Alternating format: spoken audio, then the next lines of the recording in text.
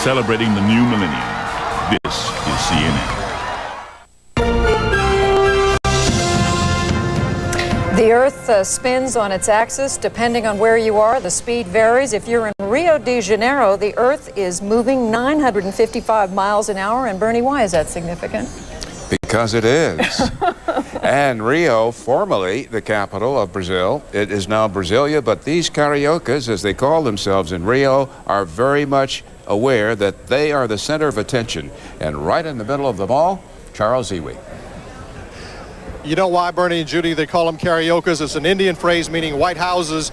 Those are the white houses that the Portuguese explorers built right here on the beach in Copacabana when they explored and discovered Brazil 500 years ago. This is the 500th anniversary of Brazil, and you can see part of the crowd of at least 3 million people on the beach here at Copacabana, one of the famed beaches of the world. Of course, they're dressed all in white as part of that carioca tradition.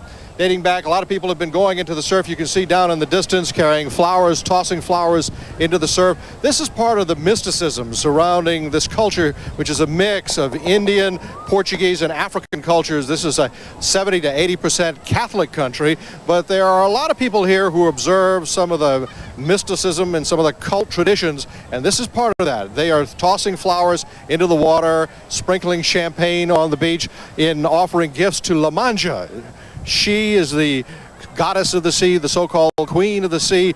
Less than a half hour now. In fact, just a little bit more than 25 minutes to midnight here.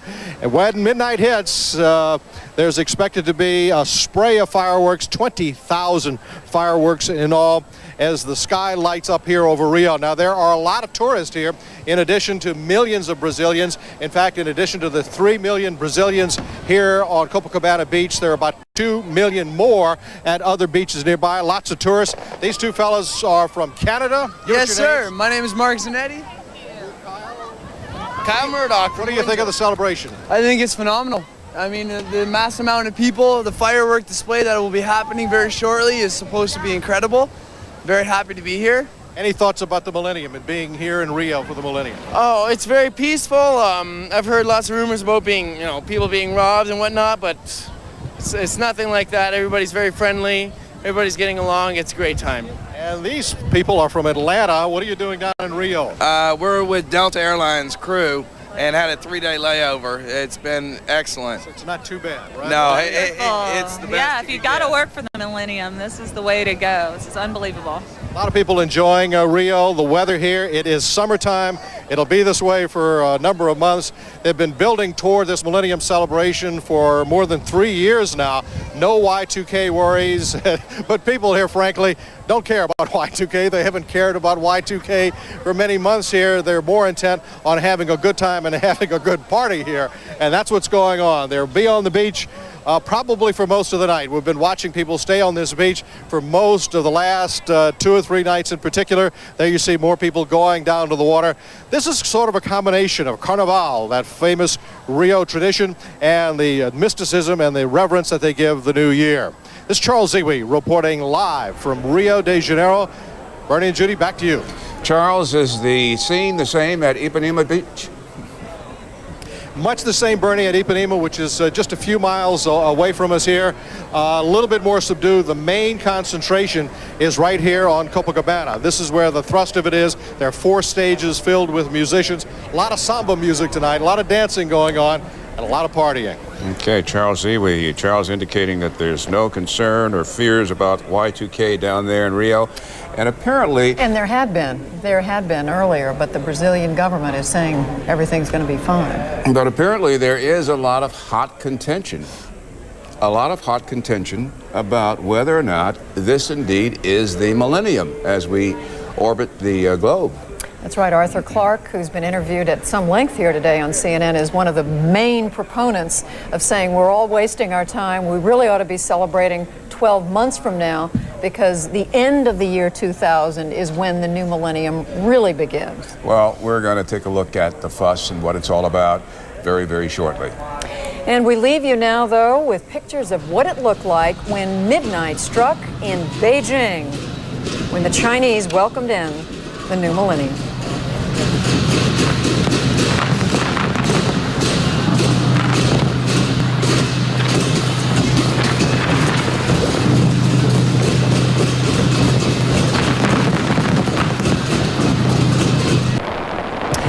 This was the scene more than 2 hours ago in Paris, capital of France. Fireworks worked their way up the Eiffel Tower during the countdown to midnight in the new millennium. I don't think there's any doubt in anyone's mind the world is celebrating the new millennium today, but a recent poll finds that 45% of Americans believe the new millennium doesn't really start until January 1st, 2001.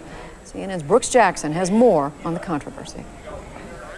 We are go for main engine start, T-minus 6, 5. Rockets always blast off 2, 1, and lift off. On the count of 0. The new year comes in. Also on the count of 0. And a journey of 1,000 miles begins at 0 distance traveled. That's the way we think today. We think of 0 as the starting point for nearly everything. But Julius Caesar didn't when he designed the forerunner of our modern calendar.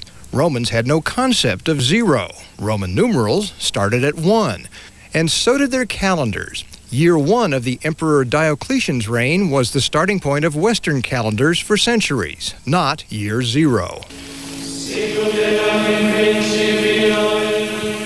And centuries later, when Christian authorities finally renumbered years, starting with the year Jesus Christ was born, they still counted the Roman way.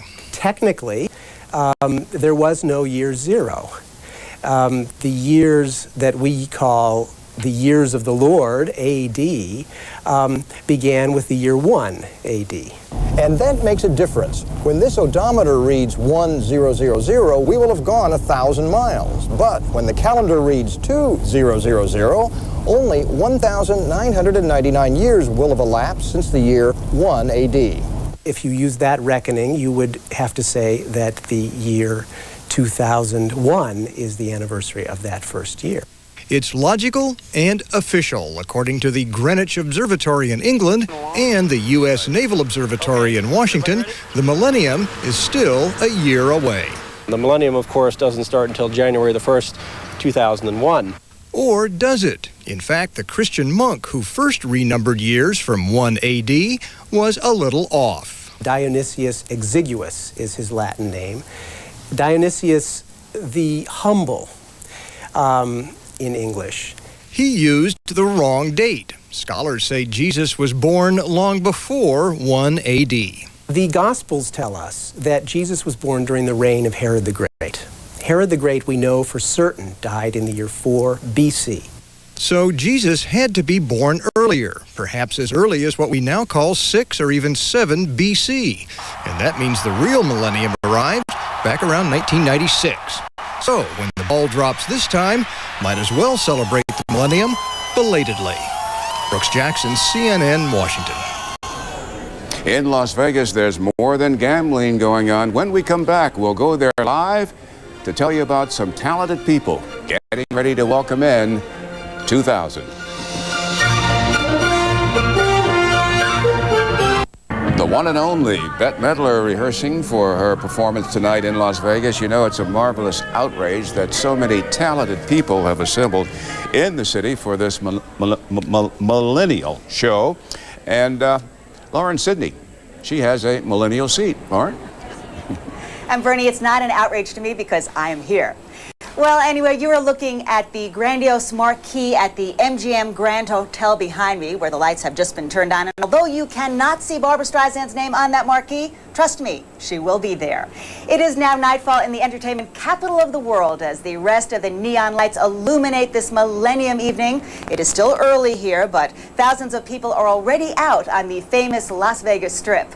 Drawn here by the electricity of this city, besides Barbra Streisand, other names on the marquee for this New Year's Eve include entertainment elite Elton John, Bette Midler, Rod Stewart, and Tony Bennett, just to name drop a few. But this caliber of entertainment certainly does not come cheap. Over at the MGM, a seat at the Barbra Streisand show could set you back $2,500. The Divine Miss Bette Midler's extravaganza, which you just saw a little bit of, tops out at $500, and Mr. Las Vegas himself, Wayne Newton, will cost you $275. Now, this has always been a town that has been entertainment driven, dating back to the days of the king himself. Las Vegas is home away from home for Hollywood. Viva Las Vegas! Nearly 300 movies have been made in this desert oasis. Elvis Presley and Anne Margaret did The Town in Viva Las Vegas. The Rat Pack held court in Ocean's 11. These are the 5 casinos we hit. And Sharon Stone bet it all in Casino. And with the lure of round-the-clock entertainment and world-class performers, Vegas is the place to be on New Year's Eve.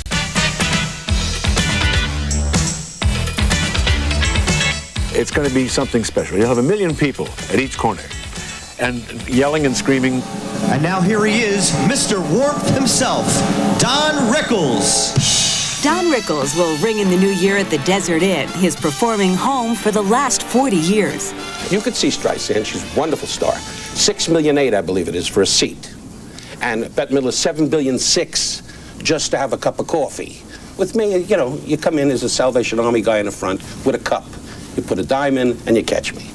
Barbra Streisand is a big draw at the MGM, and Santana, Stevie Nicks, Rod Stewart, Elton John, Tina Turner, and Bette Midler are all celebrating New Year's Eve Vegas style. It's going to be pretty silly. I'm not so sure it's going to be so raunchy, but it's going to be a lot of fun. And I think the crowd's going to be great. I think they're going to be sloshed, and I think they're going to be out for a really good time. As in previous years, hundreds of thousands of visitors are expected to surge onto the Strip, including newlyweds and Elvis wannabes. It promises to be a millennial hunka-hunka burning love.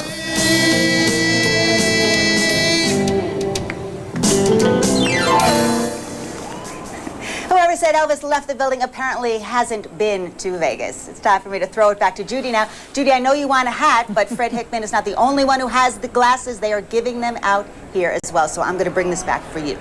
Is that a promise? Oh, yeah, definitely. I'm in Vegas. Promises everywhere. You know, Lauren, we saw Elvis. You'd think the king would at least come back for the millennium, right? Right, Judy, but the night is still young, and so is the century. Exactly. Lauren, Sydney, in Las Vegas, and we'll be back to you. There are more cities we want to check in with as midnight approaches the Western Hemisphere. We are going to do that when we come back.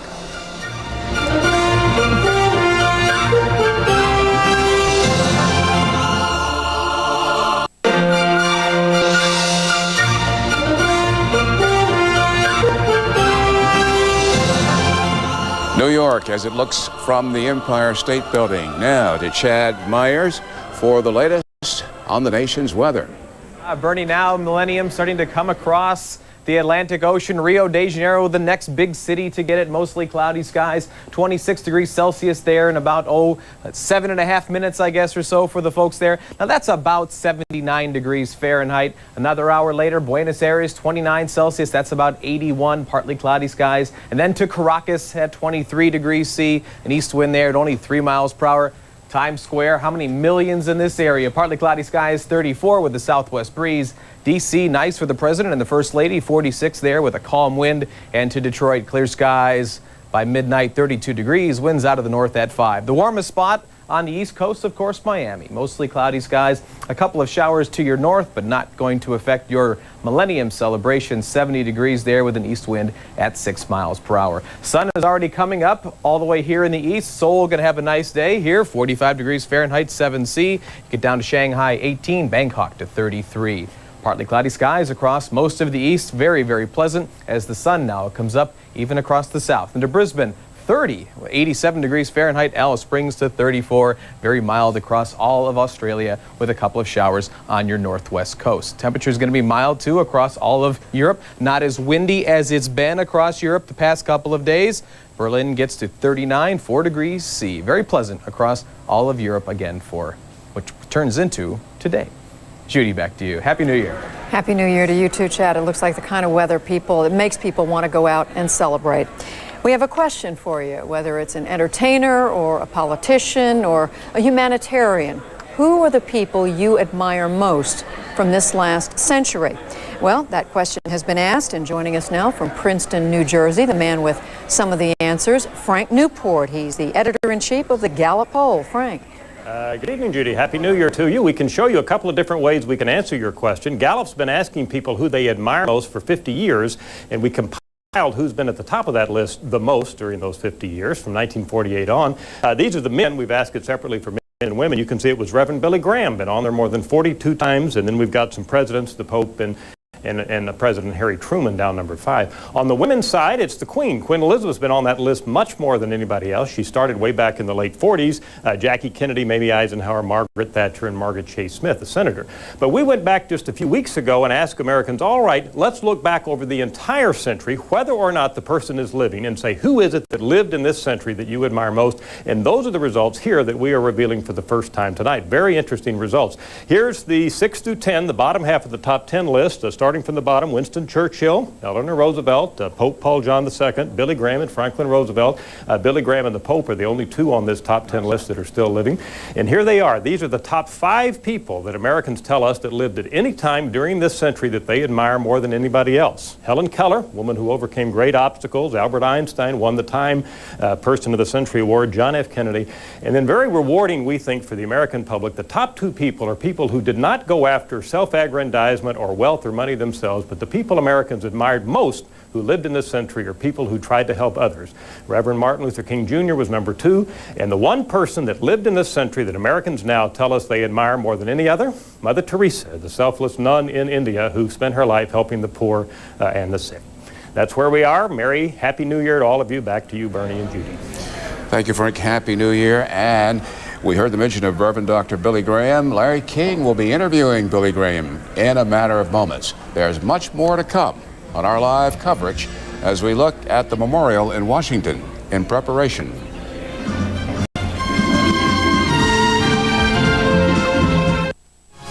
Celebrating the new millennium, this is CNN.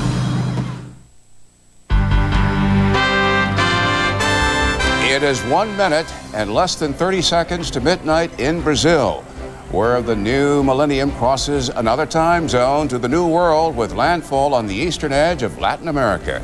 As 2000 reaches South America's shores, CNN will take you to one of the world's best New Year's Eve parties.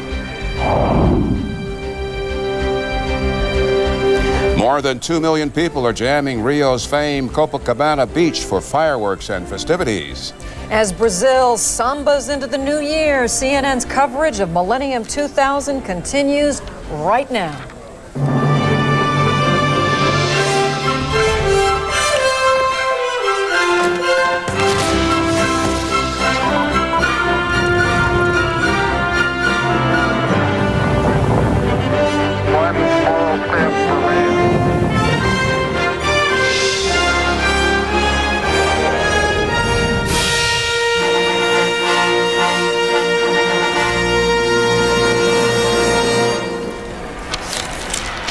This is Larry King in Los Angeles. It's midnight, approaching in the Western Hemisphere, and the first city to get it, major city, is Rio de Janeiro, Brazil, Copacabana Beach.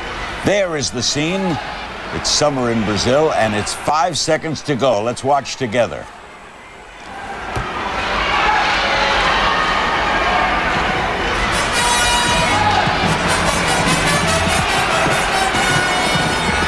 $2,000 has arrived in Rio de Janeiro, Brazil, and in the Western Hemisphere. And there you see the celebration in one of the world's more beautiful cities. What a day this has been. CNN brilliantly, I think, has covered this. We're going to be talking in a few moments with the Dalai Lama from India. And then in Asheville, North Carolina, Reverend Billy Graham. We're going to check in momentarily with Charles Ziwi, who is on the scene in Rio de Janeiro. And there's the fireworks going off at Copacabana Beach. Rio de Janeiro, Brazil, 2,000 has arrived. All right, Charles Ziwi, where are you and what's happening? Larry, I'm standing in the surf here on the Copacabana Beach, and the third millennium, Larry, has arrived in the Americas. This is the scene. Fireworks overhead, beautiful fireworks in the colors of the Brazilian flag of yellow and green. This is supposed to go on for about 18 minutes before it finally finishes in a 20,000 shell explosion of gold and silver and white shells. 2 million, perhaps as many as 2 million people are on the beach here. They're saying it could be 3 million, 5 million overall in Brazil on beaches here, tourists, Brazilians alike. They call them Cariocas. This is a country that is celebrating what it hopes will be a new birth of its economy in the new millennium. Brazil has long been considered a third world country, but the president of Brazil told me today he hopes this New Year's marks the end of that this country will go and become a modern country. This is still a country, though, where most of the people earn only 165 reals a month. That's about the equivalent of 75 US dollars. So here's the scene. This is expected, this party is expected to go on all night long. Larry? Thanks, Charles. There's the scene in Rio de Janeiro, Brazil. That is, as he said, it's expected to go on all night long. It is summer there, isn't it, Charles? It is summer, and what you're watching right now, Eric, this is a tribute that most Brazilians who are wearing white down here on the beach engage in. They are throwing waters, this woman dousing herself with champagne. This is in a tribute to La Manja. She is a mythical god of the sea. This is a custom that is a couple of hundred years ago, perhaps older here in Brazil. It is meant to bring good luck and health and happiness in the new year. This is a combination of Carnival and New Year's and the biggest party you've ever seen all rolled into one here. It's summertime. People have been enjoying the beach. No Y2K worries here. People have been more intent on having one heck of a party, and you can see they're doing that right now. One other thing, Charles, why the white? Why is everyone in white? It has to do with tradition, Larry. They're called Cariocas, which is an Indian term that means white hut. When the Portuguese first discovered Brazil and settled Brazil 500 years ago, and this, by the way, is the 500th birthday of Brazil, they built white huts on the beach. It's an Indian term that got adopted here. That's why they're wearing white tonight. And as you reported, no glitches at all, no Y2K problems at all. Not so far. The officials here knew several weeks ago, after doing dozens and dozens of tests, that things would be okay here. They ran tests on all their key systems, air traffic control, the banking system, the phone system, the 911 system, emergency systems, and they all passed. So they knew several weeks ago that there would be no problems here, and certainly the lights are still all on right now. But frankly, I don't think too many people on this beach right now give a hoot about Y2K. Have they been following this coverage from the early hours in other cities? You know, it's funny because a lot of people here in Brazil watch CNN, watch you, watch our coverage. So doubtless they have been watching all night long and all day long this coverage as it built toward this moment for them. But as midnight approached here, they started streaming down toward the beach by the tens of thousands. And as I say, the officials here have been organizing this celebration, have said that they expect at least 3 million people along Copacabana Beach, was about 2 miles long, shaped in a crescent here in Rio, and another 2, maybe 3 million on other beaches in Brazil. Thanks, Charles. Charles Ziwi on the scene. Rio de Janeiro, Brazil. It's the year 2000 in the Western Hemisphere. We're going to be going out to Sarnath, India, to talk with His Holiness the Dalai Lama. There he is at the Central Institute for Higher Tibetan Studies. At the bottom of the hour, we'll be joined by Reverend Billy Graham. Your Holiness, is this a new millennium for you in the Muslim year? Do you celebrate this as a year for your holy day? Oh, yeah. Just sort of normal days now already happen. We enjoy one new day. So actually, I'm just wondering, so what kind of feeling at your place, just waiting new day, new millennium? By the way, the delay is caused by the fact that we're on a satellite and His Holiness is in a really remote area of India, so that's the reason for the long delay. By the way, where are you? Where is Sarnath, India? And what is the Central Institute for Tibetan Studies? I'm here in a place called Sarnath, where, you see, historically, Buddha taught his teaching, Four Noble Truths, about 2,500 years ago. So we consider this place is something very sacred. So I'm very happy from this such sort of holy place to talk with my old friend Larry King. You there? Hello. It's an honor to have you. Do you believe, in your faith, what does Christ represent? Oh, please repeat, not very clear. Please repeat your question? All right, do you believe what do you believe Yes. Jesus Christ was? Was he a prophet? Was he a Messiah? In your faith, who is Jesus Christ? Oh, from the Buddhist viewpoint, of course, such as Jesus Christ, you see, should not be ordinary person.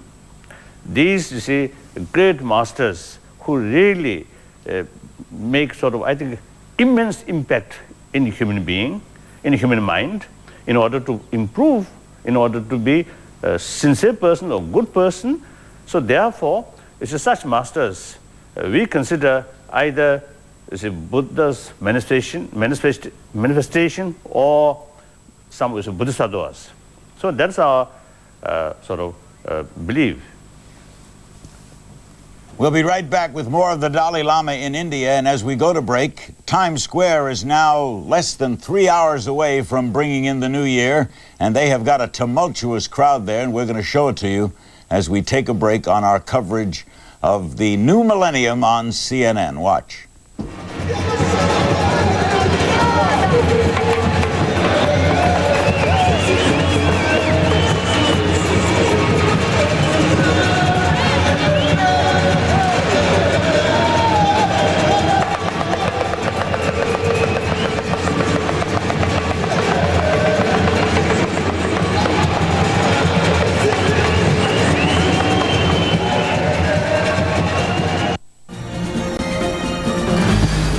We're back with an aerial view of Times Square in New York.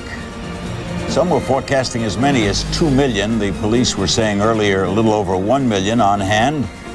There's the famed Empire State Building right front and center as New York City gets ready to celebrate. New York's been doing this a long time. First time was in 1904. Only had it postponed 3 times. 1917, World War I. 1943 and 1944, World War II. And there were rumors of a postponement this year, but Mayor Giuliani said that just wouldn't work, and therefore no postponement. And midnight will arrive there in about 2 hours and 45 minutes, and of course you'll see everything on CNN. Let's go back to India and His Holiness the Dalai Lama, and still to come, Reverend Billy Graham. Your Holiness, do you expect to return to Tibet? Again, not very clear. All right, do you expect do you expect to return to Tibet? Expect to return to Tibet. Or judging from the changing global level, and also the judging the transformation within the People's Republic of China, and also other side, the Tibetan spirit, very high, and also worldwide sort of support and sympathy. Therefore, the long run, I'm optimistic. But for the temporary, yes, inside Tibet, the situation is very serious and very grave, such as human rights violations, and then also the damage of environment. And essentially, usually I describe as whether intentionally or unintentionally, some kind of cultural genocide is taking place. So things are very serious. But long run, certainly, you see, things will improve, things will change. You see, my sort of the basic aim regarding Tibetan issue is something mutual benefit to the People's Republic of China as a whole and Tibetan as well. As a great Buddhist leader yourself, have you talked to other leaders around the world, President Clinton, Tony Blair, and have they supported you? Yes, most of the leaders of the world, and especially like the leader of United States and also leaders in many European countries. This is really showing not only just a genuine sympathy, but also they are very much willing to active sort of support in order to materialize meaningful dialogue with the Chinese government. So I'm very grateful. We have some thoughts with questions about faith. I'm sorry, go ahead. Finish. Go ahead. Finish what you were saying. I was going to ask you about faith. Oh. Yes. Do you ever... I just want to say, you see, yes, I just want to say, one very important thing is, very encouraging thing is, among the Chinese, now especially among the intellectuals and the writers, the thinkers, and also students, you see more and more number now showing their genuine concern and support as a result of better awareness about the true situation. So this is a very encouraging sign. Our guest is His Holiness the Dalai Lama. He's coming to us from Sarnath, India. This is all live, and the delay in transmission is due to satellites and the remote spot that Sarnath is located. This is CNN's continuous coverage of the millennium as we enter the year 2000 in the Western Hemisphere. We began this portion in Rio. Here's the Washington Mall facing the Lincoln Memorial, where in a little while President Clinton will come and make a speech. There'll be an 18-minute film shown to the crowd, and we'll be showing it to you too. Prepared and directed by Steven Spielberg. He told us all about it a couple weeks ago on this program. We'll be right back. Don't go away.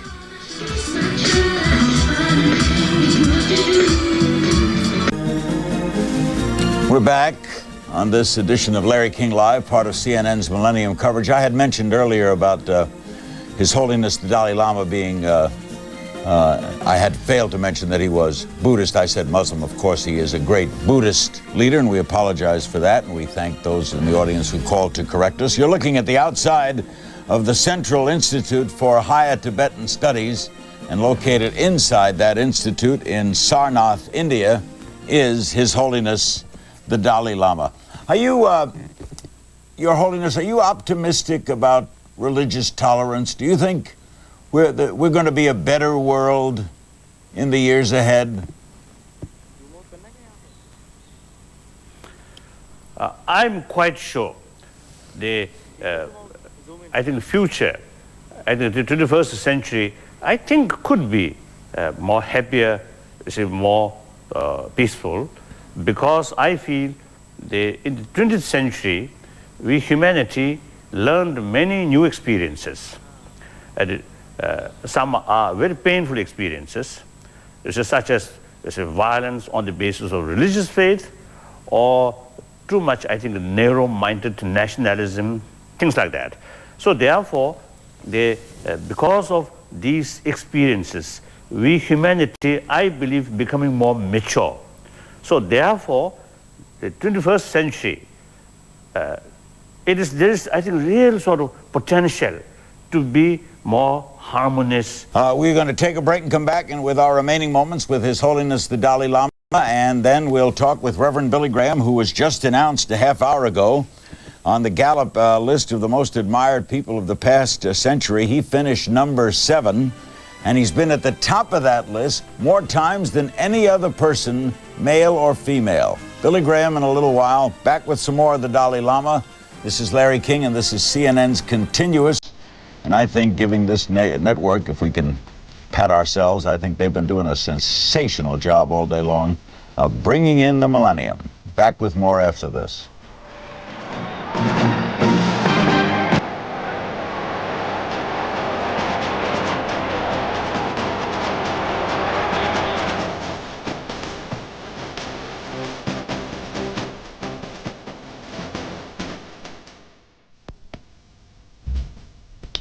We're back, and there you see the Central Institute for Higher Tibetan Studies.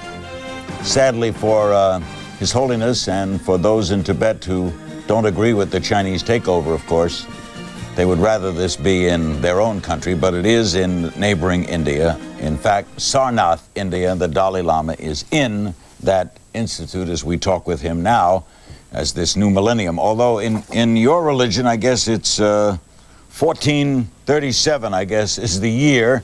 Anyway, you talked about being optimistic and the like, and the return to some morale. Do you think we've seen the end of major war?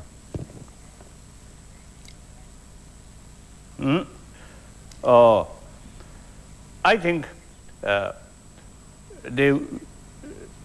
now modern time, I think the world becomes smaller and smaller.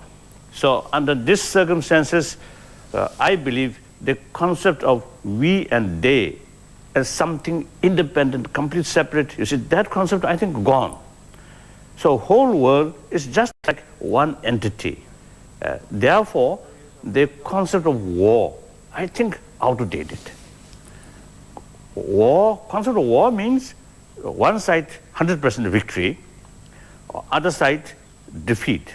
Now that no longer there, the reality. The destruction of your neighbor is destruction of yourself. So therefore, if we think seriously, I think the concept of war is now outdated. So therefore, I usually sharing my view to my friends that the 20th century, whether we like it or not, it become like century of bloodshed, century of violence. Now we learned many things. Therefore, we should looking forward the next century as a century of dialogue, because you see the problems, contradictions always there, but then in order to solve the problem, using violence, using force is counterproductive. Therefore, only practical, according to reality, through dialogue, they understand or respect others' view and try to find mutually agreeable solution. That's the only way. So therefore, I'm optimistic. Now, future, I don't. Of course, there's some small scale, you see, violence here and there. That unavoidable. But I think large scale, I think we can avoid. Thank you very much for sharing this time with us. And whatever year it is in your faith or whatever, Happy New Year to you, and long life. Thank you. His Holiness the Dalai Lama from Sarnath, India, from the Central Institute for Higher Tibetan Studies. Let's go now to London, where our own Christiane Amanpour is standing by. She has covered this scene tonight. You've covered a lot of events. Where does this one rank in areas of spectacular, Christiane? Well, I think really spectacular. You know, the British claim that there is no millennium started officially until it happens here, because this is Greenwich Mean Time, the 0 hour to which all the rest of the world pegs its time. So when midnight struck here, the British promised the biggest and the best firework display, the biggest and the best party, and people were not let down. There was an enormous fireworks display, and inside the dome where I am now, there was a lot of acrobatics, singing. The Queen was there. She opened the dome, the Millennium Dome, which has been built over the last few years. It's the largest roof structure in the world. There you see the Queen, who's about to try to hold hands with Tony Blair and her husband Prince Philip as they're singing Auld Lang Syne.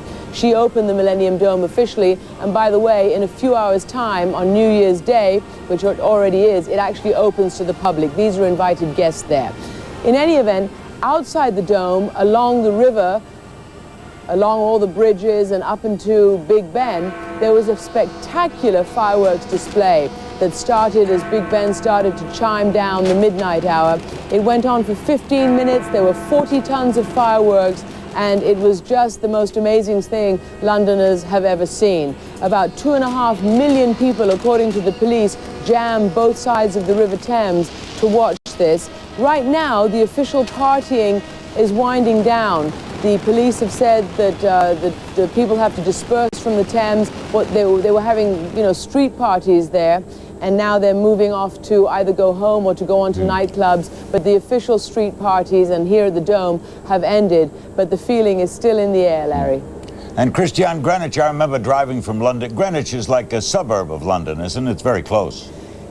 Yeah, it is. I mean, it's Greater London, if you like. As you know, it was chosen more than a century ago to be standardized time, mostly because at that time, time was dictated by commerce. Commerce was mostly by ship, and 70% of the world's shipping traffic originated here in London. So it's stuck since then. And one other thing, Christian, no glitches, no problems in the area of worry, Y2K and the like? No, the British were going to great lengths to tell people that there wouldn't be any glitches. There was, in the last few days, one glitch that we heard about in terms of credit cards were not recognized as people tried to swipe them, a certain number of credit cards. But so far, no glitches, and the government is certainly hoping that there will be no glitches at all, because even if it doesn't manifest itself straight at midnight, they're hoping it doesn't in the days to come. Thank you, Christian Amanpour, on the scene in Greenwich, the suburb of London. And as we go to break, we'll show you scenes of fireworks a couple hours back in London, England. And then we'll meet the 7th most admired man in this century, according to a poll by Gallup, Reverend Billy Graham. Back after this.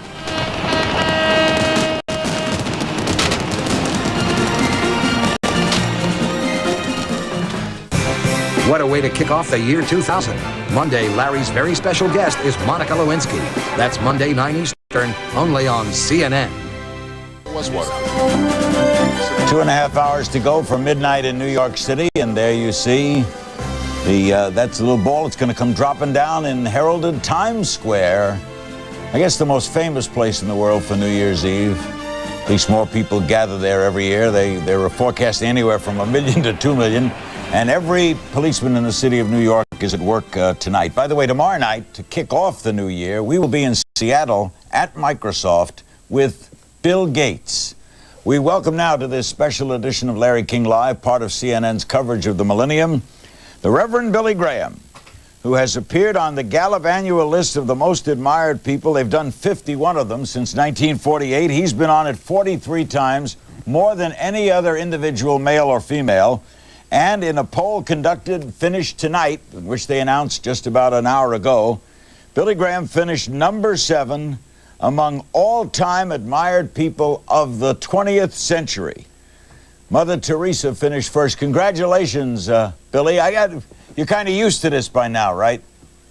No, I never get used to it, and I'm not sure I accept the results of the poll, because I don't think I am that high in the poll. Do you know the Dalai Lama, and what did you think of what he had to say? First of all, I was staying in the same hotel with him a few years ago, and he had one of his aides ask me if I would have dinner with him that night, and I agreed immediately, and I was honored to be invited. But it was the same day that they announced from Scandinavia that he had just received the Nobel Peace Prize, and he left immediately. I never had the dinner. What did you think of what he had to say about war and peace and optimism? I think he had some good things to say, and I didn't agree with everything, but I agreed with most of what he had to say, except this: I think there is going to be, according to the prophecies of the Bible, wars and rumors of wars till the end of time. And I don't think there's anything that can change that except the human heart, because I think the change has to come from within us. And it's not the guns, and it's not the atomic bombs that do the harm. It's the people that build them, and it's people that pull the triggers and push the buttons. And you do not see that change? Yes, I see that change taking place. I see it taking place everywhere I go. But it's on a small scale compared to the world's population. And another problem that we face, of course, is the expanding world population. Whether we're going to be able to support this kind of population explosion, I'm not sure. What, Billy, does this, we call you Billy, Reverend Graham, but we know each other such a long time, it's hard not to call you. But Billy's at his home in Asheville, North Carolina. What does this millennium, this year 2000, specifically mean for you? It means that we have a chance to start some things over again, or that we have to start new again. And we have New Year's resolutions that we normally make and then break a few days later. And I would like to see us make a millennium resolution that we're going to do all in our power to help bring peace to the world, and that it's not going to be these catastrophic events that we have had in the past where people are killing each other and raping each other. We can't help a storm like a hurricane or a tornado. That's in another area entirely. But we can help what's happening in the human heart. And the Bible says that there's a battle going on in all of our hearts, and that expands to from state to state and person to person and group to group. What do you make of what you see of these celebrations tonight all over the world, the joy on the faces of all these people as we have swept across continents tonight on CNN? I've been watching ever since about 4 o'clock this morning, and it's been absolutely fantastic what you all have done in putting this thing together. And you're right, there was joy, happiness, anticipation, and it indicates that people want that.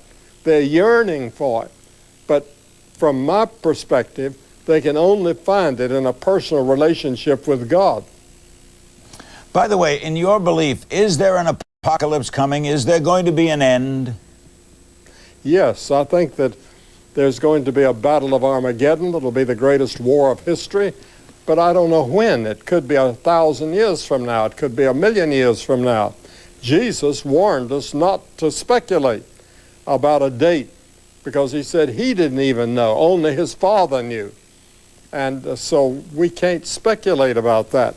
But we do read some signs that he left us to say that when you see them all converging at the same time, you know that the time is getting nearer all the time. Our guest is the Reverend Billy Graham, earlier the Dalai Lama. This is Larry King Live, part of CNN's continuous coverage of the millennium, the year 2000. It's arrived in the Western Hemisphere. You saw it at the top of the hour in Rio de Janeiro. Here's Washington, D.C. They're on the same time, Eastern Time naturally, as New York, so they're 2 hours and 22 or so minutes away from their celebration, which will include an address by the president and a special film prepared by Steven Spielberg. All of it to take place on the mall right in front of the Lincoln Memorial. We'll be right back with Billy Graham. Don't go away.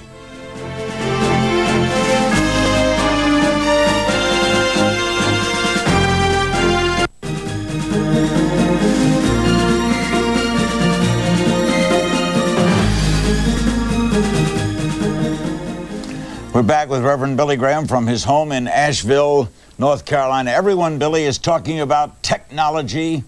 Tomorrow night we'll be with Bill Gates at Microsoft. There was no Microsoft 20 years ago.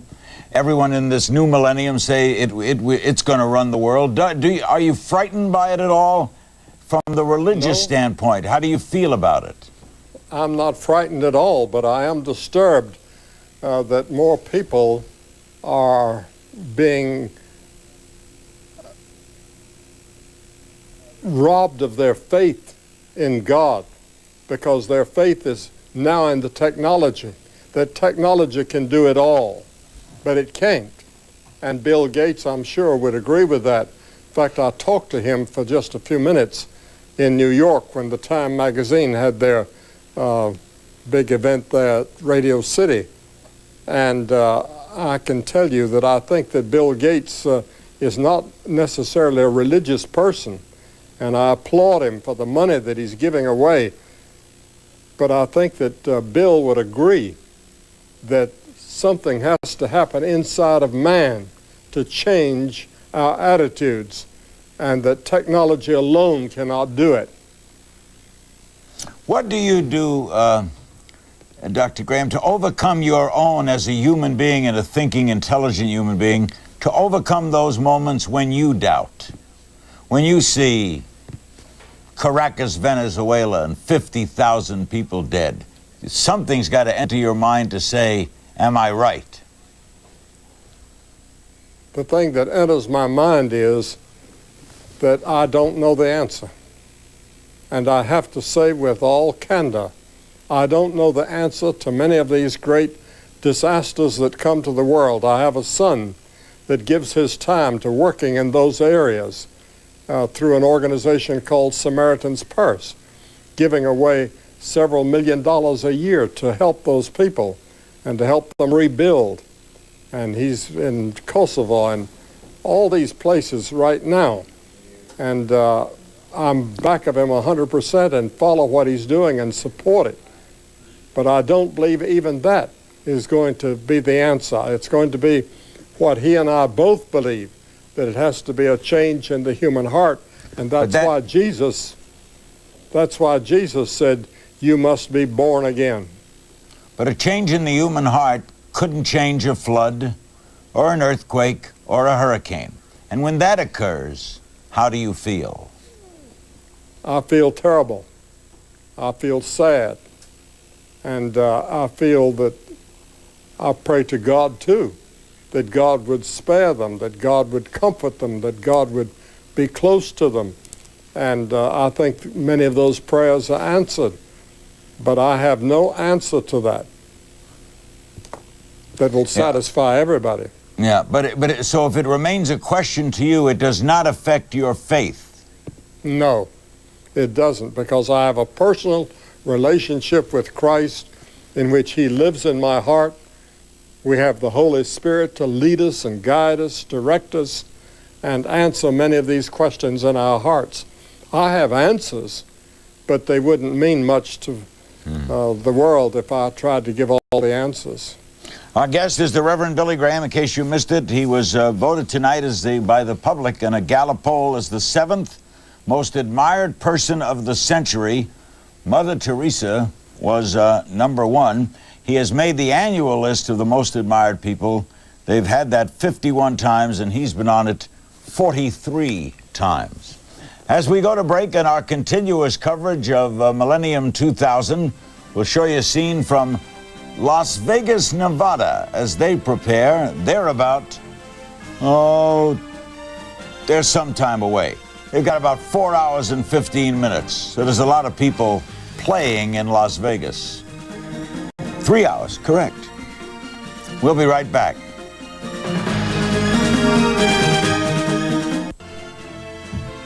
We're back with a live shot of the Lincoln Memorial at the Mall in Washington, D.C., where the president will oversee things, and there we switch to Times Square in New York, and that historic spot to welcome the new year. And they've been doing it for a long, long time, and there's the ball. It's going to drop at 1 minute to midnight Eastern time, and you'll be seeing that.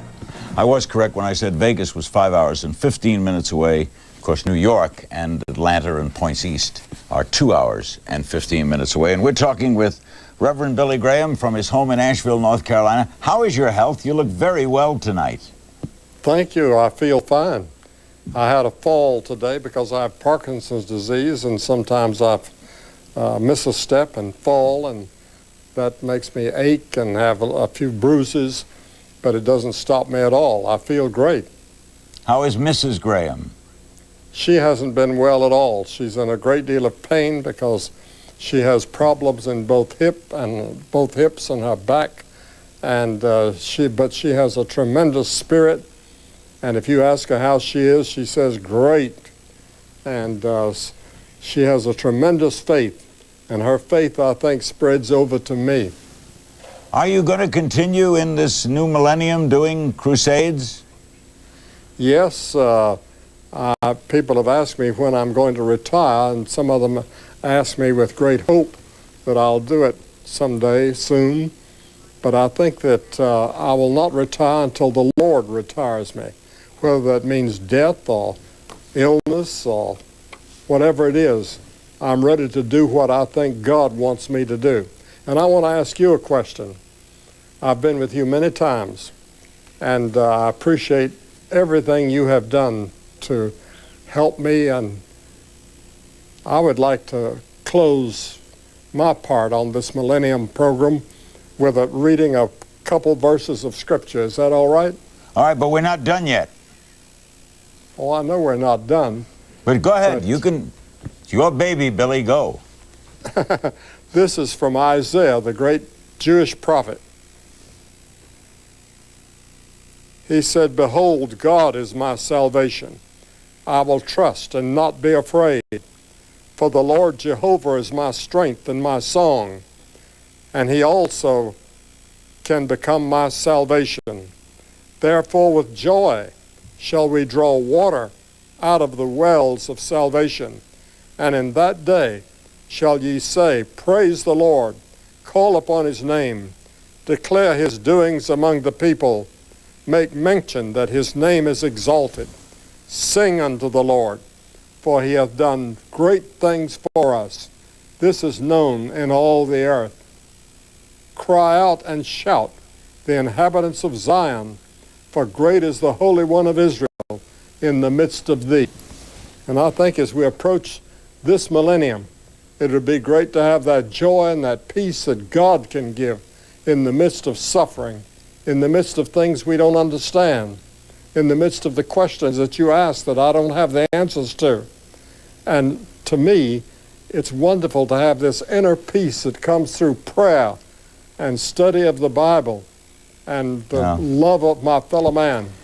We envy you. Let's get a call in for Billy Graham on this new year, new century, new millennium. Madison Heights, Virginia. Hello.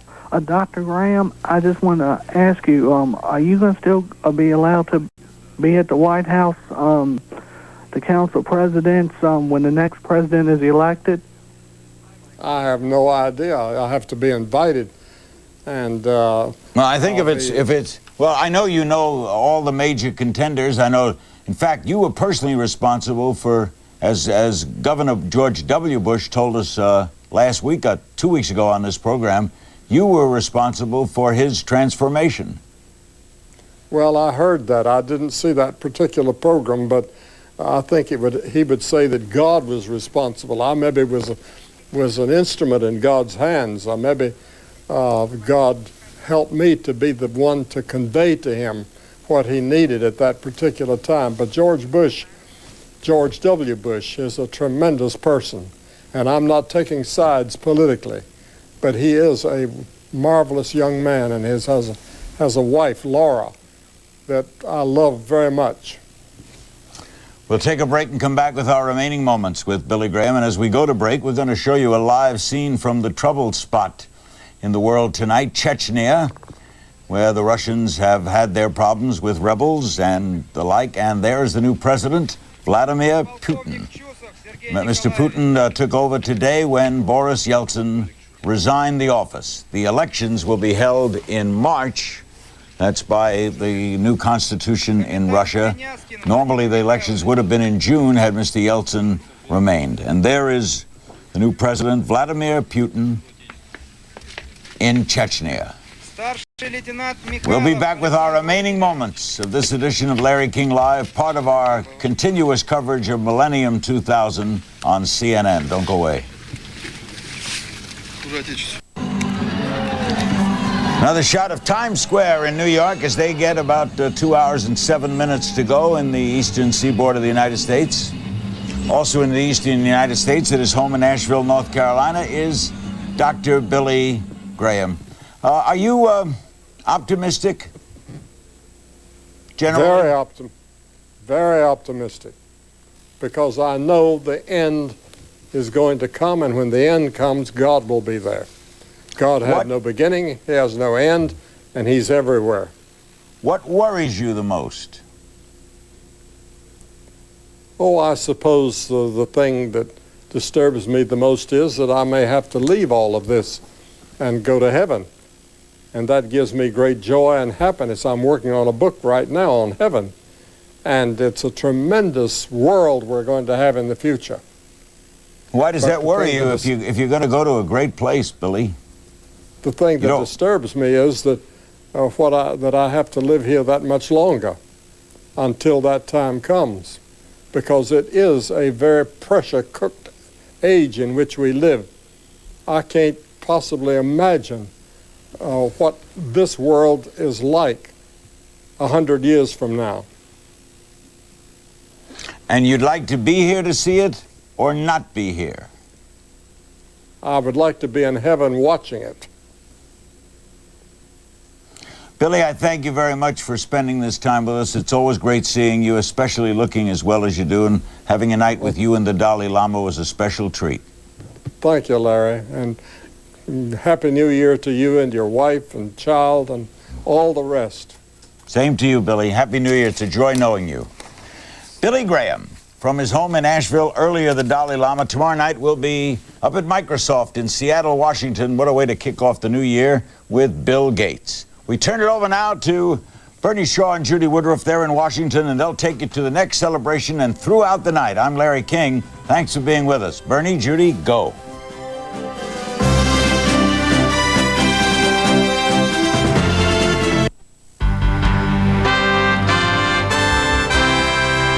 It is a minute and a half to midnight in Argentina and other parts of South America as the new millennium moves deeper into the Western Hemisphere.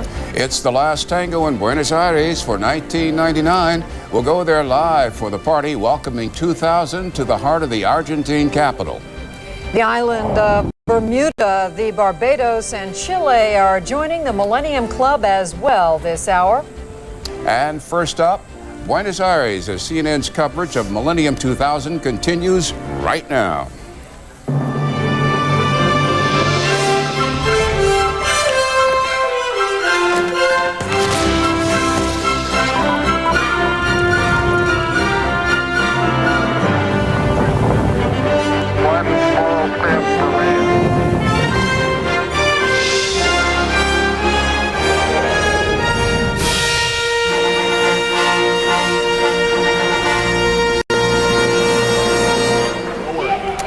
Politics mixes with celebration in Buenos Aires as the clock nears midnight. And to the right at the top of your screen, hundreds of thousands know the magic moment is getting closer. In the capital of the United States, Washington, D.C., fireworks are at the ready, and so are the political celebrities. Chicago is Carl Sandburg's city, among others, and they too are watching the clock.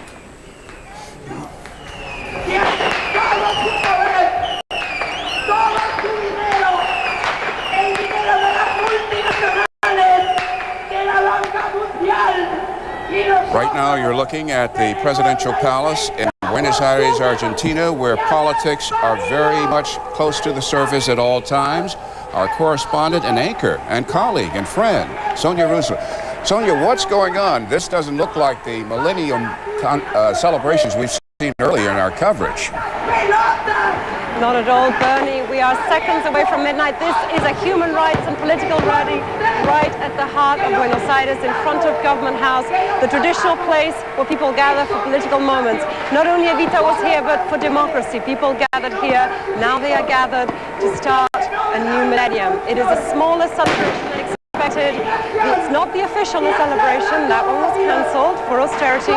But as you can see, it has not taken the spirit out of the party, and for this group of people a poignant moment, because this is the rally remembering those whose lives were lost during military dictatorships 20 years ago.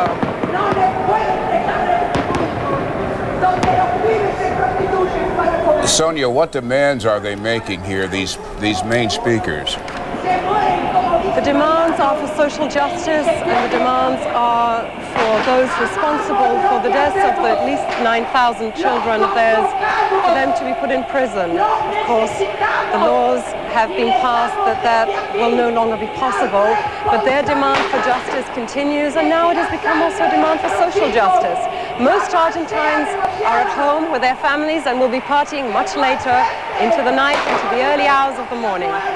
And Sonia, is it not true that what is remarkable about this rally that we're watching here on worldwide television is that just a short while ago in this country, this rally would not have been permitted? Certainly not. The courage of these women during the years of dictatorship, I cannot stress to you, I lived here at the time, the courage they had to come out and protest against the disappearance of their children. But this country has been a democracy now for 16 years. We've just had another change of democratic government, and it looks like at least one thing Argentina can celebrate in the new millennium is that the age of military dictatorship is definitely over. Well, so it is a very unusual and more subdued kind of celebration into the millennium. Bernie? Well, on a different level, you really look good, you look happy, you look satisfied. How does it feel to be home? Wonderful. Absolutely wonderful to be home. Okay, thank you. Happy New Year.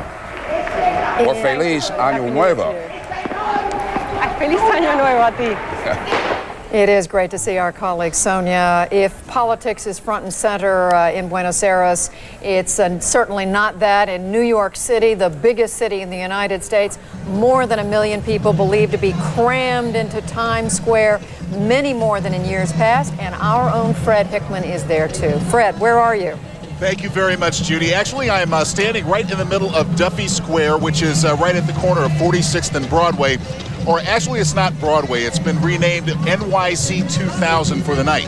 And the news of the evening is we have, for the first time since they've been doing this, since way back in 1904, we have a sellout, completely full. All of the viewing areas here between 34th and 59th Street, between 6th and 8th Avenues, are completely packed to capacity. And now police officers are starting to marshal people back down Times Square toward the south end of the square. So they'll have to depend on these 7 big screen television sets to watch the beautiful ball drop at midnight Eastern time. And speaking of that wonderful Waterford crystal piece of work, we have one of the designers here, Colin McGuckin from Waterford over in Ireland. Thank you so much for joining us. We know that this is the first time for this ball. We know it weighs over 1,000 pounds, but tell us a few more of the dynamics of this particular ball. Okay, well, this ball is absolutely unique. It's the first of its kind. It's the only one of its kind, okay? You can see a replica of one of the panels here. There's 500 pieces of crystal on this ball. It's 6 feet in diameter, weighs about 1,070 pounds, right? And in total, we have about 21,000 watts of light inside this, okay? You can see here the bulb made specially. You can see here the pattern on the crystal, okay? This represents the Earth here in the center. We got a 7-pointed star. We called it the Star of Hope. And we felt that was a very appropriate theme for the end of this millennium and hope for the next millennium as well. And then behind this, we have a range of colored lights. We can have red, we can have green, we can have yellow, we can have blue. And also we have xenon like disco strobes, and we can mix it all together. All the panels are programmable, and you can get this kind of cacophony of light that we're having during the day here that'll build up to a wonderful finale at midnight. And we understand also this is the only time we're going to see this particular ball. First time and the last for this particular configuration. This particular configuration of ball as it stands, yes. We're going to do something different for next year. Don't ask me what it is yet. We got to get through this year yet, okay? But it'll be something different. Maybe something different in the crystal side, the lighting side, or maybe both, yeah. What will you do with this ball once the drop has occurred? Very good question, yeah. I guess it's going to be a national icon of some description. It'll go to it's going to be displayed somewhere in the States, right? It hasn't been decided exactly where yet. Somewhere suitable and somewhere where everybody can get a good chance to see it, I think. Okay, Colin McGuckin, thank you so much for staying with us and talking with us about it. Good luck with the ball. Thank you very much, and a happy year to you and all your viewers. Same to you, sir. Thank you. Interestingly enough, when the ball does actually drop, it'll come down about 77 feet down the pole at 1 Times Square. Very slowly. It'll take a minute for it to come down, of course. Mayor Rudolph Giuliani will be the gentleman charged with the honor of starting that process, and he will, of course, be joining us at 11:30 Eastern time to tell us more about the security issues here. And as far as security issues are concerned, Bernie and Judy, I have good news to report. We have had no serious problem here in New York City today. That's it from New York City for now. We've got lots more to come, but I'm Fred Hickman, back to you in Atlanta. Thank you, Fred. That's good news indeed. He looks awfully secure. From the Big Apple to the Big Capitol. On the Mall, Wolf Blitzer. The good news here, Bernie and Judy, is there's no bad news. In fact, this crowd that has gathered along the reflecting pool between the Lincoln Memorial and the Washington Monument is getting bigger and bigger every minute. A lot of excitement. The performance has just started. The president is here with the First Lady, daughter Chelsea. They are going to be part of this millennial celebration that will culminate at midnight with a huge, spectacular fireworks and light show, something that the producer, George Stevens Jr., says Washington, D.C. has never seen before. We'll see in a couple hours whether that, in fact, is true. Now, only a little while ago, I had a chance to speak with one of the legendary rock and roll stars who was going to be performing here this evening, Edgar Winter. Let's listen to that interview. I'll tell you, it is actually really awe-inspiring to be in the presence of such amazing personages. We're ready to rock and roll. Have you ever rocked and rolled with a crowd like this at a moment like this in your long career? Well, this certainly is since Woodstock. I was at the original Woodstock, and this certainly equals or surpasses that. I mean, it is the most wonderful place I could possibly imagine being at this particular time. And as you prepared for this moment, I know this has been in the works for a few weeks, what was going through your mind as this one millennium moves into the next one?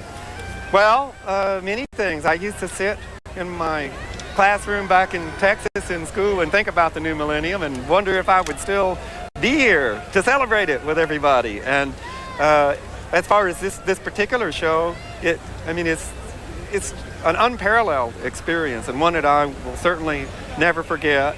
And when the midnight hour actually occurs, what's going to be the special wish that you'll make? The special wish will be to thank my wife, Monique, and for sharing these past 20 years. We just had our 20th. We're getting ready for our 21st wedding anniversary. And I hope that those 20 years will be as happy as this last proceeding. All right, Edgar Winter, the legendary rock and roll performer who's been around for a long time. We've loved your work for all these years. Thank you very much. Thank you so much for spending a few minutes with us. You're quite welcome. All right, let's rock and roll. Rock and roll! And that's what they're doing here. They're getting ready to rock and roll. Tom Jones is going to be performing, John Fogerty, Kenny Rogers. The excitement is, of course, building. And the good news, of course, no Y2K computer bug problems so far. No other terrorism problems, a lot of speculation that could have been the case. People are very excited here. In fact, the Pentagon only a few minutes ago said that the code is now green, meaning all things going forward, no problems anticipated. Everyone being very excited here at the Washington Monument. Now, only a few blocks away, our senior White House correspondent John King is standing by with what has been going on over there. John? Wolf, mostly a celebration here at the White House because of the good news related to the Y2K questions. The president now down with you on the Mall to play his role in ushering in the new millennium here in Washington. The president will address the nation just before midnight, also help light the fireworks down there. Here at the White House a short time ago, the president and the First Lady and Chelsea Clinton greeted more than 300 guests on hand for a White House Millennium dinner. The actress Sophia Loren among those on hand here, as well as heavyweight boxing champ Muhammad Ali, the entertainers Will Smith, Jack Nicholson, Quincy Jones, among those helping putting together the entertainment festivities tonight down on the Mall. The president, in 3 separate toasts here at the White House, asked his guests to look back on the role of the United States in the last millennium, a relatively brief role, of course, the United States in existence only for the final 200-plus years of the millennium. And the president also urged his guests to use their imagination and think ahead to the new century just ahead. Tonight, we rise to the mountaintop of a new millennium. Behind us, we see a great expanse of American experience. And before us, vast frontiers of possibility still to be explored. I think we would all agree that we are most fortunate to be alive at this moment in history. You see the toast here from the president, and he's now down on the Mall. As I mentioned, after the celebration on the Mall, more than 1,000 people invited back here to the White House for an all-night party. The president then will head into the Oval Office first thing tomorrow morning and address the American people. This is traditional Saturday radio address. Television cameras will be allowed in on this unique experience as the president and the First Lady usher in the new year here in Washington. Wolf? Okay, John King at the White House. The president, of course, being a night owl, he's going to be partying all evening, and a lot of his friends gathered there as well. The theme, though, is remembering the past and imagining the future. That's what the president will be speaking about. We'll be hearing later this evening from the president and the First Lady. We'll be carrying those remarks live here on CNN when they speak just before midnight. Once that midnight celebration, the midnight moment comes, it's going to be, as the producers Quincy Jones and George Stevens Jr. say, something the nation's capital has never seen before. And Bernie and Judy will be anxious to see exactly what this nation's capital can come up with at midnight, especially when compared to Times Square. Bernie, Judy. Thank you, Wolf. And since Bernie and I both call Washington our hometown, we're both glad to know that things are going smoothly so far. Of course, those are things that we keep watching. Washington is just one of the big cities where parties are taking place as the new year comes and midnight comes. We want you to know, though, that the rest of the country, the United States, is celebrating too. Some small places as well as the big places. We're going to take a look at one of each when we come back.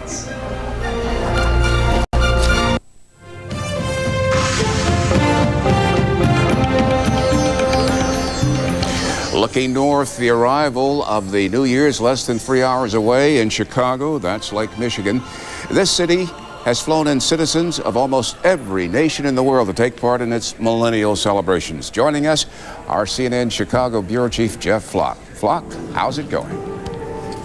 Well, Bernie, I know you know that skyline tremendously well. I can report to you that tonight it is beautiful out along the lakefront, unseasonably warm, about 35 degrees, and expected to stay that way. And soon, in about 3 hours' time, that lakefront will be erupting with what is being billed as the biggest fireworks display in the city's long and storied history. Inside the McCormick Place Convention Center, in a room that is typically an exhibition hall, there are 3,500 places at the ready. They will accommodate people, including, as you report, 2 people from virtually every country and territory in the world. They've all been invited here, flown here, given the keys to the city for what amounts to a kind of a Noah's Ark Millennium celebration. And the curious thing about it is that none of them have ever been to Chicago before. Hey, Lockie. Hey, Lockie, why don't we try and make a snowman? For 8-year-old Lachlan Helling, that's a great idea. It'll be his first. How's that, Dad? Pretty good. Trading sand for snow. David Helling and his son are from the tropical Christmas Island. Oh, it's very small. They've come from all over the world, more than 200 countries, to celebrate the millennium in the melting pot that is Chicago. The city has provided coats, hats, and boots to some visitors who never had need for such. It is all this man's vision. Dino DiVincenzi, who arrived with his family from Italy, came up with the idea and emailed it to Chicago's mayor. Ordinary people, for the first time, all together to celebrate the change of millennium, for the peace in the world. Peace and joy. They are being instructed in the ways of Chicago's own Millennium Dance. Walk, walk, John Hancock, count down the millennium clock. There are no kings, queens, or captains of industry among them. She is a secretary from Malta. He's an architect from Morocco. And her picture up there on the wall? So far, Lockie and his dad have been to the museum, on a bus tour, have gotten gloves and hats to fend off the Chicago winter, and of course, now have tales of snowmen to take back to Christmas Island. It feels so squishy. Bernie, as we said, it is unseasonably warm, and so that snow is all gone now, but they will certainly have their memories. Again, this room will fill up in about a half an hour's time with those 3,500 people. And, of course, our coverage tonight will be live and in all the right places. That's the latest from Chicago. I'm Jeff Flock, CNN, reporting live from the McCormick Place Convention Center and what amounts tonight to Noah's Ark. Jeff Flock, what a party it's going to be. And when that smile is big on Bernie's face, it's because that's his original hometown, Chicago. Love that city.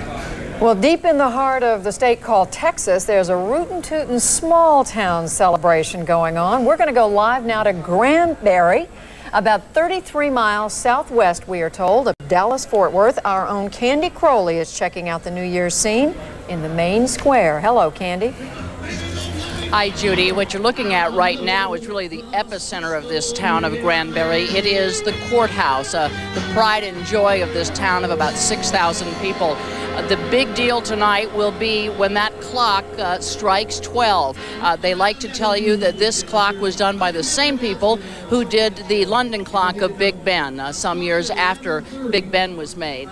What happens here tonight is, first of all, we will hear from country blues singers, which I think you can hear now. Then they will all come out and literally just wait for the clock to come down. They're going to have some fireworks as well. While this is smaller than most of those celebrations you have seen around the world today and this evening, it is no less jubilant. This, of course, we should tell you, and they will tell you the minute you walk into this town, has been named the best town square in Texas. 35 miles southwest of Fort Worth, at the juncture of Business Route 377 and State Highway 144, lies Granbury, Texas, and it is New Year's Eve. We've got a big party on our square. You know, our square was a 19th century square, and it has a beautiful courthouse, 1891 courthouse. Seth Thomas clock in the top, and we're all going to be around that clock listening for it at midnight to see what happens. There's a parade around the square, fireworks over the lake, and black-eyed peas, an old-fashioned New Year's celebration into a new-fashioned age. Still, we have small city values. In this town especially, we have great family structures, which I think are very important to carry into the new century, as well as the new millennium. There's country music inside the Opera House, a dance inside the theater, and hot Dr. Pepper. Granbury's Back to the Future celebration is made to order for a town which rose from the ashes of a dying agricultural economy. Locally quarried limestone buildings dating back to the middle of the 19th century have been restored. More than 24 bed and breakfasts offer housing from the Victorian era to the early 20th century. The history is something that gives us a sense of community here, that gives us a sense of belonging to each other, and I think that's important in the 21st century, to have that sense of knowing where you're at and where you're going. Locals insist that Jesse James died here of old age. Don't tell that to the people in Missouri. And legend has it that a bartender named John St. Helens was really John Wilkes Booth, who wandered into town years after history says he died. With facts and folklore, Granbury has built itself into an historic tourist attraction. A town that time remembered, this evening remembers time. They're not really sure how many people will show up for the midnight peal of the courthouse bell, but some folks wouldn't miss it for the world. If I said to you, look, you've got your choice, you know, you can go to Paris, you can go to New York, you can go to Miami. Granbury. I just want to be in Granbury. It is that kind of place. The town square is beginning to fill up now. So far this evening, they've been in and out of various buildings, taking part in most of the festivities. They don't really know how many people are going to show up. They think maybe 2,000 or 3,000. What they do know and what they do believe in Granbury is that all of them will be family. Judy and Bernie. Candy. Thank you, Candy. It looks delicious. Well, half a country away from Granbury and a whole time zone away in Washington, D.C., there's some action. For that, let's go to Wolf Blitzer. The First Lady, Bernie and Judy, is now addressing this huge crowd here. Let's listen to Mrs. Clinton. And imagine the future all across our country. And isn't it wonderful that as far as I can see, we can all be here together tonight? It is so moving to stand at this place, which in this century has become America's sacred ground. Here we have come again as individuals with our children in hand and by the hundreds of thousands to witness and strive for what is best in our country and ourselves. Under Mr. Lincoln's gaze, we each stand taller and we all reach higher. The Great March on Washington came here in 1963 as a mighty river of hope, fed by every race and every stream of American life, to hear the man who was Lincoln's spiritual descendant, this century's American prophet, proclaim, "I have a dream." It was and is the American dream. Across the river, on a hillside that looms above this memorial, a single flickering flame in the night marks the grave of the young president who spoke here on the 100th anniversary of the Emancipation Proclamation, and whose funeral passed here on its way to Arlington. At the summit of the American century, he told us not to be satisfied, but to challenge ourselves. Ask not what your country can do for you. Ask what you can do for your country. It was a time when visions were raised up and leaders were struck down.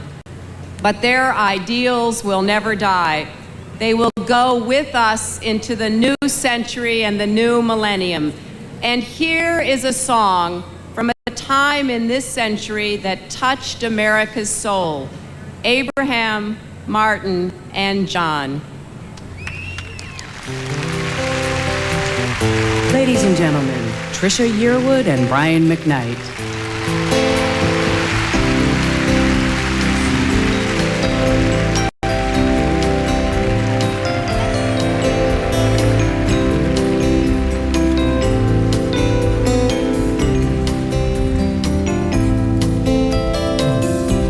Is anybody here seen my old friend Abraham?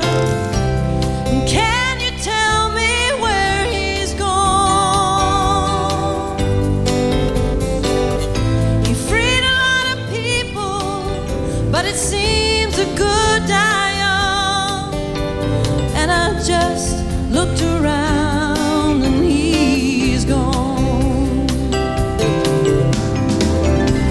Has anybody here seen my old friend John? Can you tell me where he's gone? He freed a lot of people, but it seemed the good die young.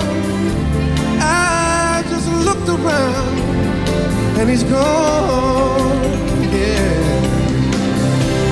Is anybody here seeing my old friend Martin? Oh yeah. Can you tell me where he's gone? You see, freed a lot of people, but it seemed a good die young.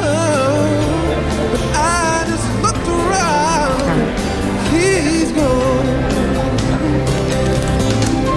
From a song that celebrates the life of some great civil rights leaders in the United States, we take you across the world to a country where the rights of all people are being celebrated. Sunrise over Cape Town, South Africa. When we come back to Caracas, Venezuela, the next big city to greet the new millennium.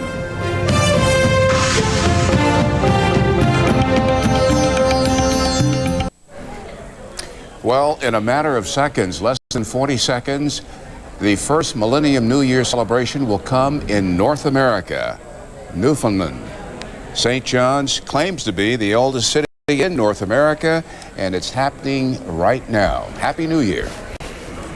They have one of those clocks, Bernie, that observes the hour on the half hour. Population about 170,000. Canada's most easterly city and capital of the province. Let's stay. Let's listen.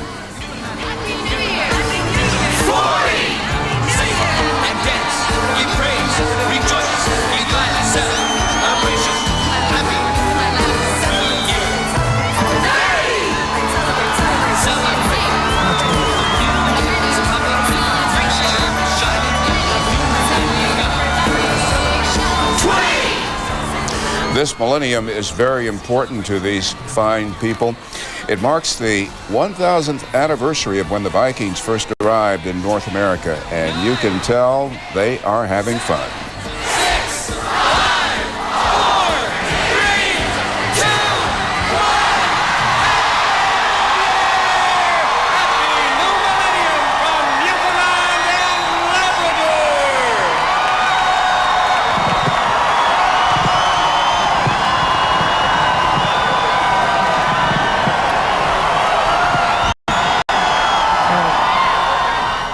So midnight has rolled across the Atlantic Ocean and it has hit North America. You just saw it in Newfoundland.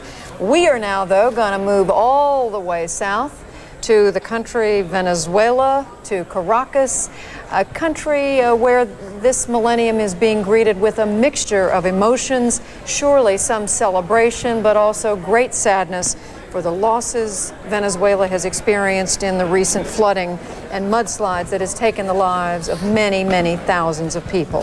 CNN's correspondent Mark Potter joins us from Caracas. Mark. Well, Judy, what we're seeing here in Caracas is a much different situation than in other world capitals tonight.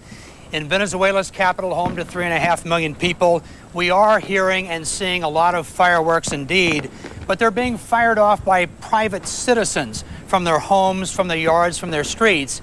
But there is no organized New Year's and Millennium celebration. The government is not sponsoring a national party, and the mayor's office and local TV stations, which used to sponsor New Year's events, have canceled them this year. Now, there are a couple of reasons for the rather limited celebrations here in Caracas. One actually is cultural. The Venezuelans typically don't make a big deal of New Year's, relatively speaking. They tend to celebrate in their homes at midnight, having dinner with their family if they go out. They go out later to church, to private parties. They don't gather in big crowds as in New York and other places. Now, there's a second reason for the limited celebrations here. It's much more serious, it's very sad, and it happened very recently. Just 2.5 weeks ago, there was a natural disaster here. On December 15th, after days and days of torrential rains, floods, avalanches, and mudslides destroyed a number of communities just to the northeast of where we're standing, just northeast of Caracas. It killed thousands of Venezuelans, and it certainly has put a damper on the New Year's celebrations. The mood in much of Venezuela is seen through the eyes of Red Cross workers, who day after day slog through mud and wreckage, trying to ease the suffering. The estimates are staggering.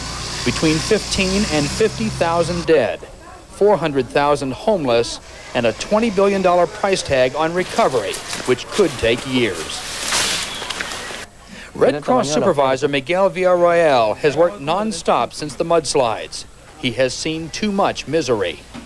The Venezuelan people are not celebrating anything at this time. Here we didn't have Christmas, we won't have New Year's Eve.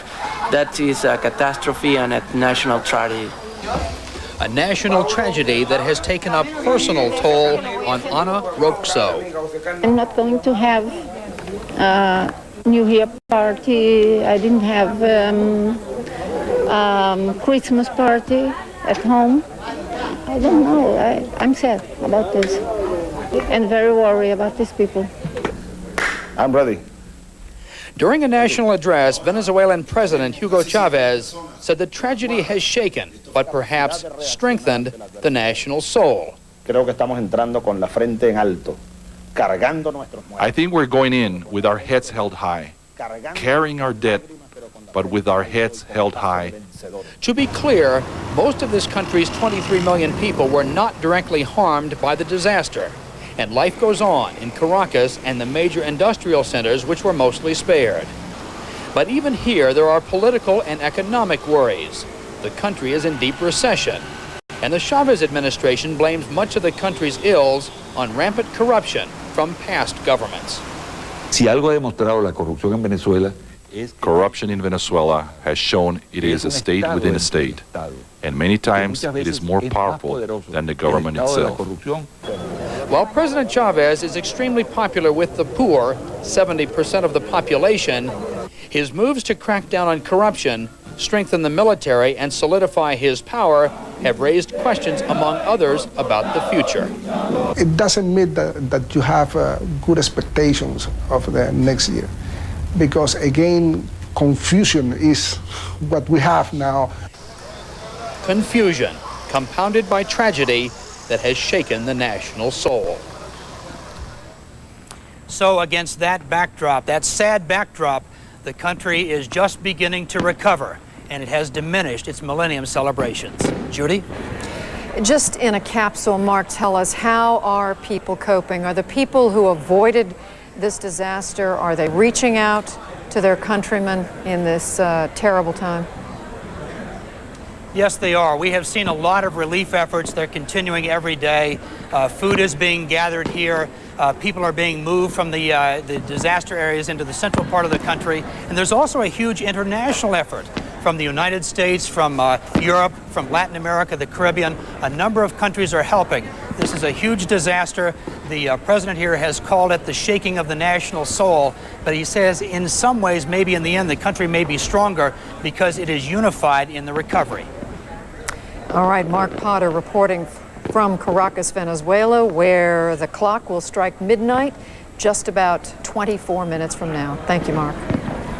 You know, I'm thinking about the movie that Michael Todd once produced, Around the World in 80 Days. Here at CNN, we're taking you around the world in 25 hours. Next stop, Mexico City. But let's look over our shoulders at Vatican skies. This is what it looked like and sounded like as the Holy Father addressed the people down below.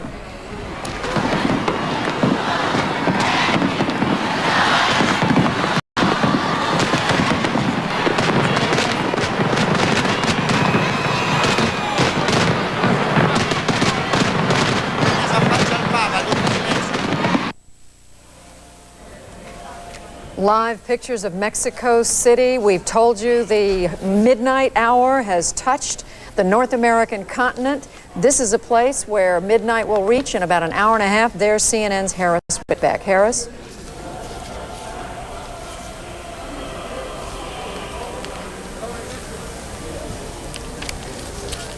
Harris Whitbeck, are you with us? They're making music, and our correspondent is on the scene. This is Mexico City's main square, the Zocalo.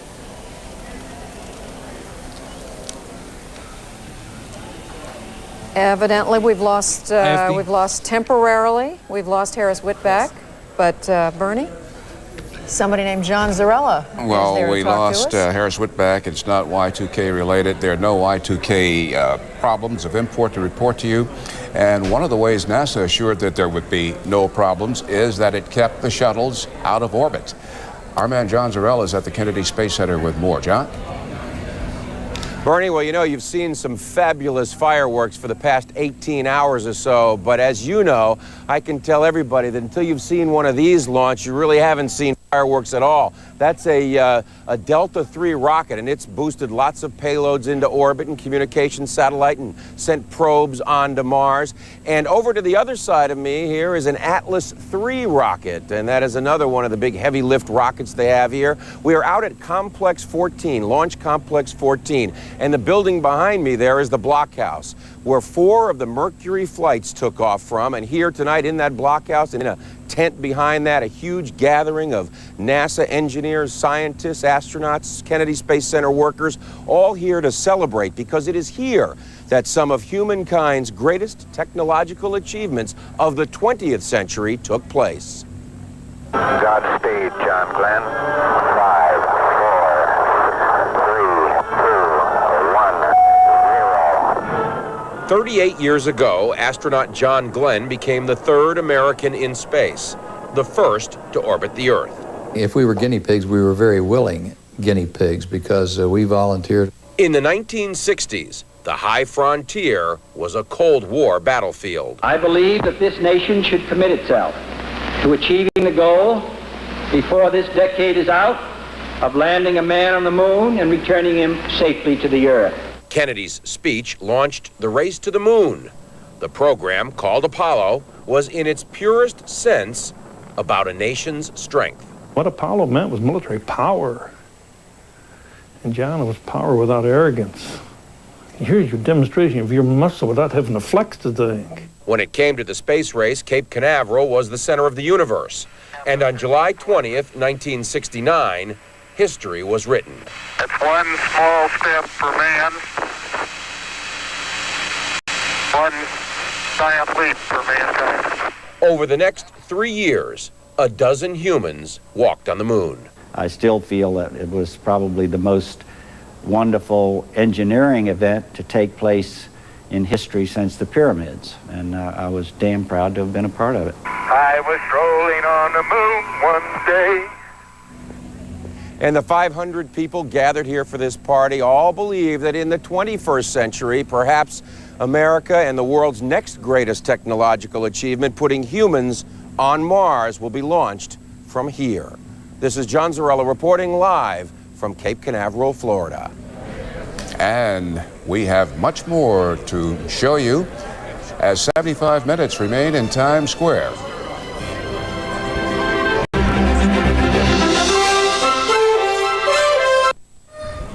We're more than 4 hours away, Bernie, from midnight touching the great state of California. But there's one place in California, namely Los Angeles, and the Los Angeles airport, where our own Greg Lamont has kept a close eye on what's taking place. Greg.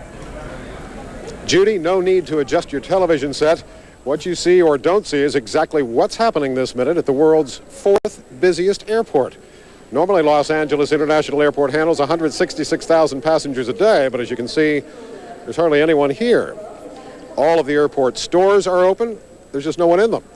In this terminal, there's normally 22 scheduled flights. At this hour tonight, there are 2. Clearly, the overwhelming majority of people who are planning on traveling already have. Whether they were concerned about Y2K or possible terrorism, we don't know. We just know that they are not here. As far as Y2K is concerned, Los Angeles International Airport officials have told us that they are experiencing no problems either on the ground or in the air. The FAA has said all 565 of the airports it regulates are Y2K ready, and such would seem the case given the fact that U.S. airlines run off of Greenwich Mean Time, and It was midnight Greenwich Mean Time almost 4 hours ago. Not everyone has reached their destination, however. Joining me are David and Chris Grunhagen. They started off flying in Edmonton, Canada, went to Minneapolis, then ended up in Orange County, had to take a bus from Orange County to LAX. They are now getting on a red-eye in a couple of hours to Sydney, Australia. You folks must be absolutely exhausted. Yeah, looking forward to laying down. Yeah. What, first of all, have friends and relatives said to you about traveling on New Year's Eve? Why are you taking your children with you? in anticipation of something terrible happening, but I have to ignore them. Here I am. Friends and relatives more concerned than you? I don't think so. I feel if the crew is willing to get on board, I'm confident to get on board with them. And I think that, like you were saying, Y2K is pretty much figured out as far as I'm concerned, and I feel good about it. Do you have any concerns at all, or did it cross your mind about the fact that you would be flying at midnight, at least Los Angeles time, to Australia? Well, one thing is it's already New Year's Day there, so that if anything has happened there, it would have happened. Here, we're going to be gone 2 hours or an hour and a half before anything could possibly happen at that glitch. So I guess we'll be out in the ocean, and we hope nothing happens. You were also telling me earlier that your thoughts were, why would airlines put planes up in the air if there were concerns? Well, exactly. There's millions of dollars, hundreds of millions of dollars worth of an airplane costs, plus the crews, plus everything else that could happen. I don't think that they would allow that to happen if they didn't feel confident, or the air traffic controllers would feel confident that anything could happen. I mean, I'm sure they're confident. Now, it's my understanding you're getting on a Qantas flight. Yeah. As I understand it, that plane, a 747, holds about 400 passengers. Have you been told how many will be flying tonight? I think about 50. 50 passengers. Yeah. Okay. And we're 4. We're 4 of them. Happy New Year to you, too, and thank you very much for waiting for us. There are people still flying, and many folks now are saying they simply don't have any concerns about Y2K or any active terrorism. Bernie, Judy? Greg, there are some people in Washington who are quite pleased to hear you report that because airspace is their primary concern. Carl Rochelle brings us up today. Bernie, here's a look at the system right now. These are the aircraft that you see. These dots on this map are airplanes that are approaching airports. Now, this is what the picture looks like at the FAA's command center in Herndon, Virginia, where they track all of the airplanes that are flying within the controlled airspace controlled by the FAA. We had a briefing by a senior FAA official just a little while ago, and he said that so far the system is going through, his words, flying colors. That's the way it's dealt with Y2K. Monty Belger, the deputy administrator, said there have been no reports of any failure affecting operational or safety of any nature like that anywhere within the United States. And he said they're tracking the international systems and haven't come up with any problems in the international system either. He said there were a few minor glitches, perhaps a dozen or so. That's about half of what they normally get reported, most significant of which was a printer that affects the ocean systems. Now, ocean systems are those that control the airports flying into and out of the United States in the Atlantic and Pacific Ocean, coming into and out of the country. Some printers down, but it didn't affect operations and it didn't affect safety. We were told that there was one incident reported to the FAA about an airport losing its landing lights, and they checked into that fairly closely and decided that determined that what had happened was a taxi driver hit a power pole and knocked the power out. And that was about the time that Y2K went through. That's the closest they have had to a problem of any kind within the system. Bernie, Judy? Okay. Well, a lot of us are resting more easily hearing that. We can all breathe a much bigger sigh of relief. We're going to take a break. When we come back, much, much more on this night as we wait the Millennium on the East Coast of the United States.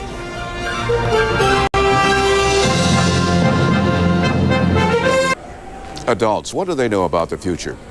What do children know about the future? Watch this report by CNN's Ann McDermott in Los Angeles. Raise your hand if you can tell me what an LP is. LP? Nope, they've never seen a needle on a record, or a TV that only got a couple of channels, or a world without computers. And they don't really remember Ronald Reagan. They've never seen the Mary Tyler Moore Show, and the Vietnam War, ancient history. Raise your hand if you can tell me when the Vietnam War was. In the 19-something. 1993, something like that. Of course, they haven't studied it in school yet, but beyond that, their world is different from ours. The eyes of these children are fixed firmly on the future. They are certain that the future will be fun, that there will still be a Disneyland, but with rides to the moon and roller coasters that really roar. You get in it and it like took off and it went around like the whole entire world. Movies, they will be amazing. We would like have 3D movies and 3D movies? Like the explosions would like go right into your face. But they won't hurt. These kids never want to see anyone get hurt, and they seem to think the world of the future will be a world without war. Sure, there'll be bad guys, but thanks to new technology, they'll get good again. They can make criminals like better. They can delete their minds. What about aliens? Well, what kind of millennium would it be without men from Mars? We could make friends with aliens and maybe the aliens could teach us better techniques. A dazzling vision, but will it come true? They think so. They sure hope so. The only thing I wish is for this world to be a better place for us and all creatures, animals, plants, and all living things. We shall see. Ann McDermott, CNN, Los Angeles. And we're watching because they're getting ready in Times Square. We'll be right back.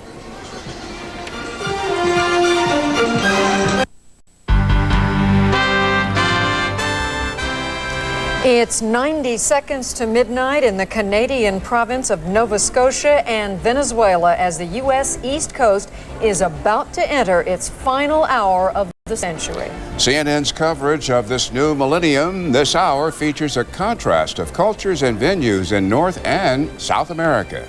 We'll go live to the street party in the Venezuelan capital, Caracas. And they'll be parading through Halifax as 2000 hits another Canadian province. CNN continues its Millennium 2000 coverage right now.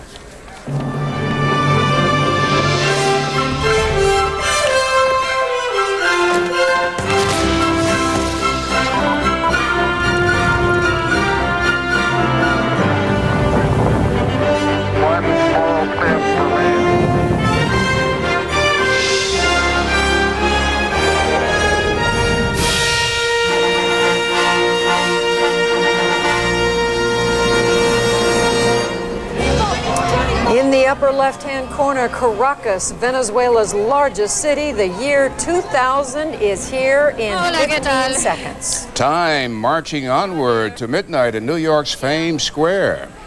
In the District of Columbia, Washington, it's 1 hour and counting as President Clinton joins thousands on the mall. Preparing to dine, dance, and celebrate in the windy city of Chicago.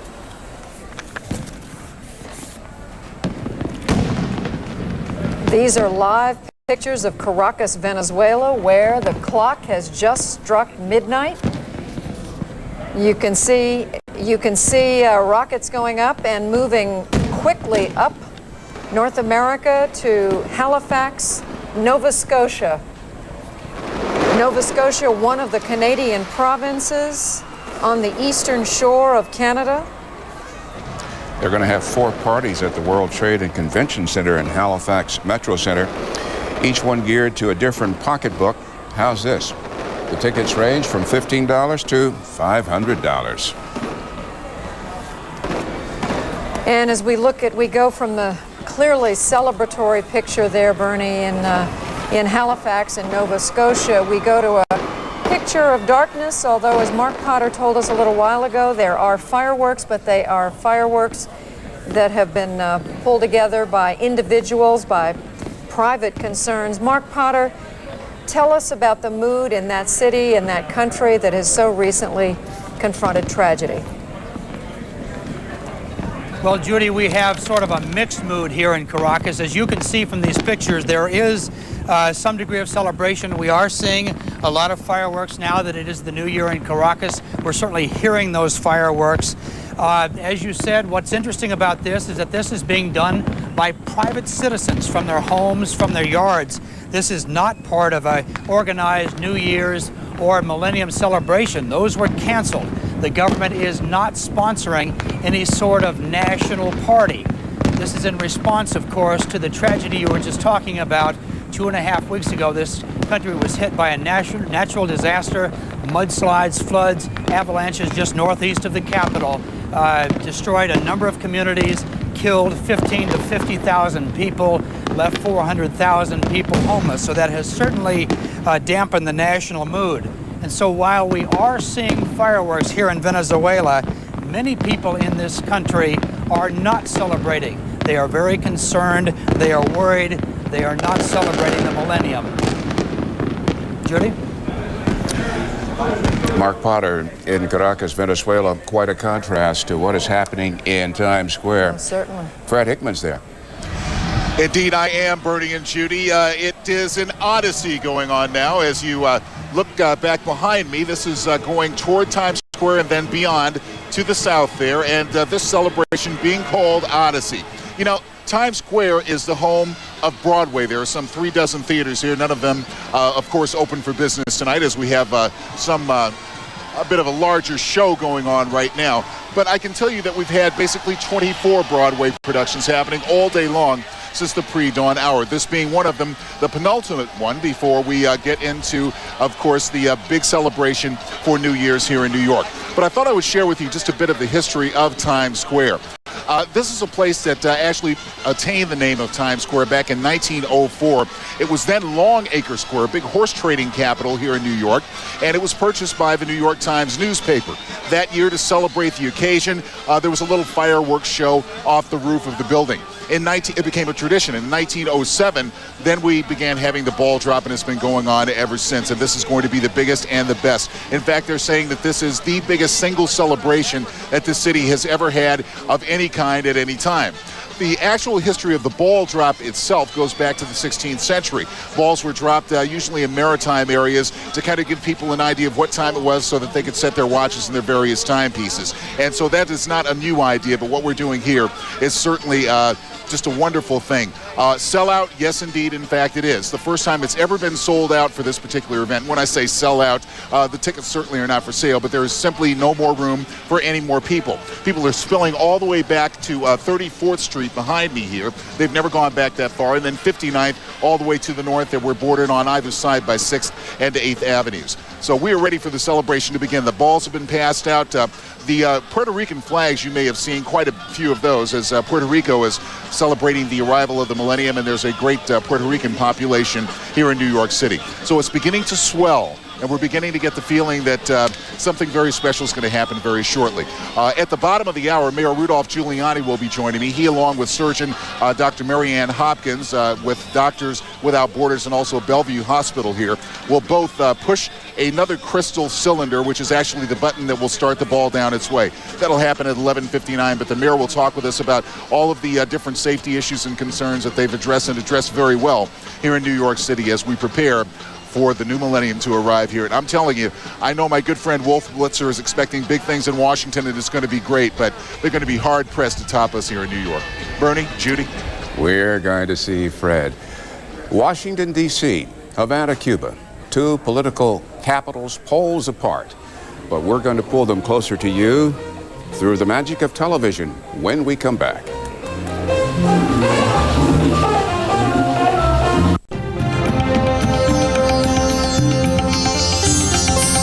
The nation's capital on the Mall, 1999, only here for a few more moments. Wolf Blitzer, what's it like? Bernie, I've been covering Washington for about 20 years, and you and Judy, of course, have covered this city, and we've seen a lot of events here on the Washington Mall, along the reflecting pool, between the Lincoln Memorial, the Washington Monument, all the way up to Capitol Hill. I got to tell you, this is a sea of humanity in here. This place is packed. People can't move alongside both sides of this reflecting pool, and I don't care what Fred Hickman said about Times Square. This city, the nation's capital, has nothing to be ashamed of.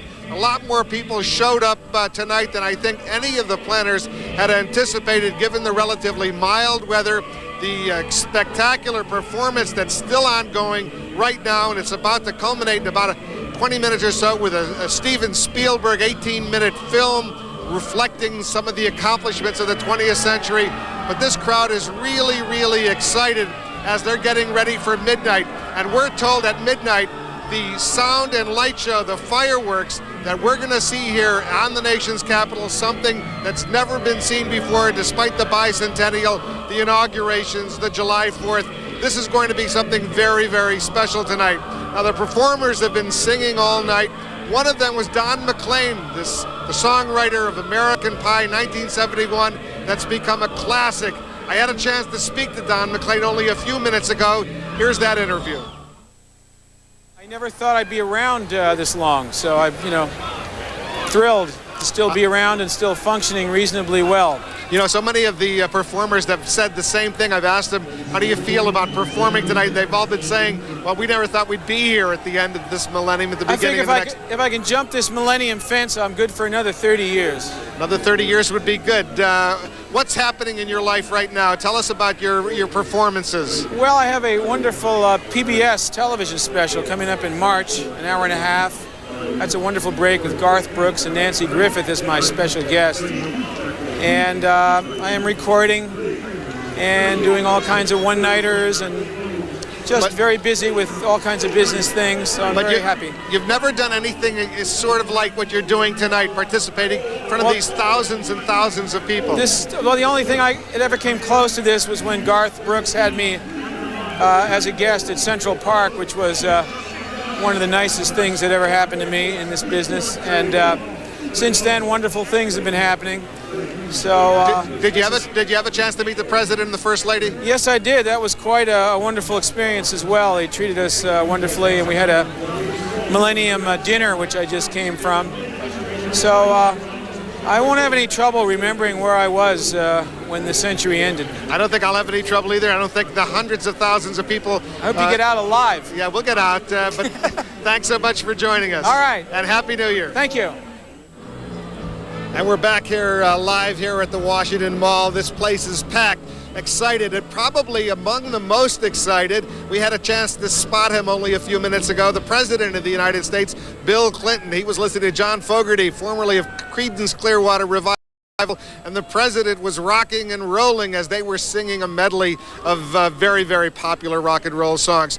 This place is simply packed. You see that 1999. It's going to turn eventually, of course, within the hour to the year 2000. Behind the Lincoln Memorial, we're going to see something that we've never seen in Washington before. We had a chance to speak to George Stevens Jr., who's one of the producers, together with Quincy Jones.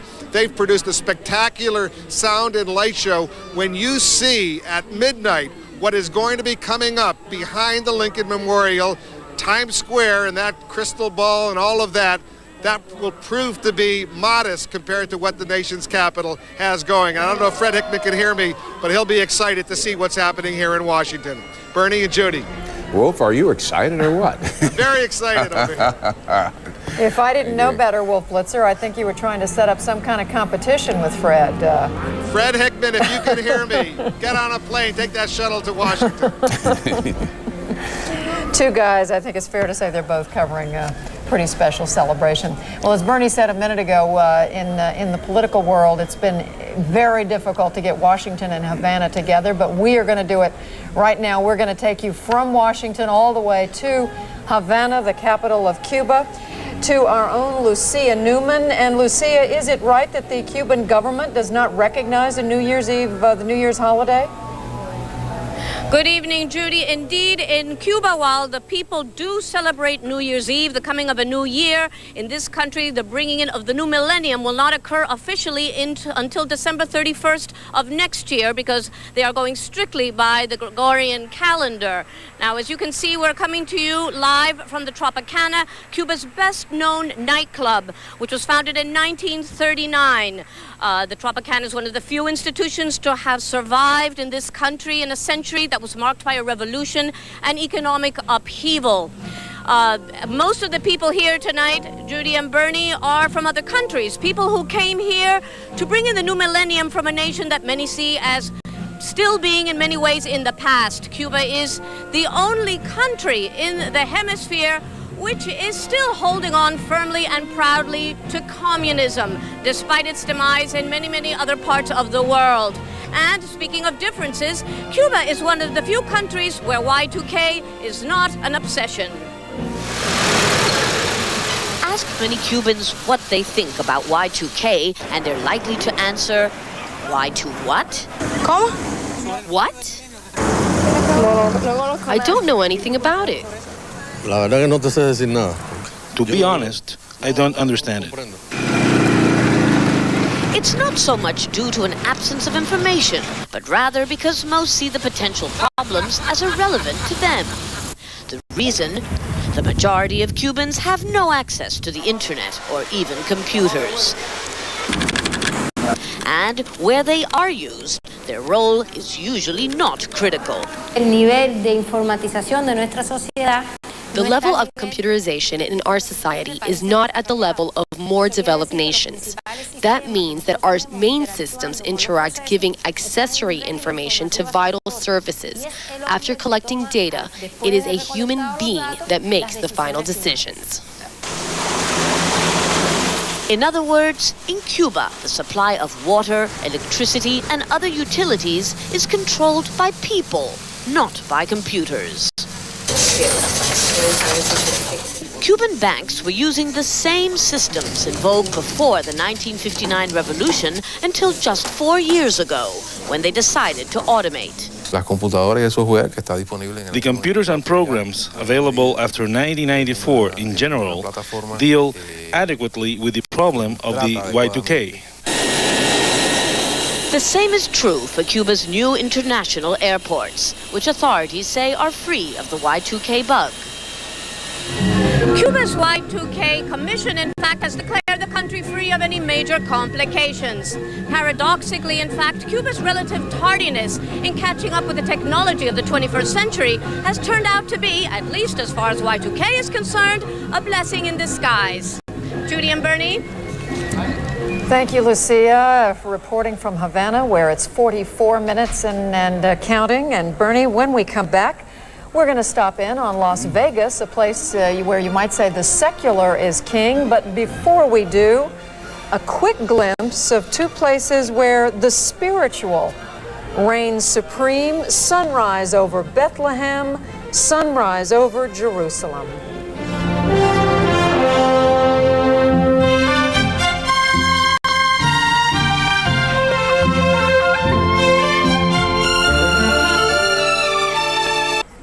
Fred Hickman in New York with the first citizen of that great city. Indeed, and in fact, I am Bernie and Judy. I'm joined now by His Honor Mayor Rudolph Giuliani. And Mayor Giuliani, this is spectacular. Can you give me an estimate on how many people you have here? I know it's a record. Oh, it's got to be pushing 2 million. I mean, they're into Central Park. That means they're stretching out for almost a mile, and in several different directions. I've been to New Year's celebrations here for every year that I've been the mayor. And this has to be twice as large as any in the past. Twice as large and twice as safe. It's been relatively incident-free. It's really wonderful. And the people are in a wonderful mood.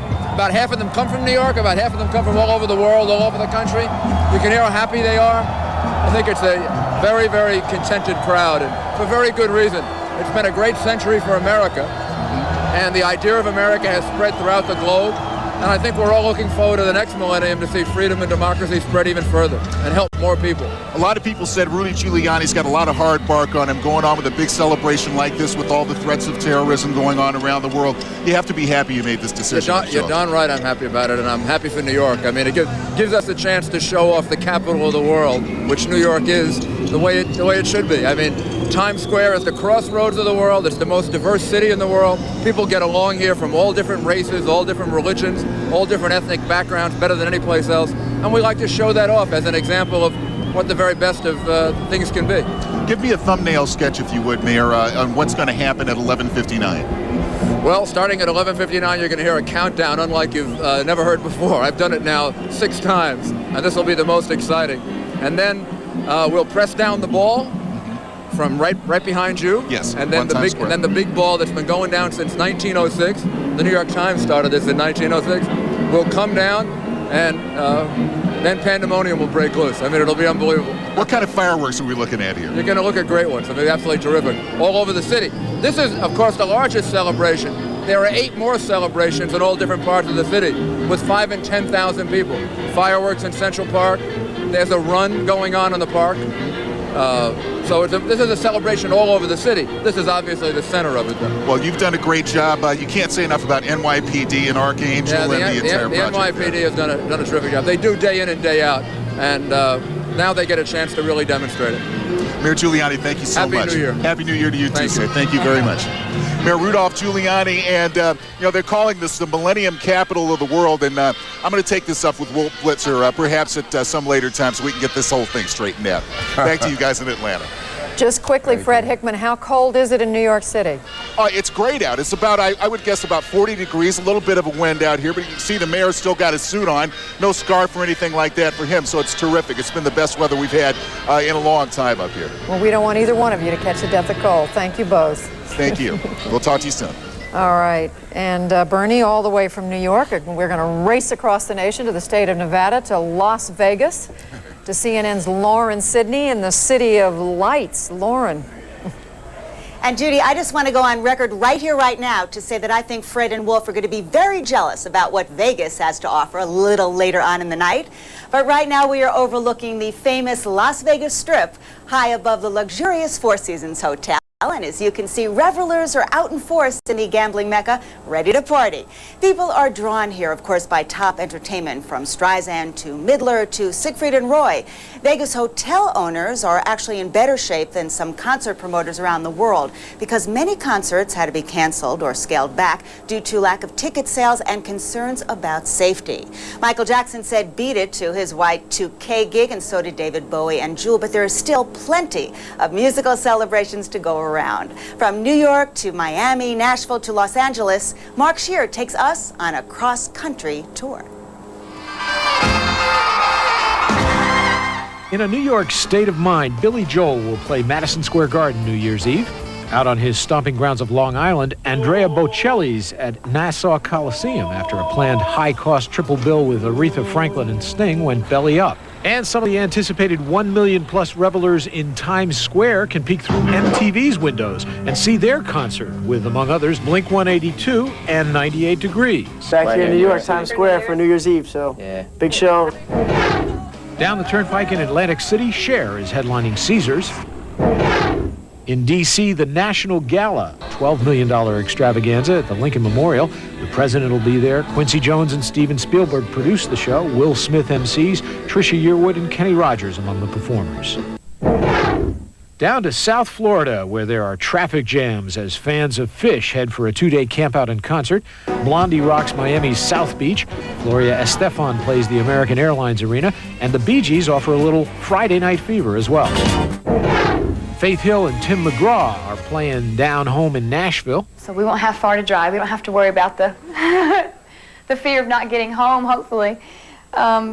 So we're excited about it. Up in Pontiac, Michigan, it's a headbangers ball as Kid Rock, Ted Nugent, and Metallica fill the Silverdome with no fear of Y2K bugs. One of the best kept secrets about all of this Y2K stuff is that Metallica actually controls that. So if there is one place where all that stuff is 100% safe, it will be inside the Silverdome that night. Out west, Denver's got Neil Diamond at the Pepsi Center. Winona and Naomi Judd reunite again in Phoenix. Bette Midler, Barbra Streisand, Santana, Wayne Newton, and Tony Bennett are headlining on the Las Vegas Strip. Last stop, Southern California, which will resemble Margaritaville if you're at the Universal Amphitheater with Jimmy Buffett. Well, it's the Millennium. Yeah, I'm working. I'd rather be working. You know, it's food, fun, frolic, breakfast at dawn, and it's going to be a party. Linda Ronstadt and the Eagles are at the Staples Center.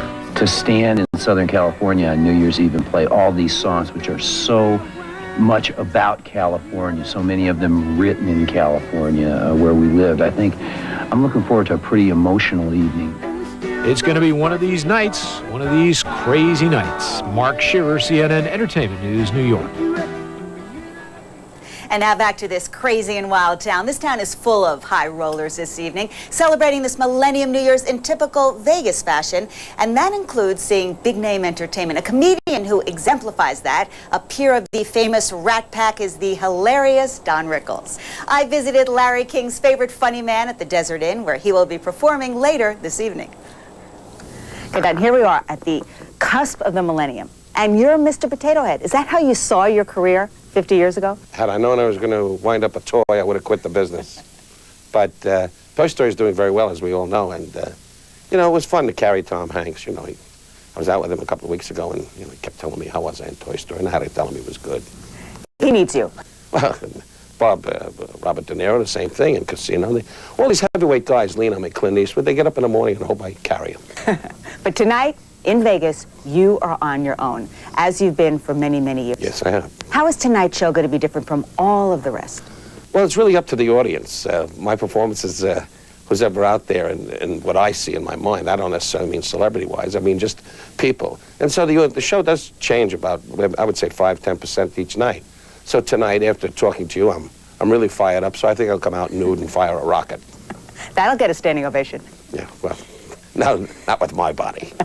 Don, you come to Vegas, and you have to think about Sinatra. And what many people don't know is he actually helped your career a lot. Oh, tremendously, yeah. Well, when I first started in Florida, he came in, and in those days, when Frank came to a show and if Frank laughed, everybody laughed. Otherwise, your family was missing. So he was very kind to me, and he used to come and see me, and I was one of the first guys that, you know, made a wisecrack about him and said, you know, your voice is gone, Frank. I'm a friend, you know, get other work, and whatever I said. And he was the first one to laugh, fortunately, and the guys with him laughed. And then they released my mother, who was tied to a chair in the back. But it was fun. It was fun. And he was, I miss him tremendously, because he was a great booster and a wonderful man. Don, there's all this talk all over about fear with Y2K and security issues. Do you feel that? Not really. I think there's an expression in Jewish people say is beshet. What is to be will be. And so I don't think about it twice. I hope to God we're a strong nation, nothing goes wrong. But I don't really get up in the morning and say, I wonder what's going to happen. I read the papers and watch CNN. That's all I ever do. CNN's my life. We knew that. And I watch CNN. So, but I don't think about it that way. No, whatever's to be, and hopefully it will be good. Okay. Happy and healthy to you. Same to you. Don Rickles is my life. Well, that's very sweet. Thank you.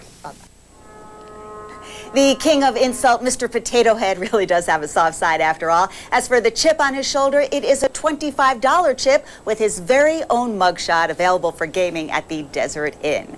Reporting 35 stories above the strip from the Four Seasons, I'm Lawrence Sidney. And Judy, you didn't want my glasses, but perhaps you would like Don Rickles' chip. Just let me know. It's in the mail. And for Bernie also. We'll take both, Lauren, when you come back east. Okay. We'll fight over who gets the glasses and who gets the chip.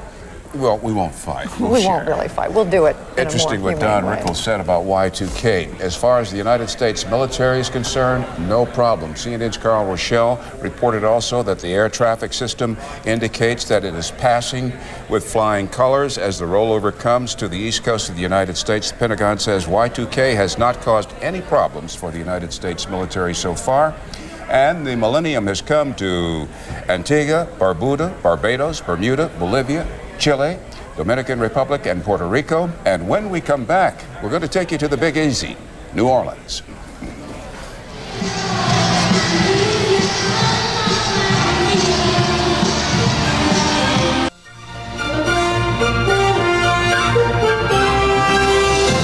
There are some cities where they party all year long, and this is one of them, New Orleans. And our own Lou Waters is there. Lou, we understand that they're not just bringing in the new millennium, they're celebrating the death of the old millennium?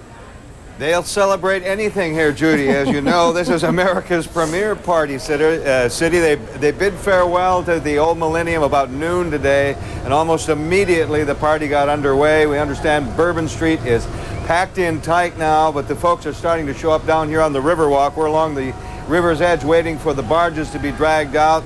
The noise is picking up. People are pouring in for the fireworks show, which begins in a little over an hour. We talked to the mayor earlier. He said the city is ready. The Big Easy is ready, he said. But from the looks of things, you think the ball had already dropped here because they've been celebrating for days. New Orleans knows how to throw a party. Happy New Year! Ribbons and balloons. You can't have too many balloons. Or beer. But the midnight toast for most will be laced with champagne bubbles. Champagne, 40 cases of it. By the truckload. 12 on the bottom, so about 25. I think I'm gonna have to make 2 trips. The excitement builds along Bourbon Street. The builders build in venerable Jackson Square, where tens of thousands will come to celebrate the beginning of the new century. It won't be long now. And look who I ran into, noodling down at Tipitina's.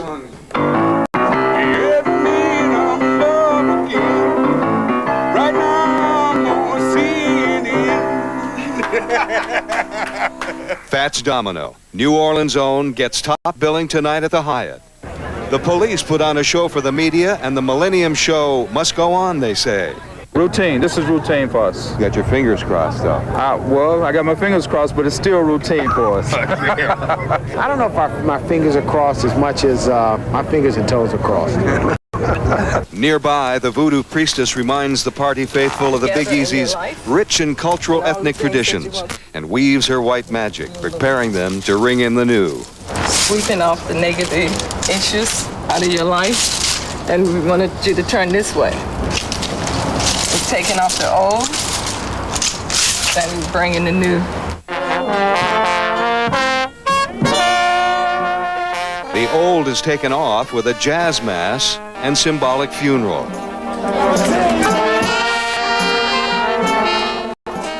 A solemn hymn of farewell at the gravesite, a final act of respect for the passing millennium.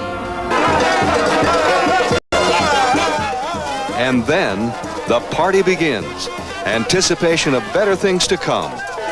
New Orleans knows how to throw a party.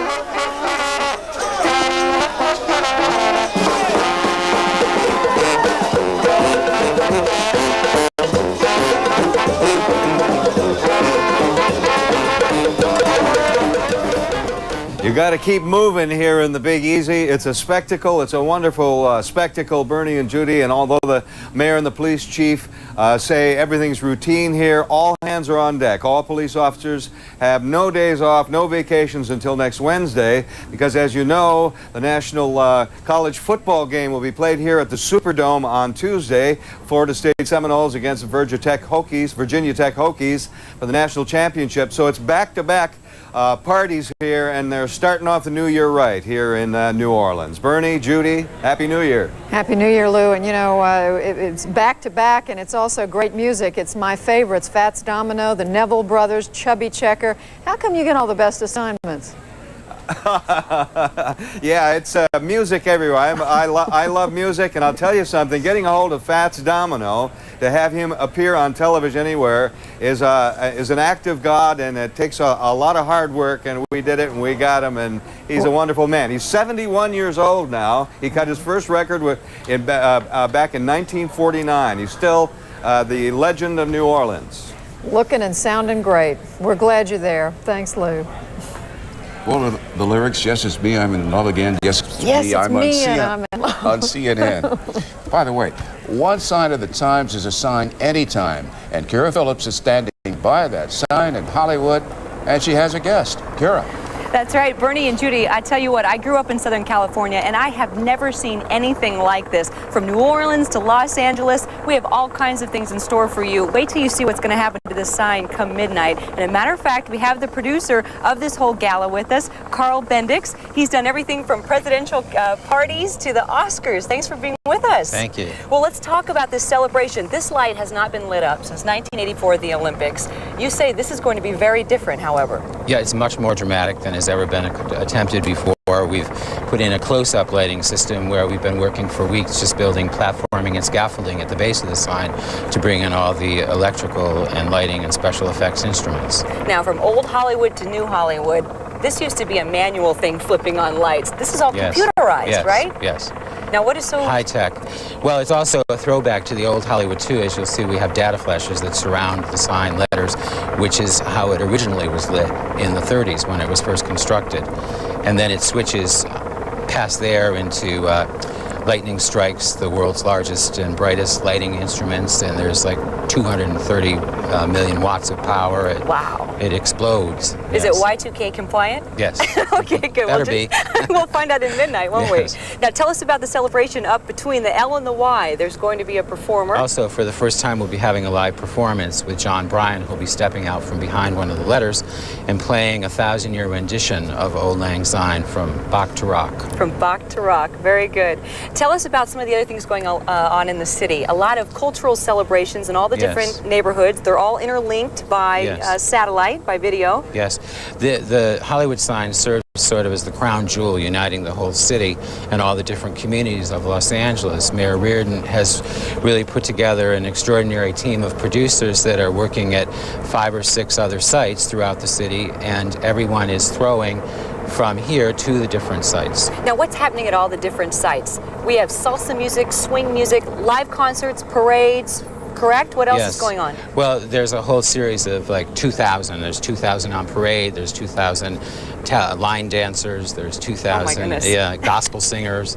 It's an amazing performance that really represents the best of the culture of Los Angeles and really unifies us and brings us together throughout the city, as we're seeing today in this historic moment as the whole planet is sort of being brought together and feeling the closeness to each other. Now, what's so special about this for you as a producer? This is very different from anything you've ever done. How does this compare to, say, the Oscars or a party for the president? Well, this is much more challenging just in view of the location, because right here, even though we're in Los Angeles and Hollywood, we are also in the middle of nowhere, standing on top of a mountain. It's not like Times Square, we're in the middle of millions of people. Exactly. So it's very challenging terrain, and I liken it somewhat to setting up a light show on the moon. A light show on the moon? Yes, Hey, that could be your next project. Yes. Maybe. All right, we can talk to the mayor about that. So come midnight, you're going to be back here with the mayor and Yes. with Jay Leno. Yes. And you're going to flip the switch. Yes. Terrific. And the sign explodes in a burst of excitement.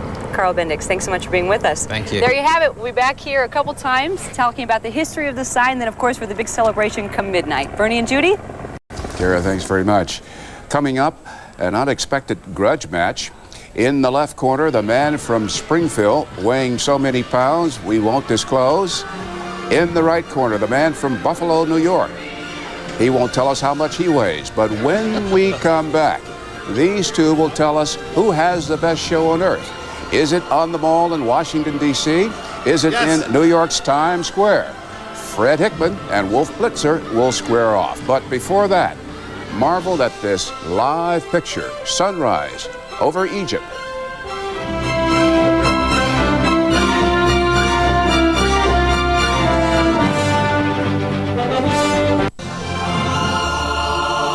It is coming up on a quarter of an hour before midnight, the dawn of a new millennium in Washington, D.C., in New York City, up and down the east coast of the United States and points north in Canada, south in South America, all up and down the Western Hemisphere.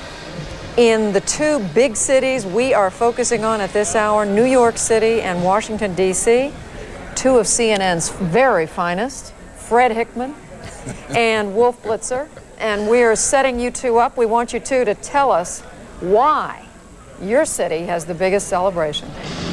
Well, considering this is New York, Wolf, I think I should go first. All right, go ahead, Fred. I mean, you know, you look around, we have 2 million people here. Looking back behind me toward the south, past One Times Square, all the way back to 34th Street, and then back north, all the way down to 59th, 6th Avenue, 8th Avenue. It is wall-to-wall people down here, and they're well-behaved. They're having a great time. And if that's not enough for you, I've got the great balloons going on down here. I've got 160 puppets going. I have 24 different Broadway shows that have gone on today. Pyrotechnics out the wazoo when midnight hits. I got a crystal ball up on top. And if that's not enough, I got 7,000 gallons of coffee donated by Timothy's Delicatessen all ready to go. Now, how can you top that?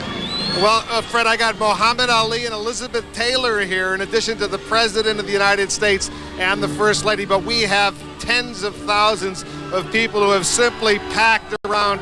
It's unbelievable. You know, when I came here at around 5 this afternoon, and it was not very crowded. But with every 15 minutes, this place simply got going. It's been packed.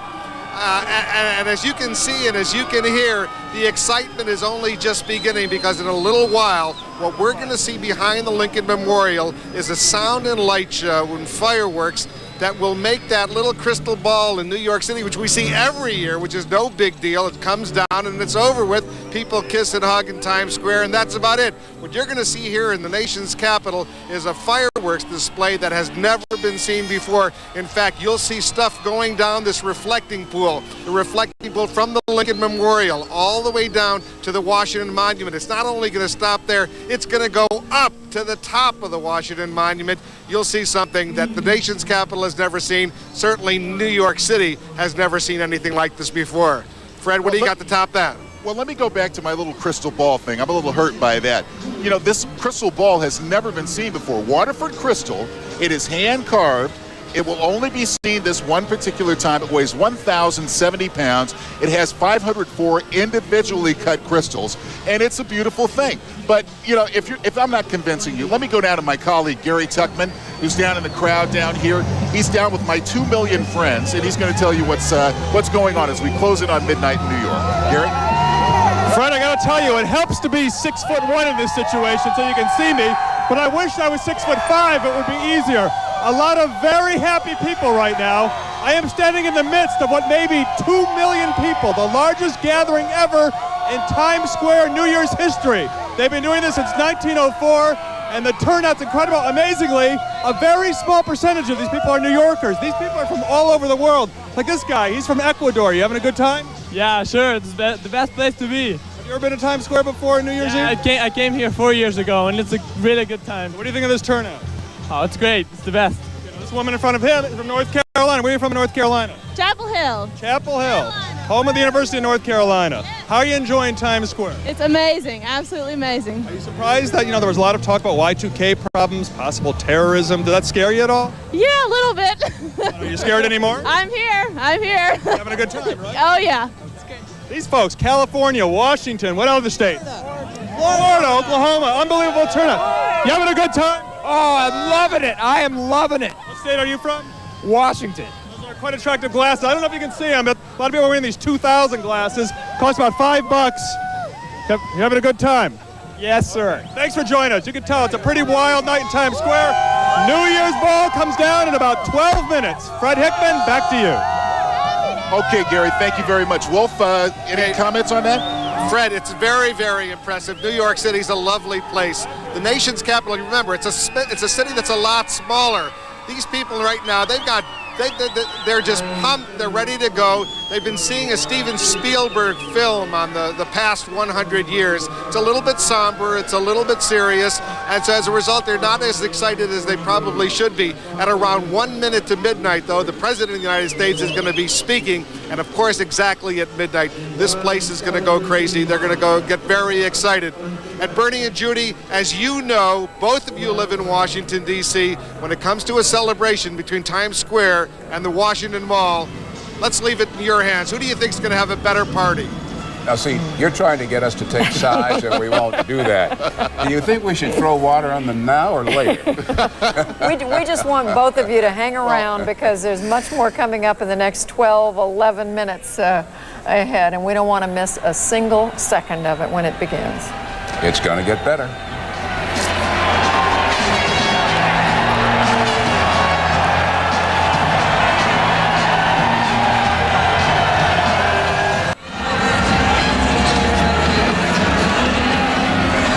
There was a CNN Time poll done just not long ago. People were asked, where will you be at midnight on New Year's Eve? 75% of them said at home. But Bernie, it looks like there are an awful lot of folks who are in New York or Washington or one of these other places celebrating. An awful lot indeed, Judy. We're waiting for the president to speak on the mall. Wolf and Fred, this is your last chance, or one of your last chances, to say something in 1999. Well, I just Bernie, want to say Happy Happy New Year. See, there they go. We can't Bernie, win. Happy New Year to you and to Judy. The President of the United States, in fact, has just started speaking here in front of the Lincoln Memorial. Here's the President. We celebrate the past. We have honored America's remarkable achievements, struggles, and triumphs in the 20th century. We celebrate the future. imagining an even more remarkable 21st century.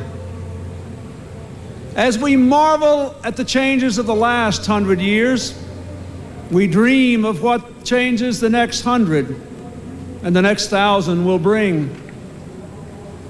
And as powerful as our memories are, our dreams must be even stronger. For when our memories outweigh our dreams, we become old. And it is the eternal destiny of America to remain forever young, always reaching beyond, always becoming, as our founders pledged, a more perfect union. So we Americans must not fear change. Instead, let us welcome it, embrace it, and create it. The great story of the 20th century is the triumph of freedom and free people. A story told in the drama of new immigrants, the struggles for equal rights, the victories over totalitarianism, the stunning advances in economic well-being, in culture, in health, in space, in telecommunications, and in building a world in which more than half the people live under governments of their own choosing for the first time in all history. We must never forget the meaning of the 20th century, or the gifts of those who worked and marched, who fought and died for the triumph of freedom. So as we ring in this new year, in a new century, in a new millennium, we must, now and always, echo Dr. King in the words of the old American hymn, "Let Freedom Ring."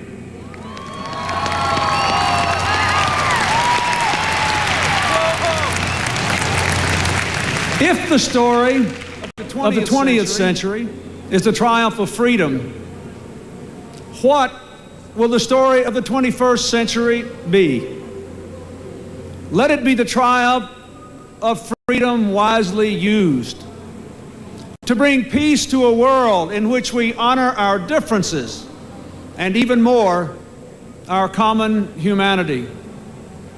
Such a triumph will require great efforts from us all. It will require us to stand against the forces of hatred and bigotry, terror and destruction. It will require us to continue to prosper, to alleviate poverty, to better balance the demands of work and family, and to serve each of us in our communities. It will require us to take better care of our environment. It will require us to make further breakthroughs in science and technology, to cure dread diseases, heal broken bodies, lengthen life, and unlock secrets from global warming to the black holes in the universe. And, perhaps most important, it will require us to share with our fellow Americans, and increasingly with our fellow citizens of the world, the economic benefits of globalization, the political benefits of democracy and human rights, the educational and health benefits of all things modern, from the internet to the genetic encyclopedia to the mysteries beyond our solar system. Now, we may not be able to eliminate all hateful intolerance, but we can develop a healthy intolerance of bigotry, oppression, and abject poverty. We may not be able to eliminate all the harsh consequences of globalization, but we can communicate more and travel more and trade more in a way that lifts the lives of ordinary working families everywhere and the quality of our global environment. We may not be able to eliminate all the failures of government and international institutions, but we can certainly strengthen democracy so all children are prepared for the 21st century world and protected from its harshest side effects. And we can do so much more to work together, to cooperate among ourselves, to seize the problems and the opportunities of this ever-small planet we all call home. In short, if we want the story of the 21st century to be the triumph of peace and harmony, we must embrace our common humanity and our shared destiny. Now, we're just moments from that new millennium. 2 centuries ago, as the framers were crafting our Constitution, Benjamin Franklin was often seen in Independence Hall, looking at a painting of the sun low on the horizon. When at long last the Constitution finally was signed, Mr. Franklin said, "I have often wondered whether that sun was rising or setting. Today I have the happiness to know it is a rising sun." Well, 2 centuries later, we know the sun will always rise on America as long as each new generation lights the fire of freedom. Our children are ready. So again, the torch is passed to a new century of young Americans.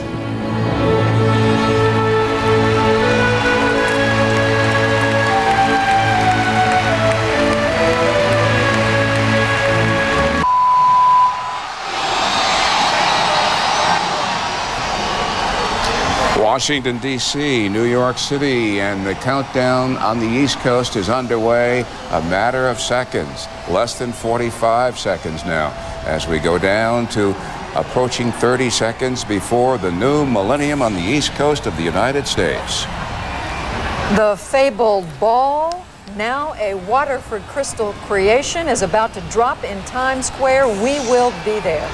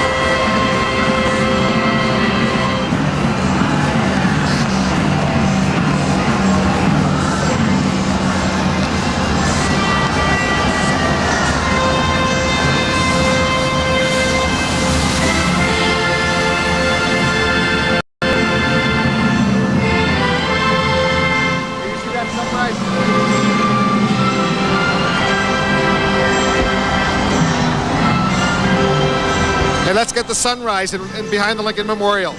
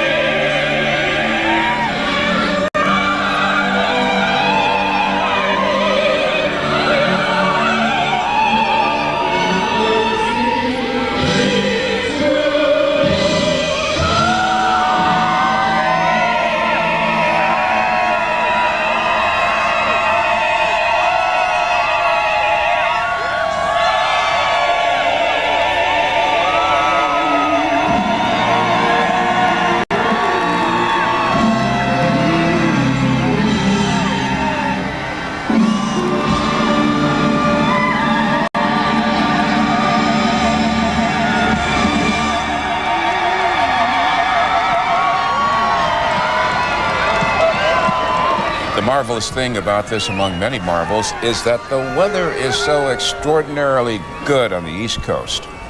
And you know, Bernie, I guess we're going to say it and say it again, but after all the worry, and we don't want to we don't want to discount the possibility of anything going in the wrong direction, but to say that we are now, what, 9 minutes past midnight, and so far the pictures are all positive. It's celebration, it's lights, it's dancing, and a lot of happy faces. The Tropicana, Havana, Cuba. Our bureau chief there, Lucia Newman, told us a short while ago that people do not necessarily celebrate this millennium this year. Next year, but not this year. That's right, next year, and whatever the government says goes in Cuba. Did we say Happy New Year to each other? We didn't. Happy New Year, Bernie. Thank you. And a Happy New Year to all the women and men of CNN around this globe who have been working so tirelessly for the past few months to bring you this story as we've been bringing it to you since yesterday morning, and we shall continue for days to come. You know, Bernie, there was a poll, I mentioned a poll a minute ago, there was a poll that CNN and Time did not long ago, and what will you be doing at midnight on New Year's Eve? 62% said kissing someone. So I guess we just saw some of the 62%. Well, Wolf Blitzer's not kissing anyone at the mall, are you, Wolf? And Fred Hickman? I doubt that you're doing that in New York's Times Square. Gentlemen? I'm not kissing anyone, but I want to wish Fred Hickman a Happy New Year. You got a nice party going over there, Fred. Well, you're not doing too bad yourself in Washington, Wolf. Happy New Year to you, too.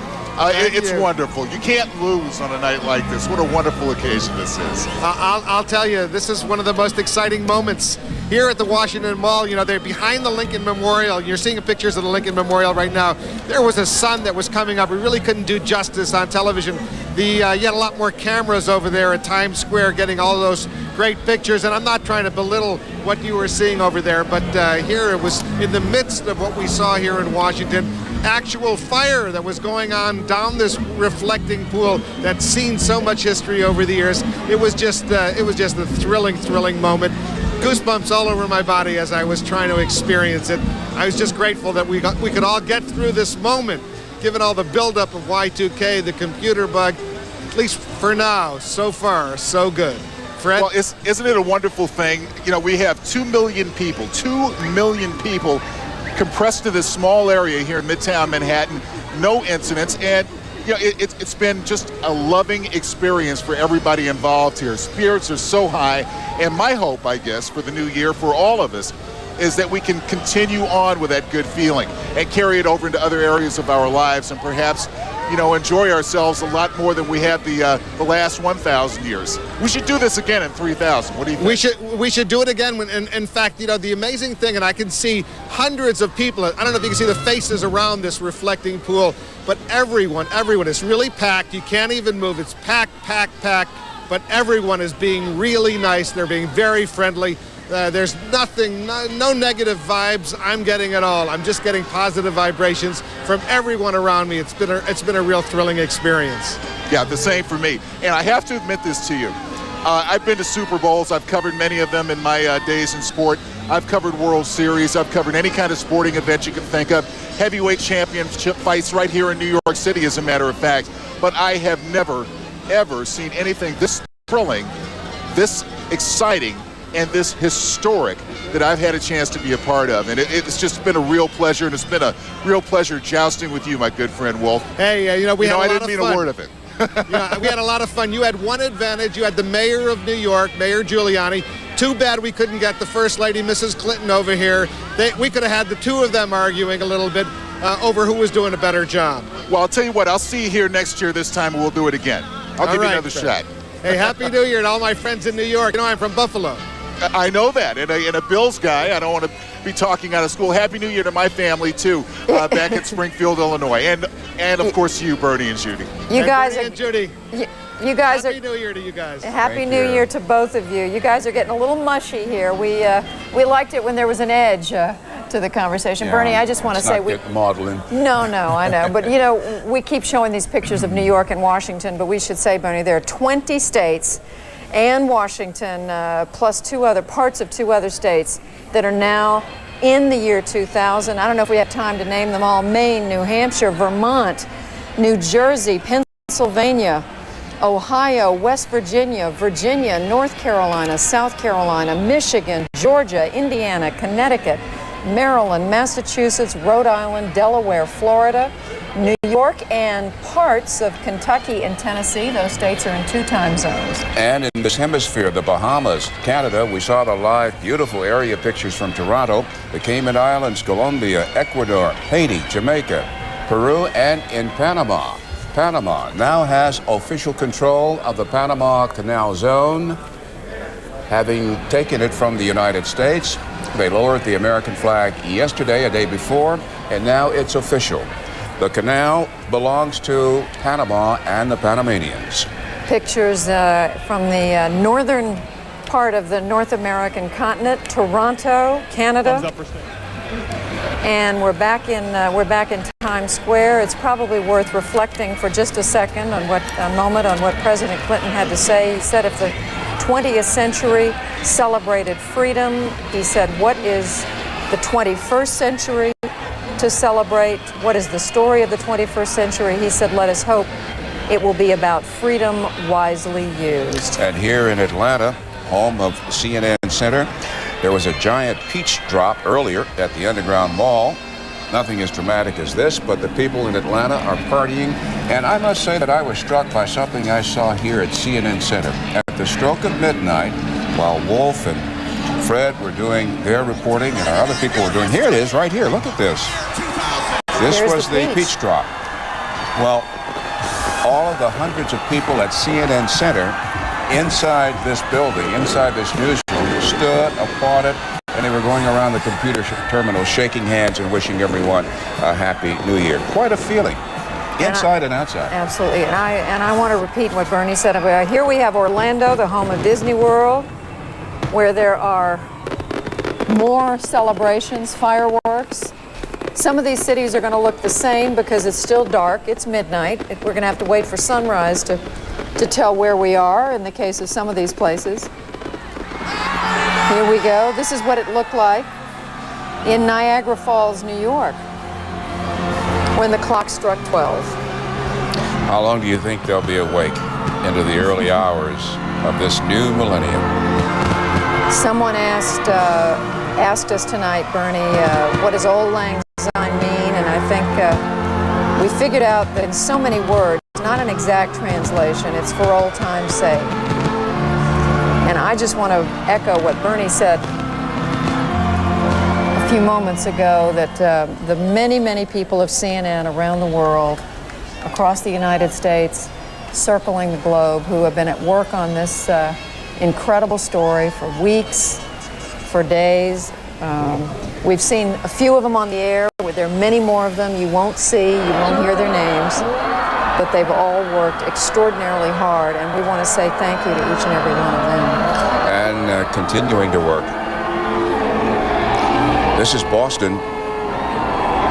It's nice to drop in on these parties and these celebrations and to continue moving around and stay where you are. We're going to keep doing this. This is for you, and we're enjoying every bit of it. Newport, Kentucky. The bell they call the Peace Bell. The Peace Bell. Very heavy. I'm looking through my notes right now to see how much it weighs. It's a very beautiful bell.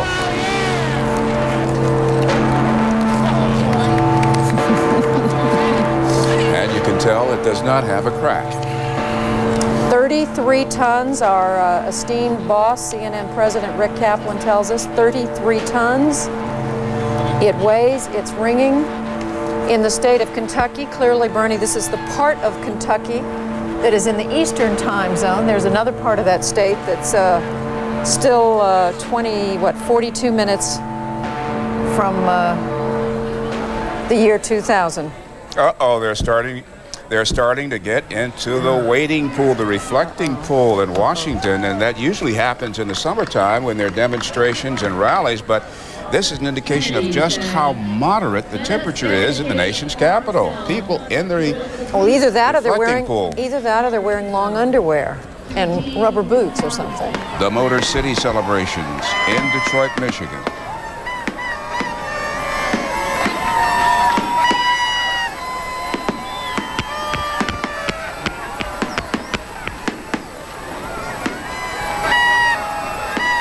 From Michigan, we moved to Florida to Epcot Center, part of Disney World. Some pretty magical looking lights and music.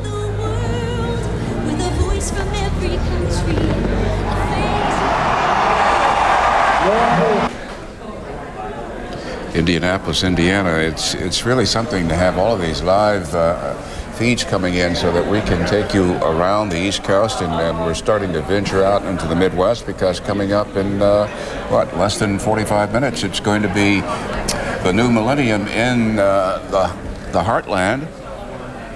You know, this whole day has been like that. We have had the luxury of watching our television sets as every part of the globe, every one of the 7 continents, so we haven't had any pictures from Antarctica, but other than that, we've watched the other 6 continents turn the page of their calendar to the year 2000, and even though, Bernie, we know that, more than half the people in the world don't really celebrate this Gregorian calendar that we're observing, the year 2000, still there's something special about the number 2000.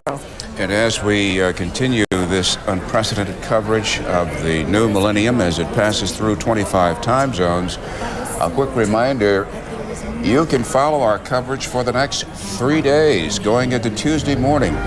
There were editions of USA Today on Friday, indicating what we're going to be doing each hour of the day. And Saturday, Sunday, Monday, the topics of this new millennium that are so important to you and I will be expanded on and thoroughly explored on CNN.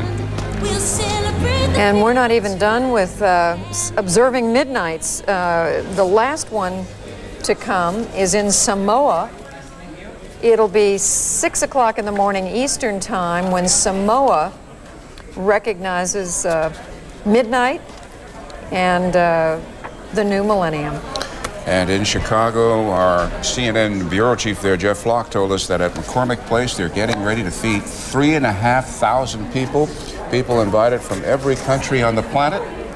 They came to Chicago, they were put up free, they were given clothing to combat Chicago's weather, although it's not very cold there now. And they're having a great time at McCormick Place right now on the shores of Lake Michigan.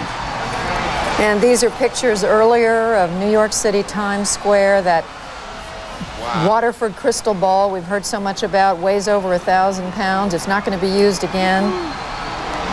I wonder who gets to sweep the streets, Bernie, tomorrow. 2 million people here. 2 million people, 8,000 policemen and policewomen. Just in Times Square, 7,000 or 8,000 policemen and women just in Times Square. We were told that 37,000 police, even the detectives, were wearing uniforms in New York City.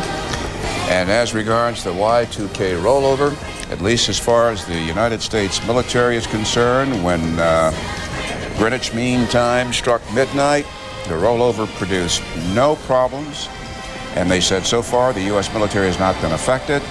Carl Rochelle reporting that the Federal Aviation Administration says everything was going very well. Frank Buckley is at Penn Station in New York City.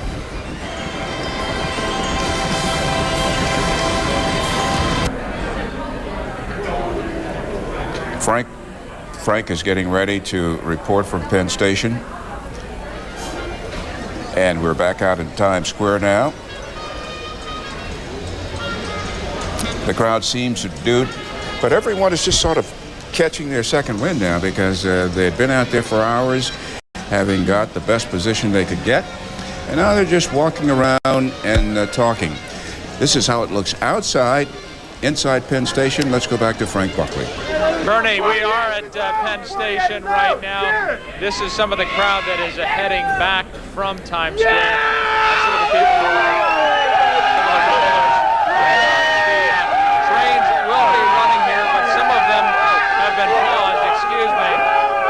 hoping to talk to some of the people here to ask them about their hopes on New Year's Eve.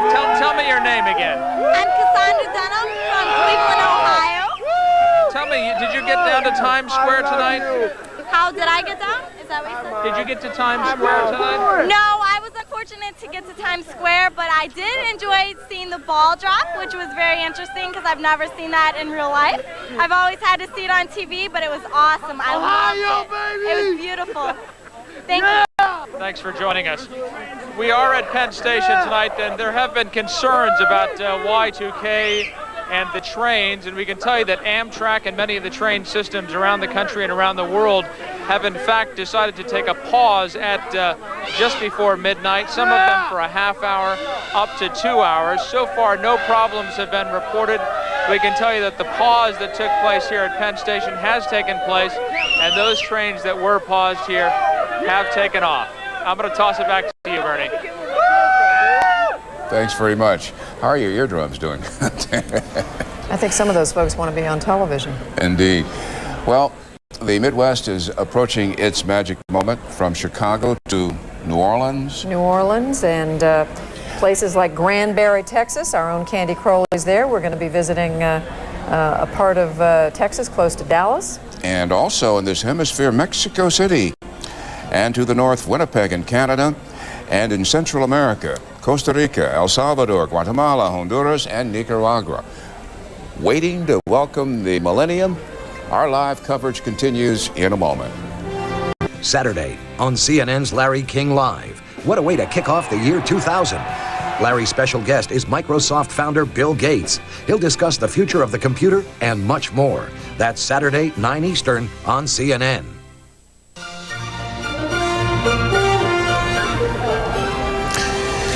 Well, we showed you some people dipping into the water of the mall there in Washington, D.C., between the Washington Monument. You know, the last time I saw Memorial. someone doing this, Look at Judy, this. was when there was... Look at this. Now, there must be some music. Can we hear the music that they're dancing to? Maybe it's internal music.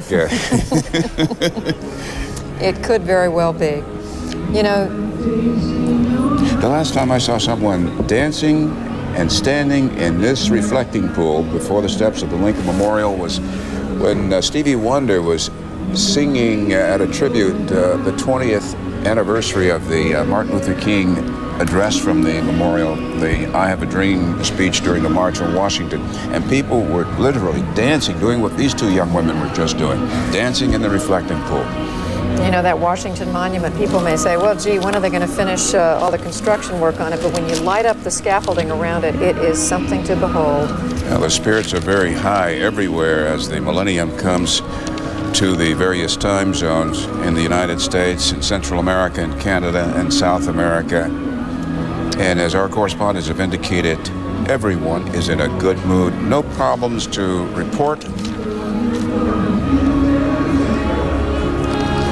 All right, you'd think that from these pictures in Washington and New York that it was all over but the shouting in the United States of America, but we're going to take you to a big city in the Midwest, Chicago. We don't know what they're doing in any pools in Chicago, but Jeff Flock, you're going to bring us up to date. They are having a very special celebration here. Well, that camera, Judy and Bernie, that you see out there is out by the lakefront, but you'd have to be pretty crazy to get in the water tonight, even though it's fairly warm by Chicago standards.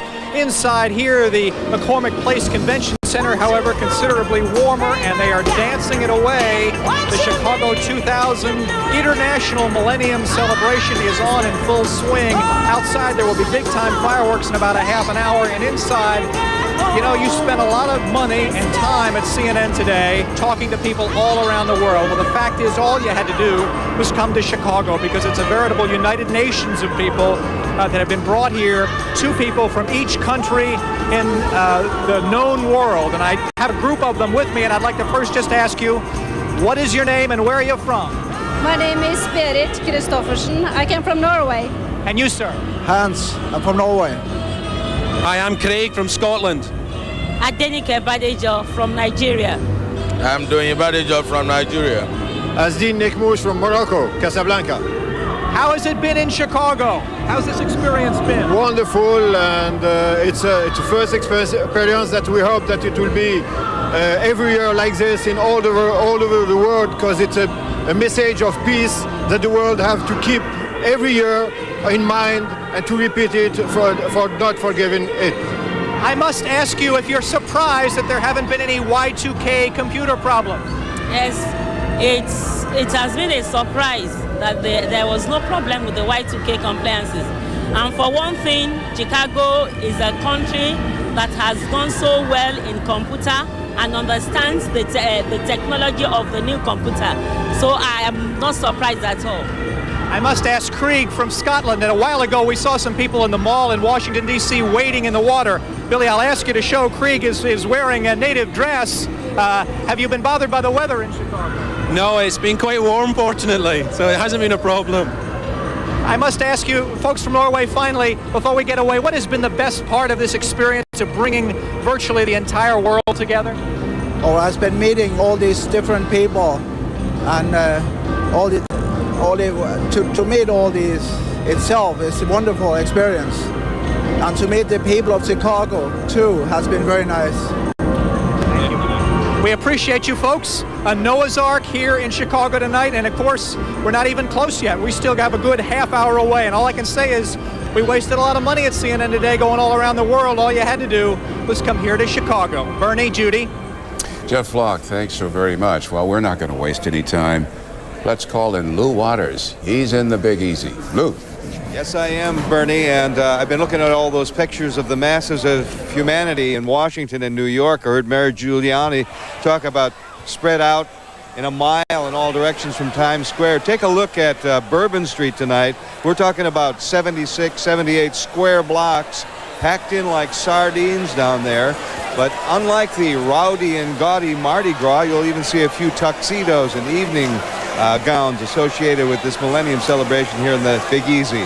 Although they're crowded in and there are many tens of thousands of people, perhaps hundreds of thousands, it's not as big as Mardi Gras, the police tell me. Hotels are about 80-90% booked. They're 100% booked for Mardi Gras. It is a big party. All police are off their days off and vacations through next Wednesday, because after this party comes the Sugar Bowl at the Superdome on Tuesday. Back-to-back parties to start out the new year. We are moved down here on the edge of the Mississippi River, where it's getting a little cool now, fog rolling in. It's been very warm days. It's a gentle evening, but there's a slight chill in the air now as we await in the next 25 minutes or so for them to light the candle on the barges out here in the middle of the Mississippi River and shoot the massive fireworks display over Jackson Square and over the Riverwalk here, where some of those sardines have managed to squeeze out of Bourbon Street, and they're joining us down here now for the big show. Bernie, Judy. All right, Blue Waters, that's something definitely we would look forward to. 78 square blocks. You know, I know the folks in New York are proud of what they've gotten. Look, here's Washington. We're back in the mall in Washington. It looks like a lot of people are getting into the water there in the reflecting pool. We leave you with that picture as the clock says we are just 25 minutes away from midnight in the central time zone of the United States, parts of Canada, parts of South America.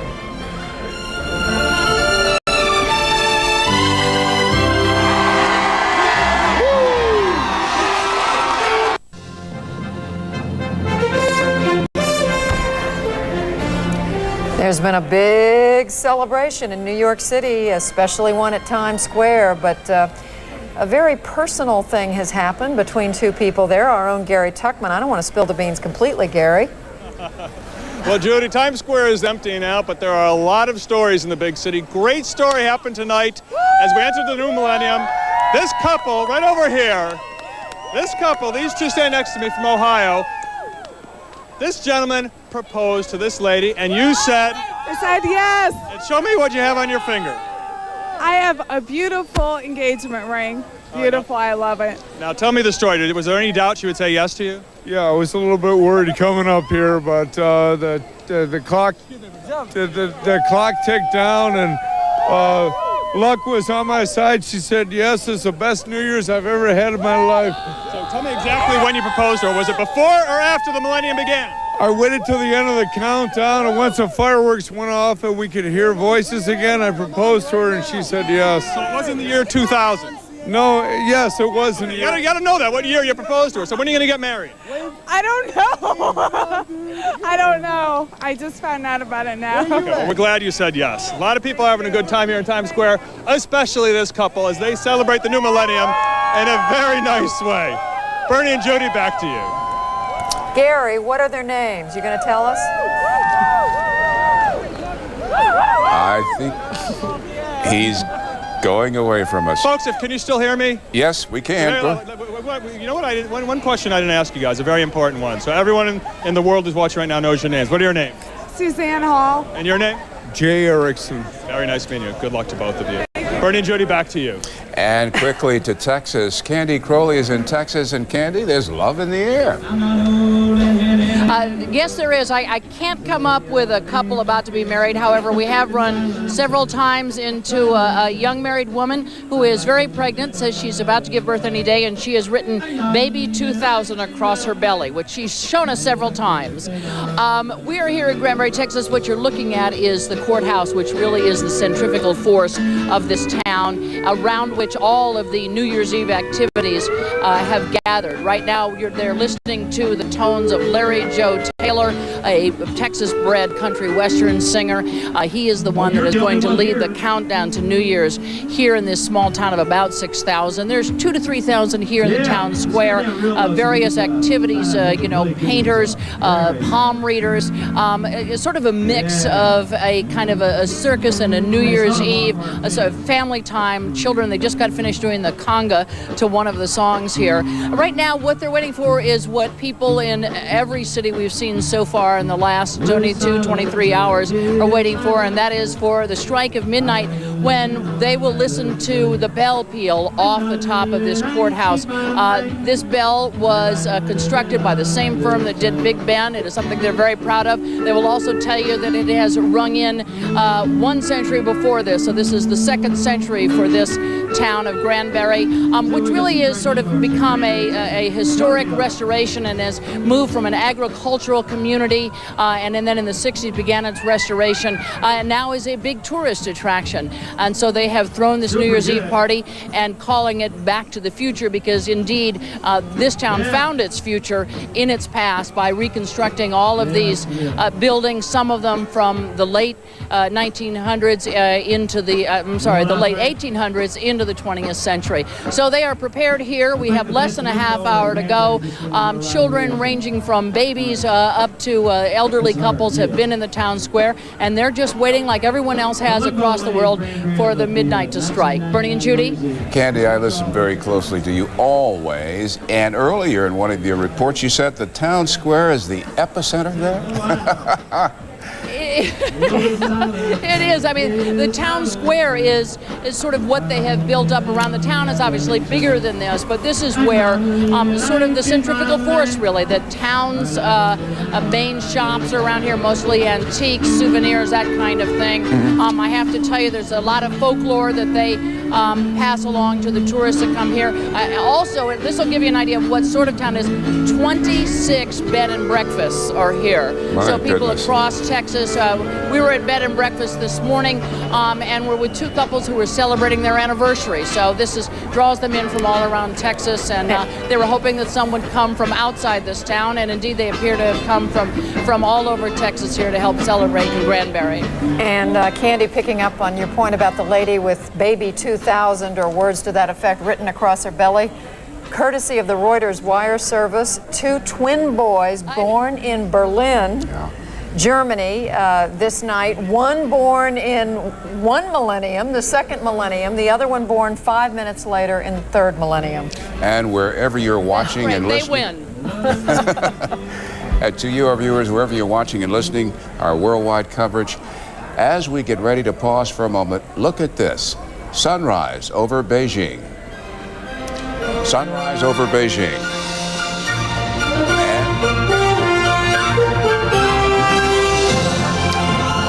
Sunrise over Beijing, now over the Great Wall, and this is Tiananmen Square.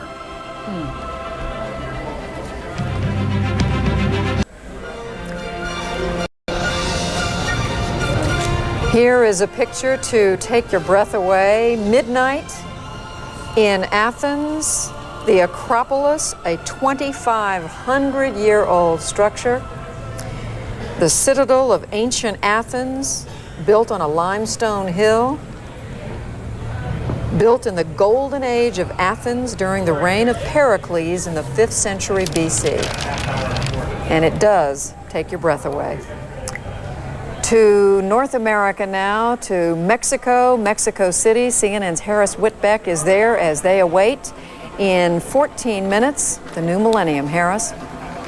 Judy, you know, there's a old Aztec prophecy from the 14th century that said that while the world existed, there would be no end to the glory and the fame of Mexico. And the organizers of tonight's event have certainly kept that in mind as they've gathered over 200,000 people at the Mexico's main square, the Zócalo, here in downtown Mexico City. Now, that celebration, of course, started many hours earlier, not only here in the Zócalo, but also on the streets of Mexico City. It started early afternoon with street concerts on Mexico City's main thoroughfare. Mariachis, salsa singers, even hard rockers were out to entertain thousands. Streets normally filled with traffic or demonstrators were today crowded with people out to have fun. They like to celebrate a lot, every kind of festivities, and I think they do it quite well. And people expressing their hopes for the best in the new year. This man says 2000 is a year brimming with hope.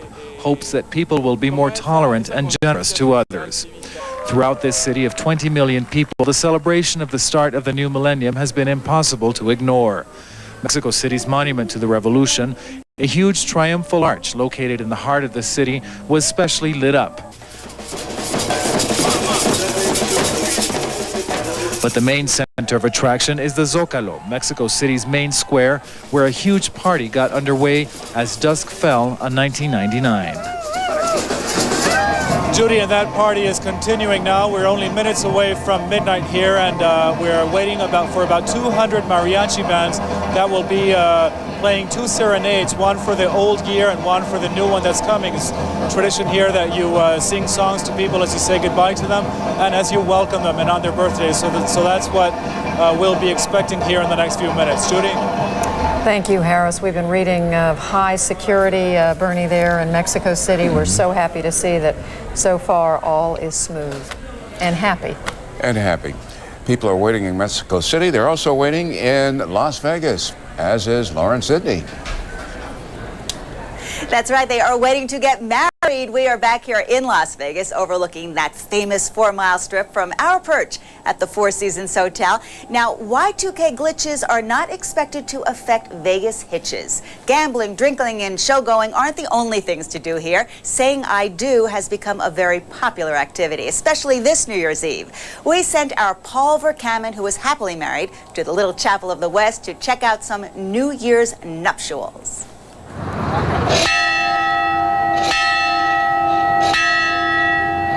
Dearly beloved, we are gathered here for a fast-forward version, a fast-break version of weddings in Las Vegas.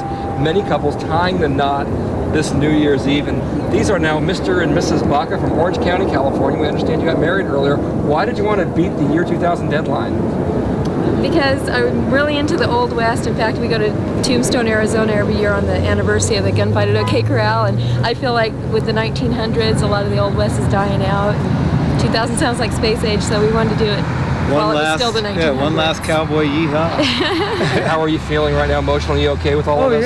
It was scarier than the ride up top of that stratosphere, but and it was fun. It was okay. It was beautiful, really. It turned out really pretty. Congratulations, Mr. and Mrs. Baca, on your entry into marital bliss. We should note that the Clark County Clerk's Office is putting on extra staff members because so many people are going to tie the knot in Las Vegas. The numbers are hard to estimate, but maybe up to 2,000 couples, so multiply by 2, 4,000 people will get married here in Las Vegas, maybe the romance capital of the world right now. I'm Paul Verkaman reporting from Las Vegas. And if you're in a hurry here, they even have a drive-in chapel. Now, one of the hottest tickets in town is the Divine Miss Midler's Millennium New Year's Eve concert. Nobody does it better than Bette Midler. And we have a little bit of the beginning of her concert at Mandalay Bay. Here's a peek. Well, we didn't get to hear Bette Midler, but we know she's a great singer, and we saw her talking a little bit earlier today with Lauren Sidney. And here it is. Ain't this my sun? Ain't this my moon? Ain't this my world to be who I choose? Ain't this my song? Ain't this my movie? Ain't this my world? I know I can do. I'm not too short, I'm not too tall, I'm not too big, and I'm not too small. I love myself. Don't let me say I love myself. I'm not too white, I'm not too black, I'm not too this, and I'm not too that. I love myself. Don't let me say I love myself. She is indeed the Divine Miss M. That's it for now, but we will have much more throughout the evening. There will be more Bette. There will be even some barbers, so please stay tuned. Reporting from our perch at the Four Seasons Hotel, which, by the way, Bernie and Judy, provides these recovery kit with all the makings to take care of any headaches that either of you might have throughout the evening. So if you want this, I'm more than willing to send it down to you. Just let me know, okay? Thanks, Lauren. Who could get a headache from what we're doing? We're So having too far, much fun. we don't need it. I don't think we're going to. Yeah, I can't wait to hear those 200 mariachi bands in Mexico City. That should be something. That's right. We're going to take a break. Much, much more ahead. We'll be back.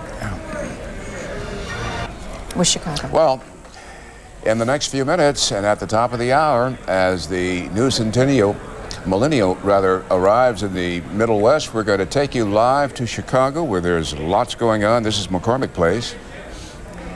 And in the state of Texas, Granbury, not too far from Dallas-Fort Worth, our own Candy Crowley's there, and they're getting mighty close to the big 12 o'clock. In New Orleans, the Big Easy folks are going through their countdown. And to Mexico City, where the mariachis are playing these. This is just a hint of what's ahead. We are now 5 minutes and counting to midnight in the Central Time Zone. Mexico City, points north and south. We'll be right back.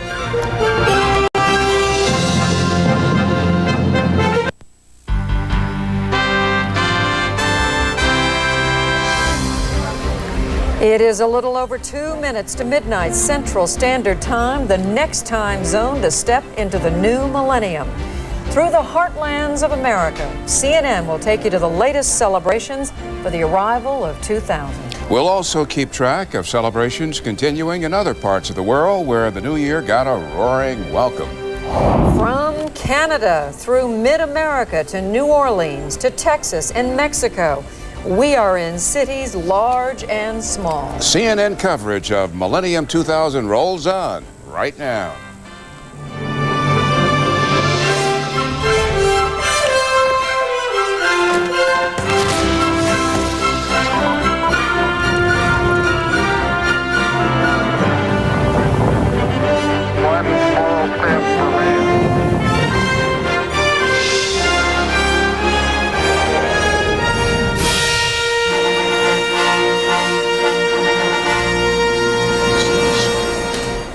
In your upper left-hand corner, the Windy City, the largest fireworks display in Chicago's history, about to get underway. We are at 1 minute and 8 seconds and counting. People in Granbury, Texas are poised in the town square. In New Orleans, our own Lou Waters told us 78 square blocks jammed with people. Mexico City, where 200 mariachi bands are ready to salute national glory and fame.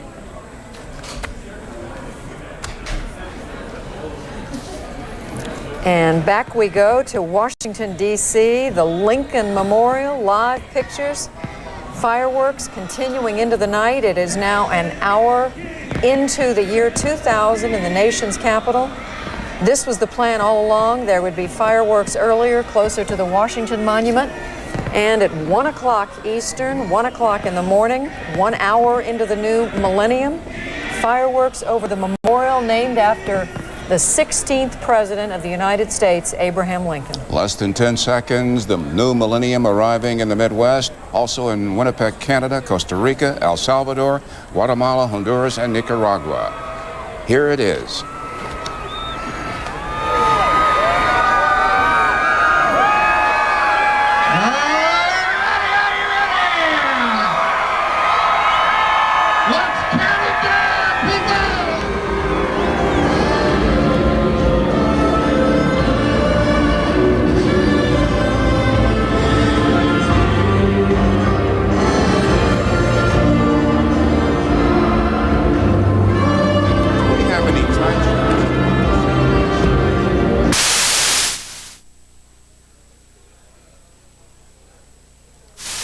Fizzled. What was that?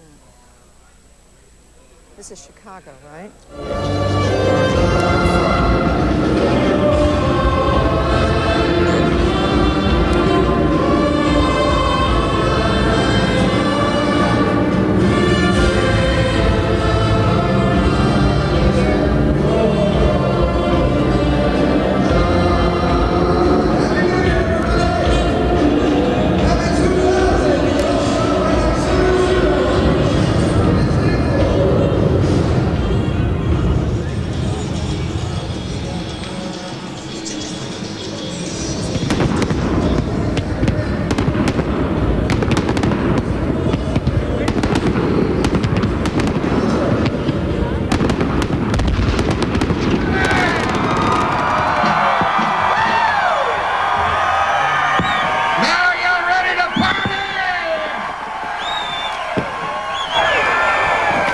Let's show Granbury something they've never seen before. The good folks at CNN, let's show it around the world.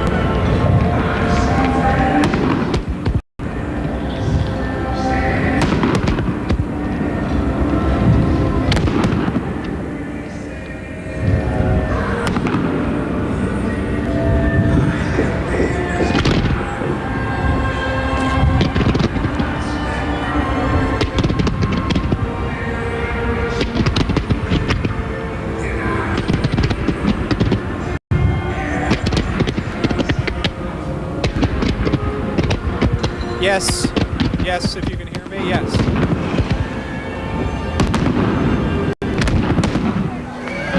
On down to San Antonio. Watch ya.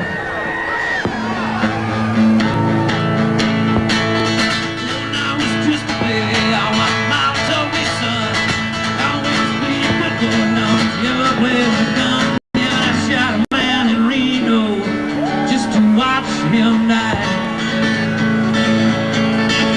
When I hear that whistle blowing, I hang my head and cry. Well, cry, cry, cry.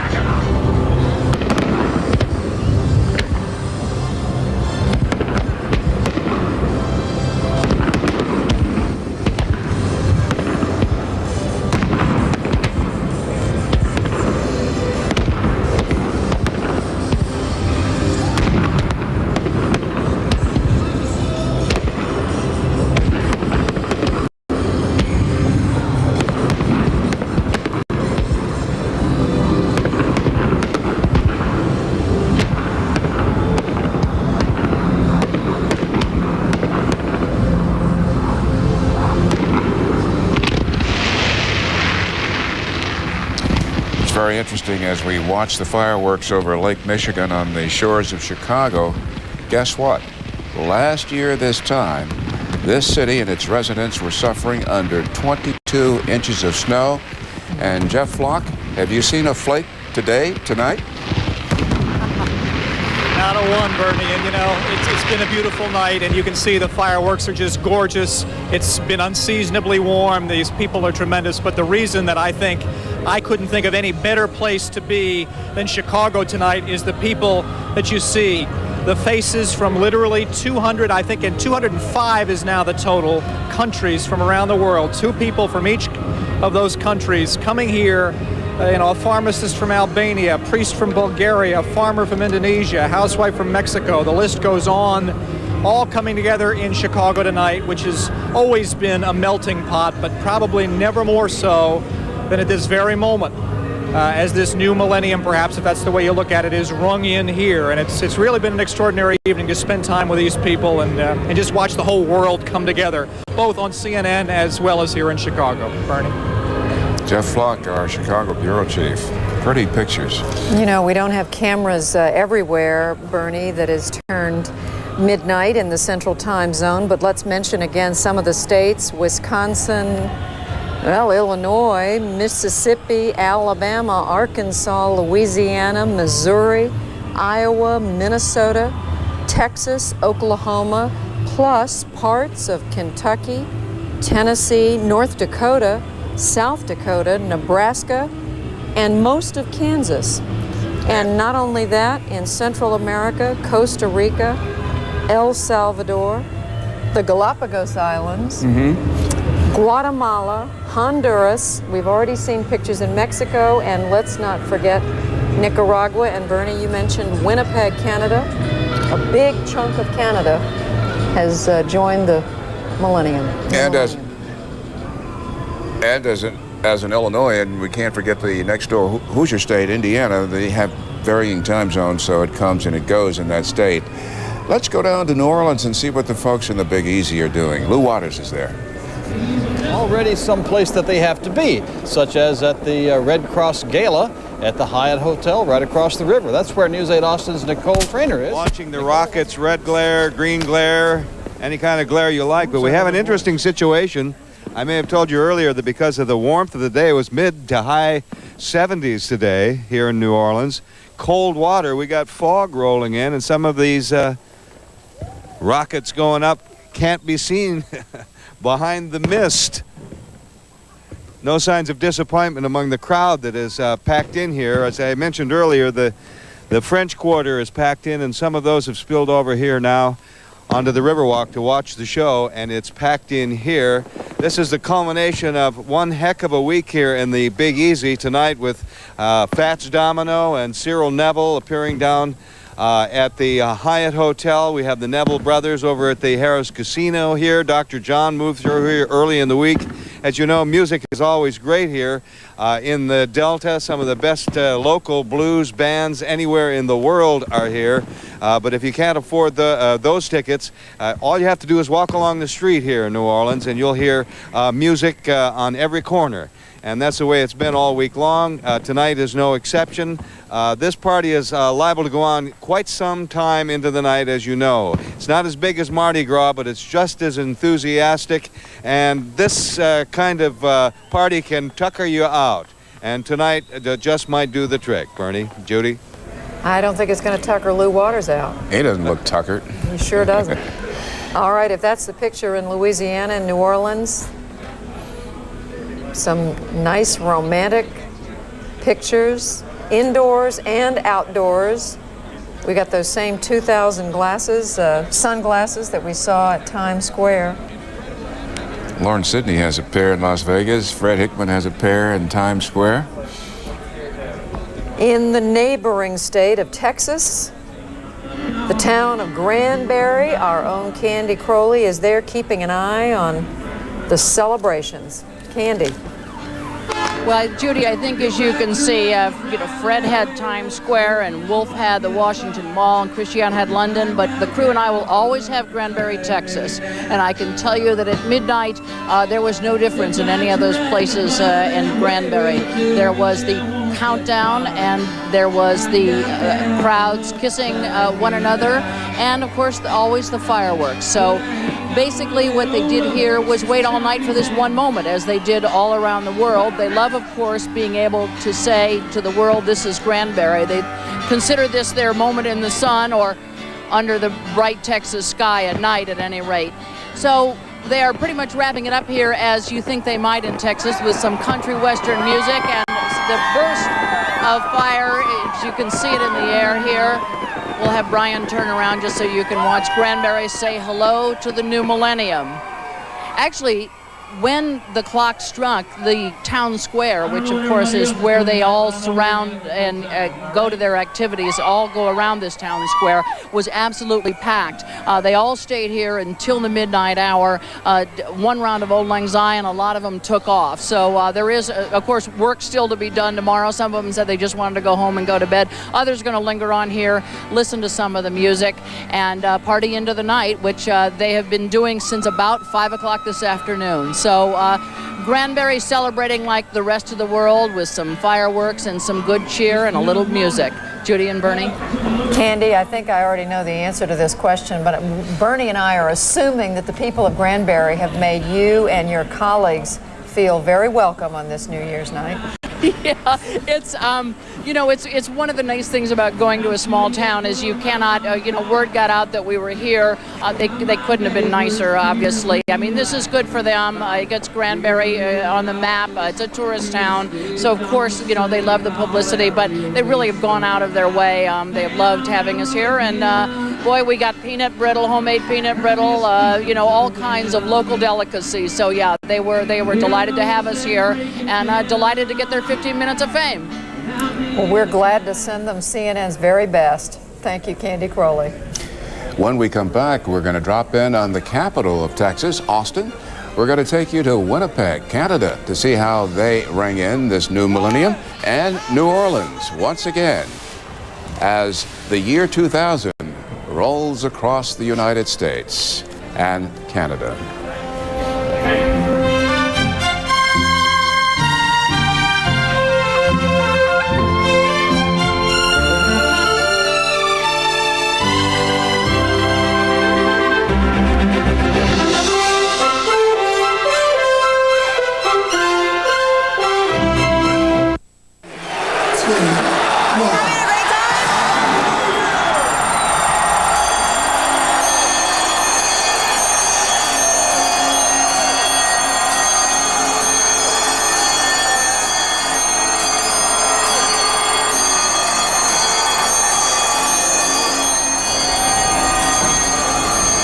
This was the picture in Austin, Texas, the capital of that terrific state, just 16 minutes ago when the clock struck midnight. Bernie, we've been watching the charming town of Granbury, and Austin sits, as we know, a little bit south of Granbury near Dallas-Fort Worth. So we're getting to see more than one place in the great state of Texas tonight. Along with watching those doings, we also have been watching the Y2K rollover as the new millennium came across the time zones. Let's check in with Carl Rochelle at the FAA Center in Herndon, Virginia for a report card on how things look and how things went. Carl. Well, Bernie, it looks like we may have our first bump in the Y2K road, if you will, what has been a very smooth road so far.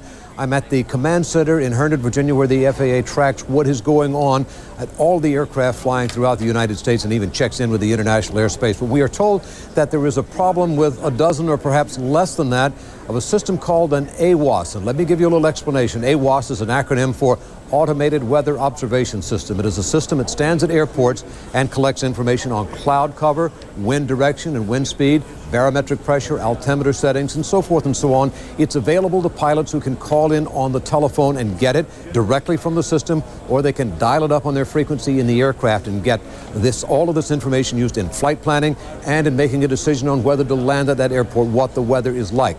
A dozen or less of those stations in Iowa, we are told, are no longer reporting into the National Weather System. They are supposed to automatically program that data out of their system and into the National Weather System from time to time.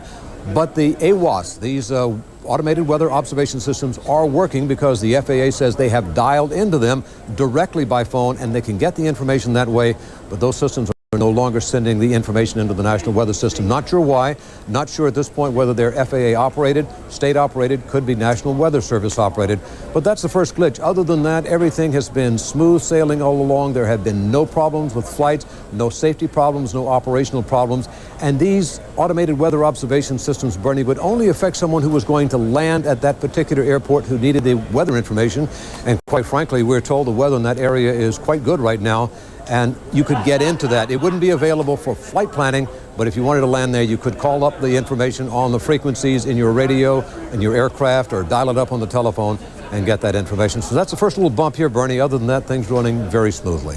Carl, what were officials there saying about the earlier rollover? They said everything went just as planned. Jane Garvey, the administrator of the FAA, was up in an aircraft. She deliberately took off and flew through the Y2K time zone. Now, midnight Zulu time, or GMT, is when the entire system rolled over, and that was 7 o'clock Eastern time. So everyone was here right on their toes watching to see what would happen. Nothing happened. All the airplanes flew. Jane Garvey called in and talked with Rodney Slater, the Secretary of Transportation, said everything was okay, faxed a message to the President of the United States and the White House telling him that the aviation system was okay. Everything worked fine, and they used the term, if you will, everything was flying smoothly as they went through into the system, into the new year. And the system has been operating in the new year for several hours now, even though it just passed through 1 o'clock, which means that the system in Chicago has gone through, in its central time zone, has gone through its period of midnight. And moving westward, of course, the mountain zone and the Pacific coast zone out on the California. Jane Garvey will be landing in California at about 3 o'clock Eastern time, Pacific time. Anyway, she'll be crossing that last time zone within the continental United States at that time. Bernie, Judy. Carl, so she may be landing at that empty airport in Los Angeles we saw earlier too. Carl, just to be clear, to be very clear with people who are watching, this automated weather observation system, this small problem is no reason for someone not to consider flying. Is that right? Absolutely, Judy. It is literally, it is an automated little weather station, small, it's computer driven.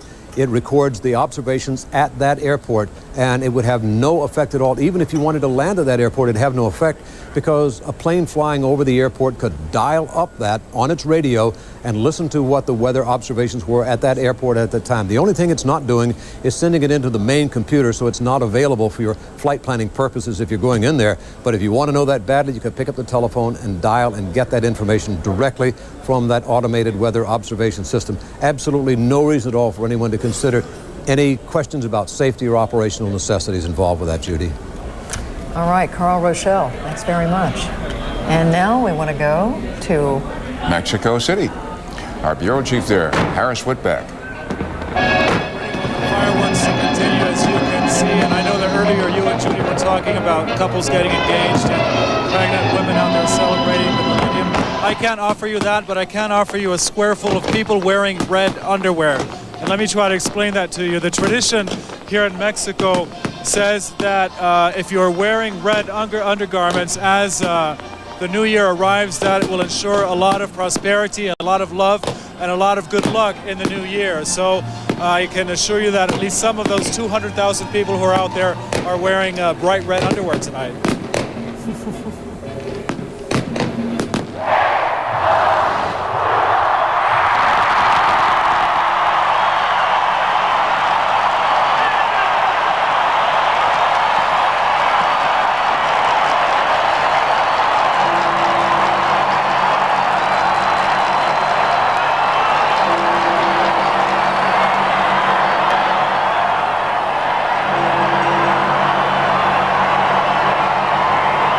We're just watching the New Year's countdown. The fireworks continue here. People are now waiting the start of a concert by Mexican singer Juan Gabriel. He is one of the foremost Mexican artists who sing mariachi music, which is the most traditional way of celebrating any big party here. That concert is going to start in a few minutes now, and the party here surely will last at least for another 3 or 4 hours. Back to you.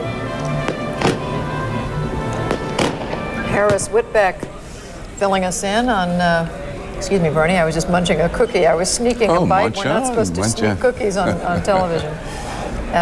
Some spectacular fireworks, and now we know the secret to a successful celebration in Mexico. As he said, they were all wearing red underwear. Well, he thinks. He reported that. And we're going to pause for a moment, and as we leave you during this segment, this was the Millennium in Acapulco, to the south and on the Pacific coast of Mexico.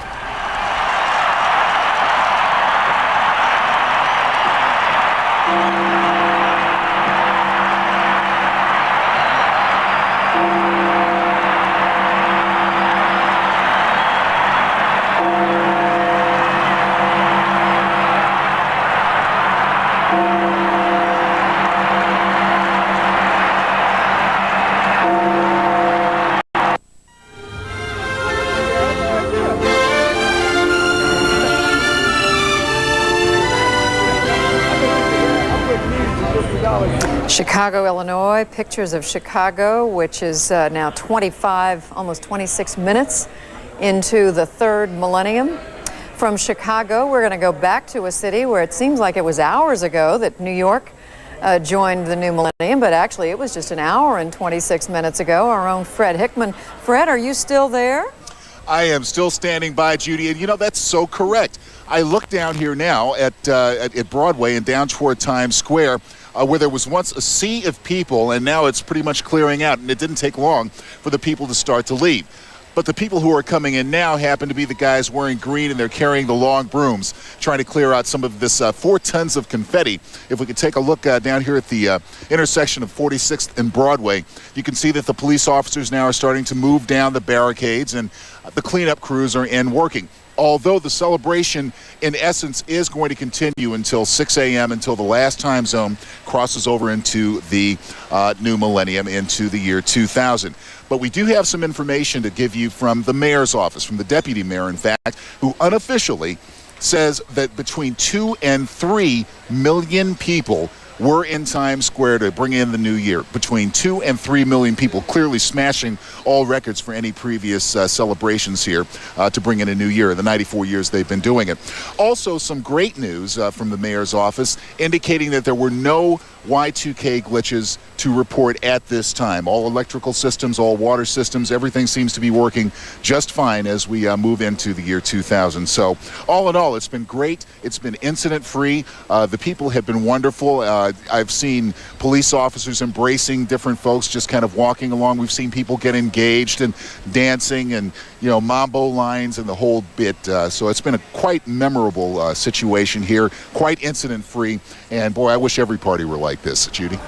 Boy, Fred, you know, you make it look like a lot of fun, and it is a lot of fun, but it's also a lot of work. And I think the fact that New York City has been able to get this far without any troubling incident is in no small part due to the very hard work of a lot of security people, police, and a lot of other folks who were at their desks or doing their jobs. And I think the citizens of New York and the tourists in New York have them to thank, wouldn't you say?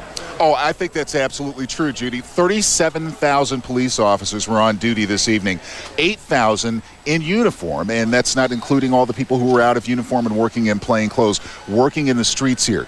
Just the security operation was 3 years in the making, an operation by the that went by the code name of Archangel. The FBI was working on it, the NYPD was working on it, so all of those people concerned with security. As far as the citizens of New York, you can't say enough about them. It's hard to say how many of those people actually showed up here in the square. They say that a small percentage of New Yorkers actually make it here, and most of them happen to be tourists. I don't believe that. I think New Yorkers are a little bit tough, and maybe they don't want to admit they came down, but I think plenty of New Yorkers were here in Times Square tonight. And everybody working in concert, all the business people here in the Times Square area just pulled off a terrific job, and it was a real pleasure to be here. They sure did, and I read about the police. Even the police bought those MREs, meals ready to eat, enough for a 30-day supply. I also read that the city had an elevator SWAT team, a team of people ready to go around to different, skyscrapers in case the elevators broke down. No, well, it's like they say, hope for the best and exactly. See what you get. Exactly. And then there was this other guy, this other familiar face on CNN who has spent this evening and on into the wee hours in Washington, D.C. He's our own beloved Wolf Blitzer. Wolf, are they still partying? Well, basically this place, the Washington Monument area, the Washington Reflecting Pool, the Lincoln Memorial, there are a few people still here, but it's basically emptied out. They got out shortly after 1 a.m., about a half an hour or so ago, after another round of fireworks over the Lincoln Memorial. But the place was packed earlier, and at the stroke of midnight, there really was a spectacular demonstration of fireworks here in Washington. Let's take a replay of what occurred at midnight about 90 minutes ago.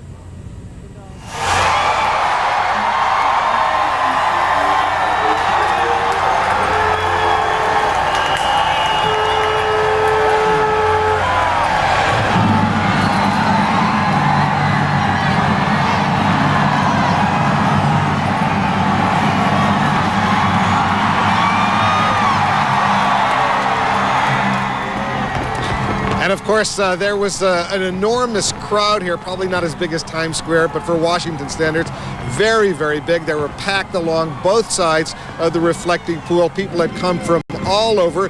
Crowds much bigger than I had anticipated. Obviously, people encouraged to go out, A, by the relatively mild weather, and B, by the fact that there had been no serious Y2K computer glitches that had been reported in other time zones earlier in the day. And people did revel here at the Washington reflecting pool. In fact, some people got into the reflecting pool themselves. They were dancing. They were having a lot of fun.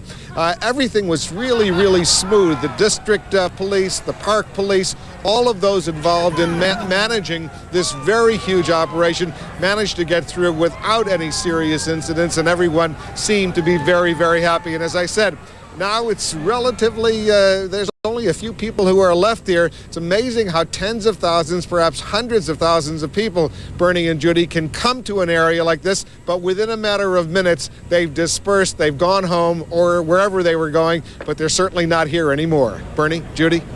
Wolf, just one question about President Clinton's remarks. You covered this man for most of his presidency up until very recently. Any thoughts, observations about what he had to say in the few minutes before midnight?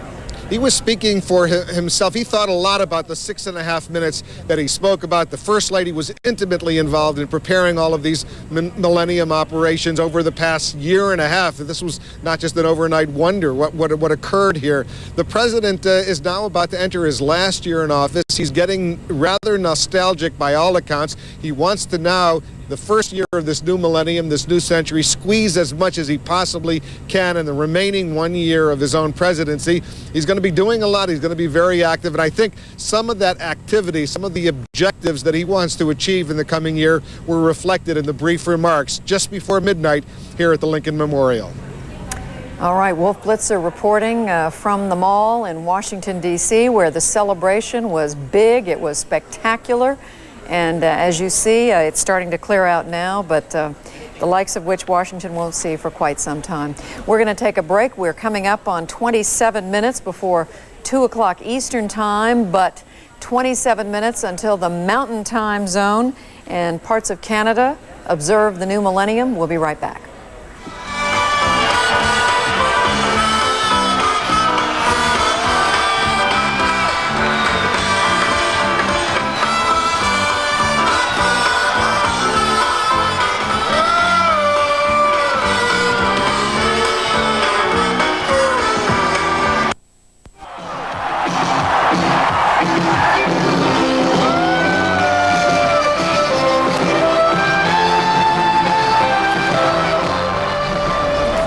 As we look at those live pictures of Austin, Texas, which is about 36 minutes into the year 2000, we're going to take you now. Here's a quiz. It's a city with a population inside the city limits of 3.6 million people.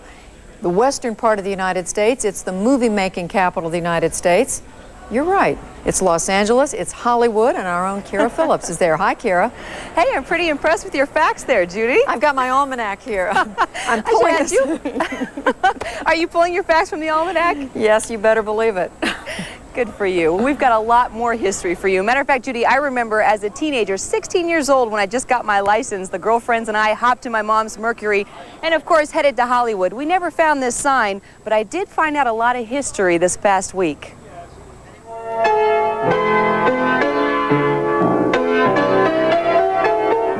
Oh yes, Hollywood, in a town where the limelight can be as fleeting as fame.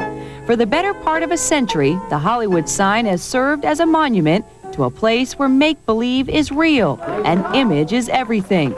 And like many starlets, she came to Tinseltown with another name. Built in 1923, the Hollywoodland sign went up on Mount Lee as a $21,000 publicity ploy, advertising the neighborhood.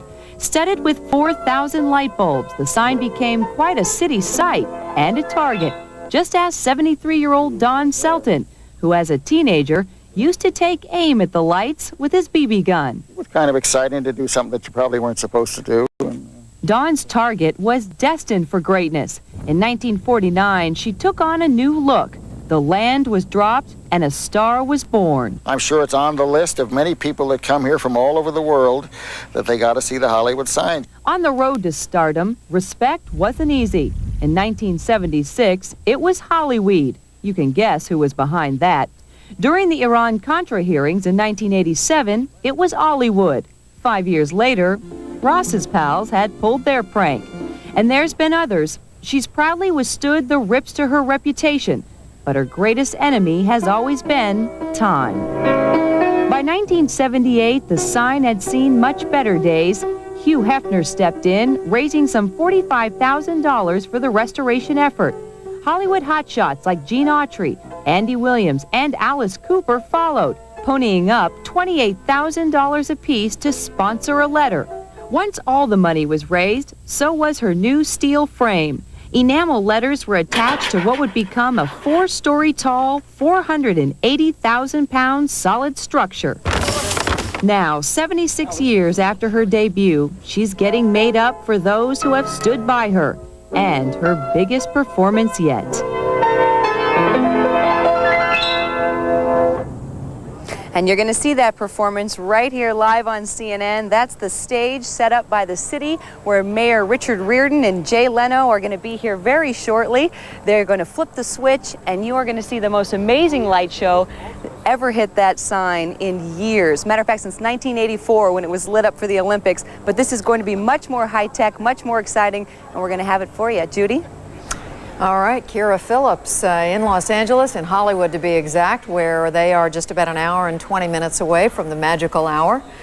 And now we're going to go to a state that's neighboring California, Nevada, Las Vegas, our own Lauren Sidney. Lauren, what's going on?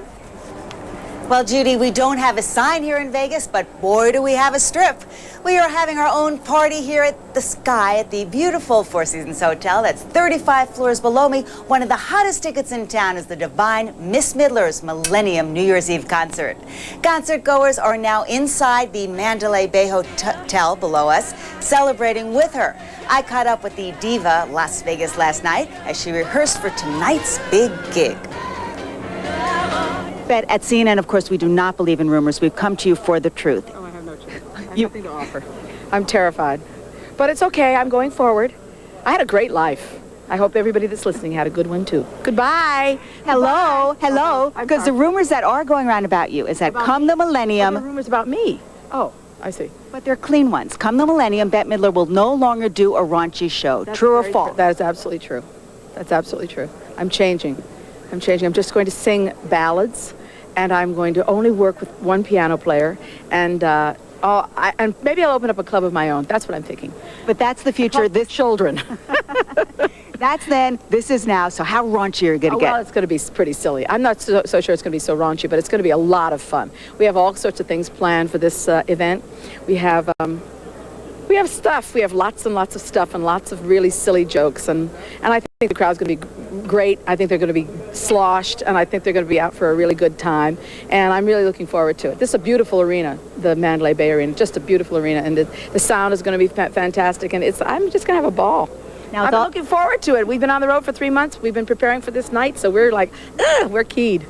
We're ready to go. With all the fun that's going around, we know that there is fear that is gripping some people in this nation. What are your feelings about it? Oh, I think they should be very frightened. But not in this arena, because they're going to have fun here. You know, I don't know. I really don't know. I think a lot of it is hype. I think a lot of it is the media, you know. I mean, I don't think people are out there spreading these rumors by themselves. They've had a lot of help in the press, and I think a lot of retailers are really mad. And I know that people here in Las Vegas are really mad too. And I think it's going to be just like every other New Year's. It's going to be a great time for people who know how to have a good time. And I don't think anything's going to happen. I really don't. So everyone will be safe and sound to see your next 2 movies. Who cares? They don't come anyway. My friend is freaking out. Everyone should be safe and sound because the human beings have so much potential for such good things. And I think this new millennium, I hope some people will wake up, you know, on January 1st and say, I am going to be different. I'm going to look at humanity in a different way. I'm going to try my best. I'm going to do my part. Even if it's a tiny piece, I'm going to do my part. And that's really what I'm hoping for. And I think a lot of people are taking it quite seriously in a spiritual way, because it's a chance for people to assess what they have done, what they have become, and what they can do. And I think I in my own demented little way, I believe that that's what's going to happen. And that you've done more than your part. And thank you for that. Why, thank you. Thank you. I also asked Bette what song she was going to perform at midnight, and the divine Miss M declined comment. But a little later in the new century, we will all hear Midler's Millennium Moment as CNN brings you her performance from the stage to your home. Now it's time to go back to Bernie and Judy's home in Atlanta, and I'm running out of offerings here. I do have this, as annoying as it might be. What do you think? Should I send it? Go ahead, do it. Let it go. Okay. All right, live a little. All right, it's just the sound people who said don't do it. Lauren, Sidney, thank you. No, we'll let you try anything. You'll never run out of offerings, and I have to say, Bette Midler, what a remarkable performer, and what modesty from her, what thoughtfulness. We're going to take a break, much more coming up.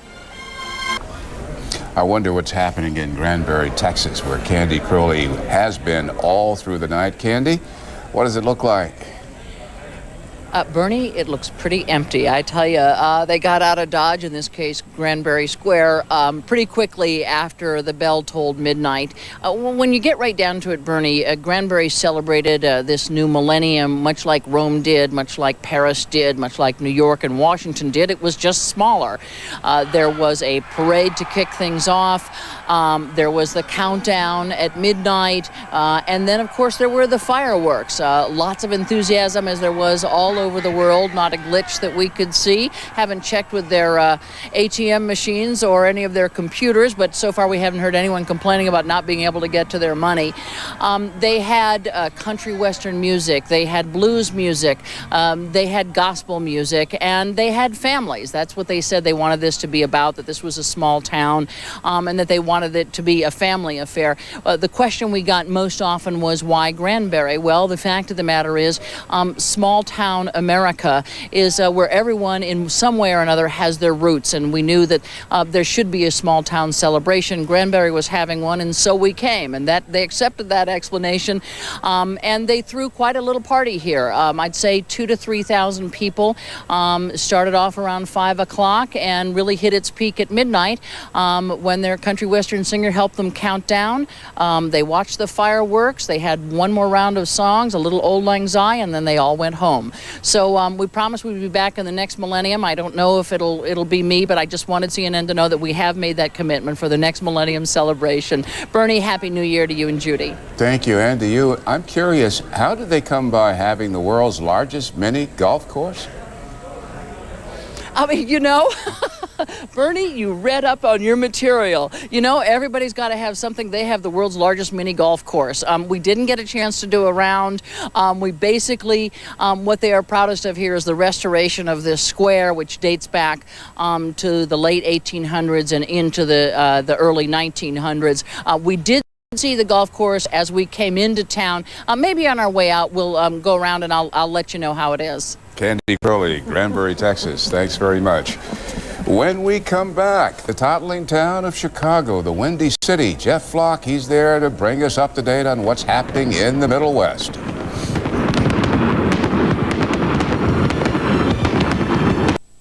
Okay, I'm ready.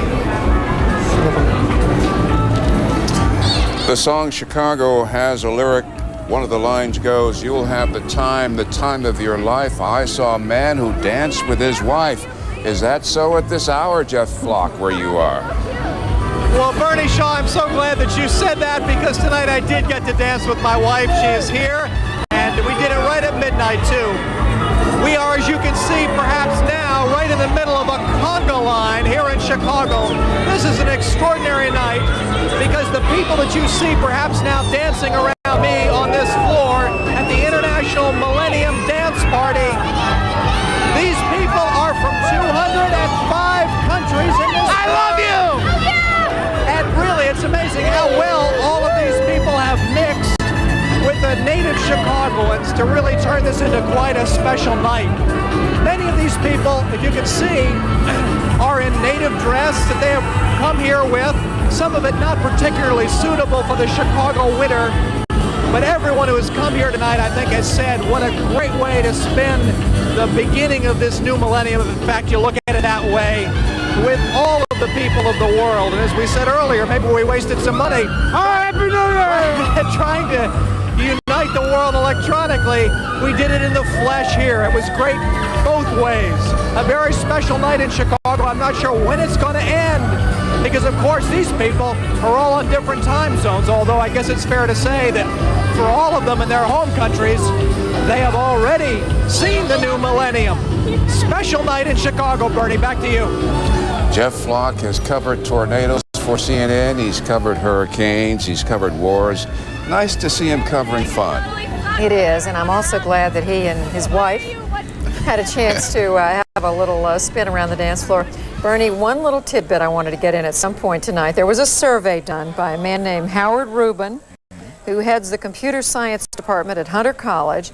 He surveyed 830 some odd companies in the United States and found that there were 3.2 million, at least, extra employees who were going to be working tonight. So you and I and all of our colleagues at CNN are not the only ones. There are probably a lot of you who are sitting in your offices or your places of work, keeping an eye on computer screens and answering the phones and goodness knows what else. So to all of you, Happy New Year too. And during the Y2K rollover, as it moves out of the Midwest and goes to the Southwest and the Pacific area, we can tell you that so far, generally, certainly with our computers here and around the world and our CNN network and American business, and certainly the United States aviation and the Pentagon says the U.S. military has not been affected so far by the rollover. It's good to be able to report that to you. And that's what some of these people are doing. They are checking to make sure computers are working. They're making sure elevators are working and all those things that we all count on and we so often take for granted. We'll be right back with much, much more on Millennium 2000 coverage.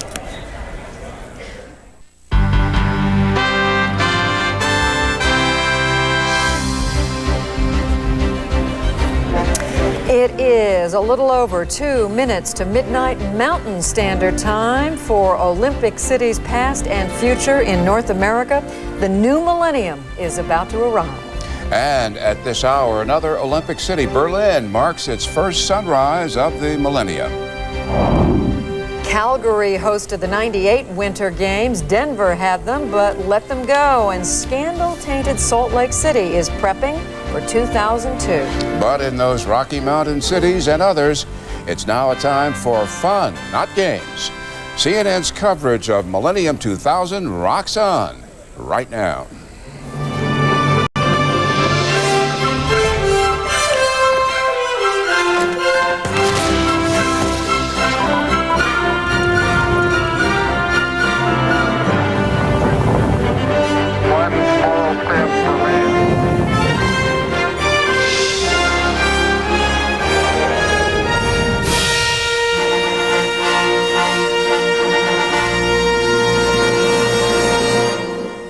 In Phoenix, Arizona, from deserts to the dessert of a new and special year, the millennium is approaching. And in Salt Lake City, where first night celebrations abound and where they are sipping instead of champagne, apple juice. Okay, this is the world. 36 seconds to go. I'll try not to do anything crazy. 30 seconds.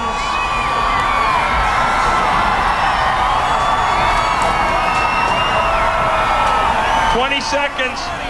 18, 17, 16, 15, 14, 13, 12, 11, 10, 9, 8, 7, 6, 5, 4, 3, 2, 1. Happy New Year!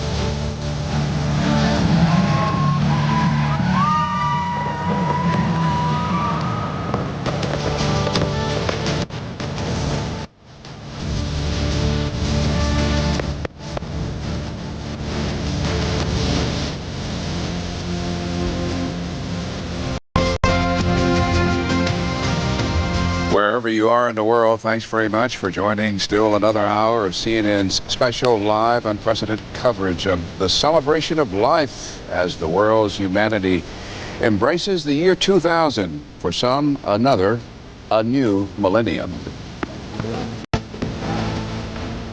We're going to check in with CNN's Patty Davis at the Pentagon. She has a report for us, an update on a domestic communication system. Patty, what's the word? Well, the Pentagon tells CNN that a military intelligence communication system is experiencing some problems. However, they are not saying that it is necessarily Y2K related. They have yet to determine that. The glitch amounted to a temporary interruption in the Pentagon's ability to communicate with that intelligence system.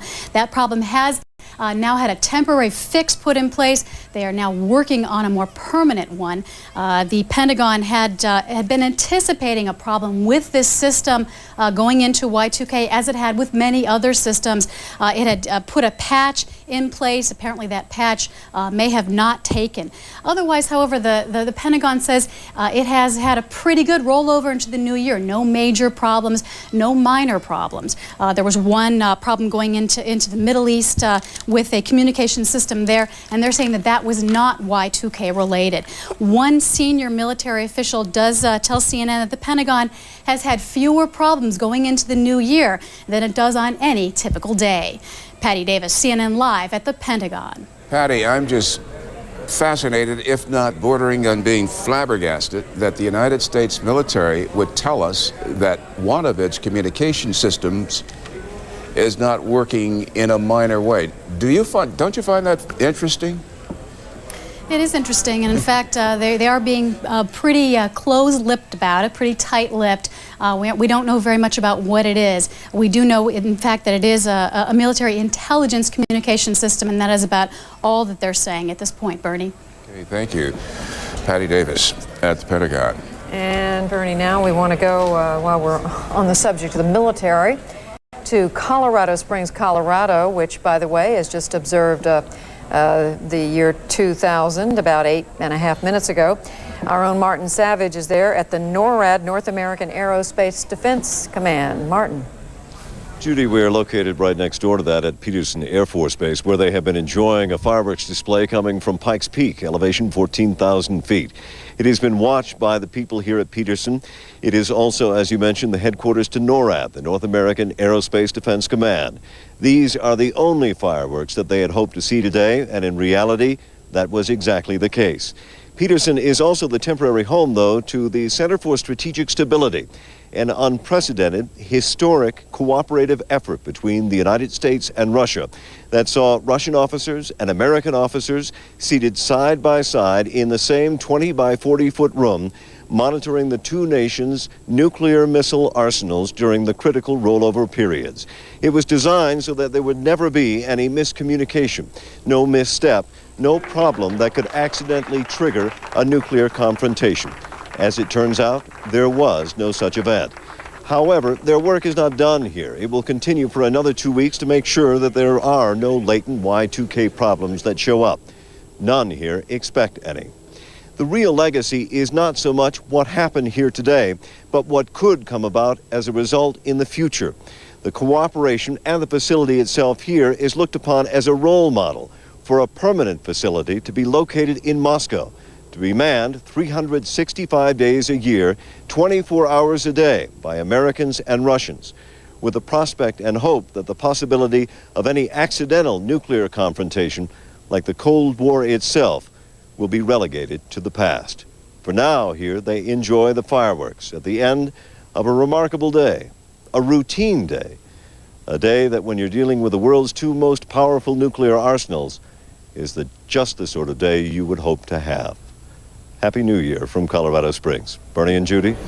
Thanks very much, Martin. A very interesting picture behind him, an F-4 Phantom jet from the Vietnam War era, as he tells us about what's happening right now. That's right, and he's right. This was all the fireworks they wanted to see. It was a minor local fireworks that went off near Peterson Air Force Base, near Colorado Springs. They don't want to see any more than that, and while nobody is assuming anything at this point, the news is good, it's quiet, it's as expected. Midnight in Boise, Idaho, Edmonton and Calgary, Alberta, Colorado Springs, Colorado, Denver, Phoenix, Salt Lake City. We have much, much more to tell you about and to show you. We'll be right back.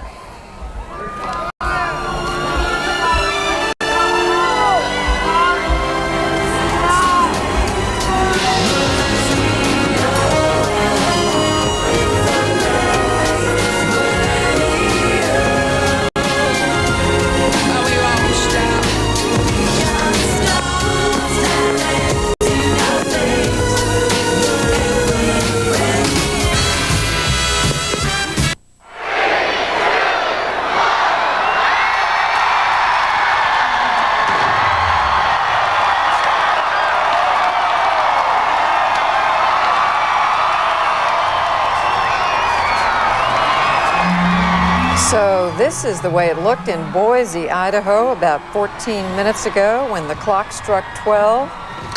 Boise, Idaho, the state of Idaho joins along with the other states in the Mountain Time Zone.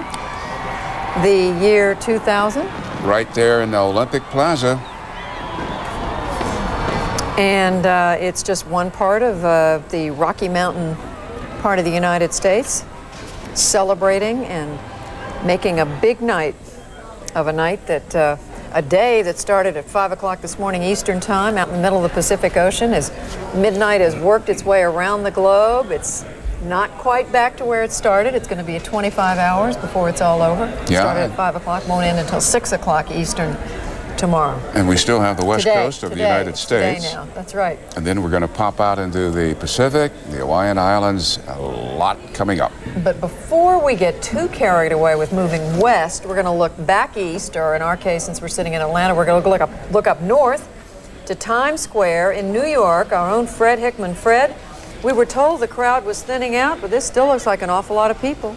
Well, you know, that's the truth, Judy. When we look at it now, that's a pretty good crowd for, say, Granbury, Texas. But it's thinned out to about, I'd say, about 50,000 people, and they're all right near the Con Ed stage, which is the center activity for all of the different, some 24 productions that have gone on and will be going on up until 6 a.m. Eastern Time as we ring in the new year in all the different time zones. But clearly, a much smaller crowd than what we had earlier tonight. As we moved in on midnight, the estimated crowd by the Deputy Mayor's office was between 2 and 3 million people, probably closer to 3 million people, just completely stretched and just socking in the entire Times Square area and then spilling over some.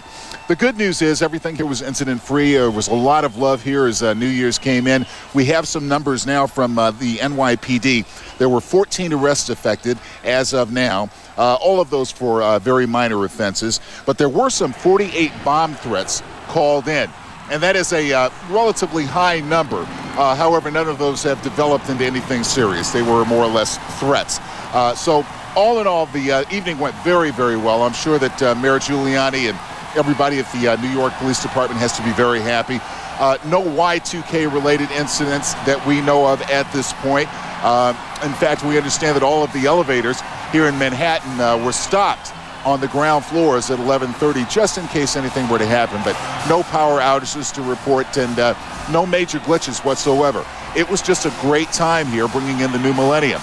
We saw the Waterford crystal ball that came down and would only come down the one time.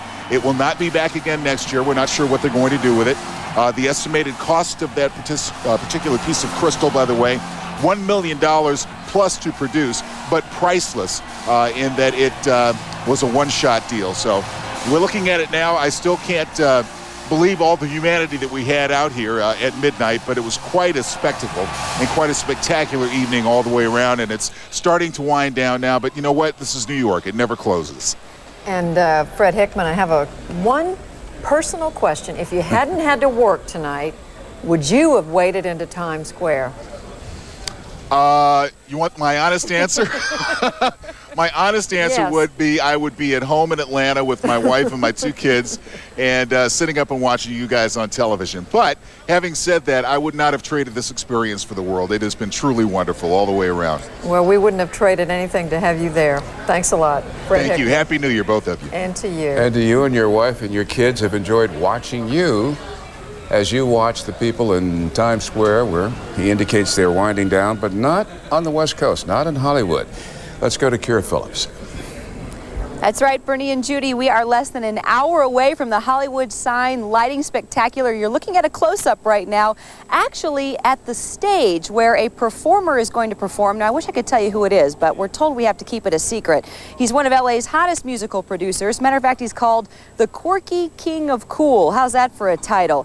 He recently put the polishing touches on Fiona Apple's new album and wrapped up work recently on the orchestral score for the new film Magnolia.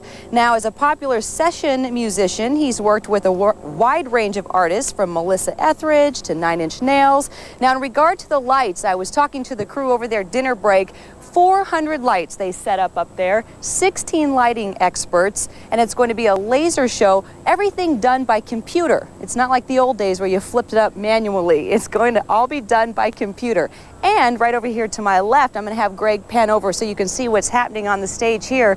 This is what's sponsored by the city, and host former talk show Will Schreiner and actress Maria Conchito Alonso will be hosting the actual flip-on of the lights with Mayor Richard Riordan and Jay Leno. So, less than an hour away, you can hear the choppers above. Actually, we've got the LAPD flying around, we've got news choppers, we've got the crew here setting up, and we're basically on standby, you guys, for the big spectacular. Oh, and I'm told, there you go, there's a teaser right there. You're actually getting a little, I guess, a practice run. What do you think, you guys? How does it look? You know, Kira, I'm wondering, are they testing this, having learned what happened to the French in Paris when the clock on the Eiffel Tower failed to operate at the required moment, but it had been operating perfectly days before. But of course, they did have those two major storms that swept through Paris and parts of France. I wonder if this is just an insurance check. Well, let me tell you something. We've had rain here.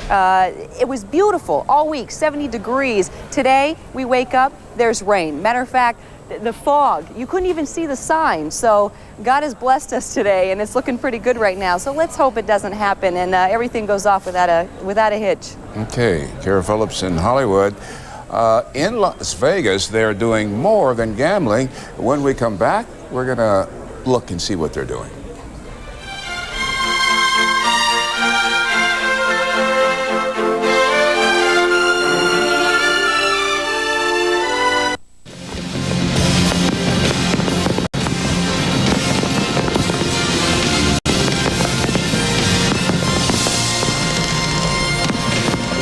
These are live pictures of Phoenix, Arizona, where they are still shooting up fireworks into the sky. Even though it is 23.5 minutes into the new millennium, they don't want to stop celebrating. And one of the reasons they're doing Why this, should they? well, indeed, and this is the largest ever fireworks display in Arizona, we're told. Pictures in Phoenix, courtesy of KTVK. We'll give them a credit verbally as well as on camera. And is that temperature right? I saw 51 degrees. It's mild everywhere in the United States. Very good, very good. To Las Vegas, Nevada, and our own Lauren Sidney, who has been visiting with some very talented people. Lauren.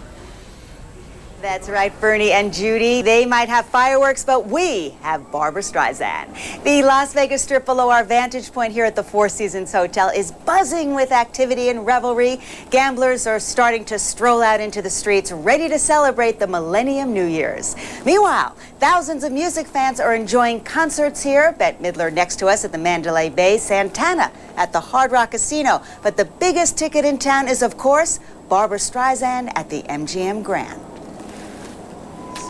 It is definitely the hottest ticket in town and the steepest, $2,500. But Streisand fans around the world won't let a little Y2K and inflated prices stop them. Our Paul Verkaman caught up with two big fans of the singer and found out that they feel that they are the luckiest people in the world. Raw adrenaline coursing through the MGM Grand in Las Vegas. Why? Barbra Streisand. Die-hard fans, some of them paying $2,500 per ticket, $1,500, including Janet here and her cousin Crofty. Now tell us about your passion for Streisand. We started our passion for Streisand when we were in college in the early 70s. In fact, when we got ready to party on weekends, we listened to Funny Girl versus like really wild songs, and we partied with Barbara. We love her. Crofty, your opinion on this whole affair tonight? It is one of the most exciting things I've ever done in my life. There's just, everyone's in a good mood, everyone's happy, here to see Barbara, and it's going to be a show of a lifetime. Now we're going to pull out here to show that you've already started to buy some things, I believe. Just the beginning. We bought a deck of cards for our parents because they play cards, so we wanted them to appreciate Barbara Streisand too at the last day of the Millennium. And we bought our programs, and we have our ticket stubs, and we're finding anything else we can. I'm going to play devil's advocate with you. Someone's going to say, my goodness, $1,500 a piece, that's $3,000. Why not put it in the stock market? Oh, forget it. I mean, this is much more appreciation than the stock market will ever have. Ever. And it's guaranteed. It's guaranteed. It's no risk for this. We thank you so much for taking time out. Barbara Streisand, Happy New Year, getting everybody revved up in Las Vegas. Now back to you. Absolutely, the concert set the all-time Ticketmaster record for one-day sales of a single event. Back to you, Bernie and Judy, but before we go back, I was going to give this to Barbara, but I'm ready to offer it up as an offering for the new year to you. Is this a taker? We gladly accept. Okay. You're going to have to carry an extra bag on the plane coming back to New York, Lauren. You know that? Right, and we're For not all these finished goodies. yet. Indeed, she says You they're not deserve finished it. yet. You worked hard today. So did you. Millennium arrives here in about 33 minutes. When we return, we're going to take you to Seattle to see what they're doing there.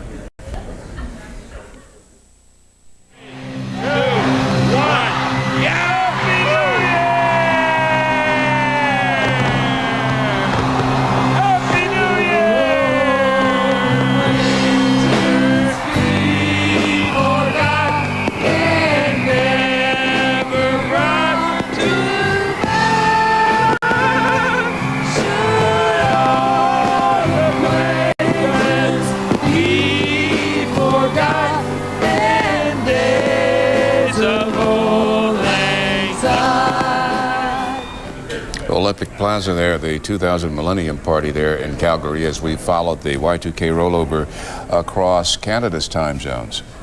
Exactly. And we want to take you all now to a place, Seattle, Washington, where there has been a mixture of planning, serious planning, and some celebratory planning, Bernie, that had to be cut back. Let's call in Rusty Dornan for an update. Rusty. Well, Bernie and Judy, it's a little lonely out here after watching all the Millennium bashes around the world, thousands of people. There were supposed to be 50,000 people here at the Space Needle in Seattle. That party was canceled earlier this week. We were in a parking lot where most of the folks are sitting in their cars planning on watching the fireworks here. Kind of a sad statement to all that's happened here. So it's been rather a quiet day all in all for New Year's Eve so far in Seattle. Normally, visitors can walk right up to Seattle's Space Needle. Not on this New Year's Eve. Need to look in your purse first. Erected during the 1962 World's Fair, the landmark that symbolized Seattle's future and what was to have been the site of the city's greatest party will be locked up tighter than a drum. There won't be any public access to the grounds after 6 p.m. The celebration will be completed and we'll move on. Jubilation over the Millennium overshadowed by fears of possible acts of terrorism, only weeks after violence in the streets during the World Trade Organization meetings here. Like it or not, the city has the jitters. Oh, I think it's probably wasn't necessary, but there might be a reason for it we don't know about. You know, we were going to come down here tonight, and we're going to spend the evening at home. 50,000 were expected to gather here, a party that was over before it began. It's just kind of sad because this morning on TV we watched all the other celebrations across the world, and here it's just kind of desolate and deserted. Some low-key events during the day for the pleasure of a few.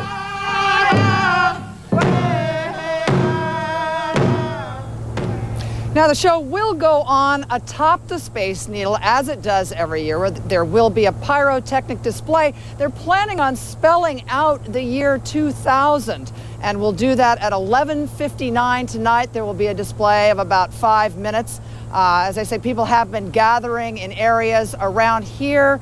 around the parking lots here, around the hills. There are several vantage points that you can see the Space Needle from various areas around the city. The biggest fear really for Seattleites has been the last couple of days whether the fog was going to lower to obscure the view, because that has happened in years past. So right now, many Seattleites are staying home. Many of them are preferring to welcome the millennium from their own backyard. Bernie and Judy. Okay, thank you very much, Rusty Dornan. Well, as we await the beginning of the year 2000 in Las Vegas, in Los Angeles, Palo Alto, California, San Francisco, and Seattle, where Rusty just reported from, and Vancouver, British Columbia, let's look back for a moment to look at some important news developments over the past few hours. A new year is beginning in Russia with a new president at the helm. Boris Yeltsin left the Kremlin Friday, hours after he resigned from office. In a speech to the nation, Yeltsin apologized for failing to fulfill the dreams of ordinary Russians for a better life. Prime Minister Vladimir Putin will serve as acting president until elections are held in March. Currently, he leads other possible contenders in Russian opinion polls. Meanwhile, hugs and cheers greeted former captives from a hijacked India Airlines flight. But as CNN New Delhi Bureau Chief Satinder Bindra reports, the passengers and crew tell of harrowing ordeal at the hands of their captors.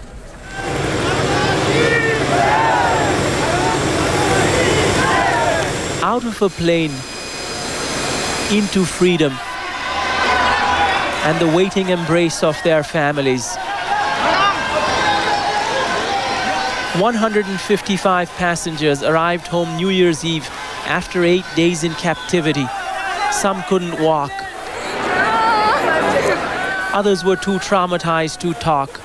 Those who did say they'll bear the scars of India's longest hijacking drama in a decade forever. We were fearing death every day.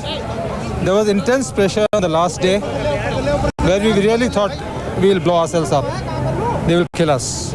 One Indian, Rupan Katyal, was stabbed to death by the hijackers soon after they commandeered the plane on a routine flight from Nepal to India.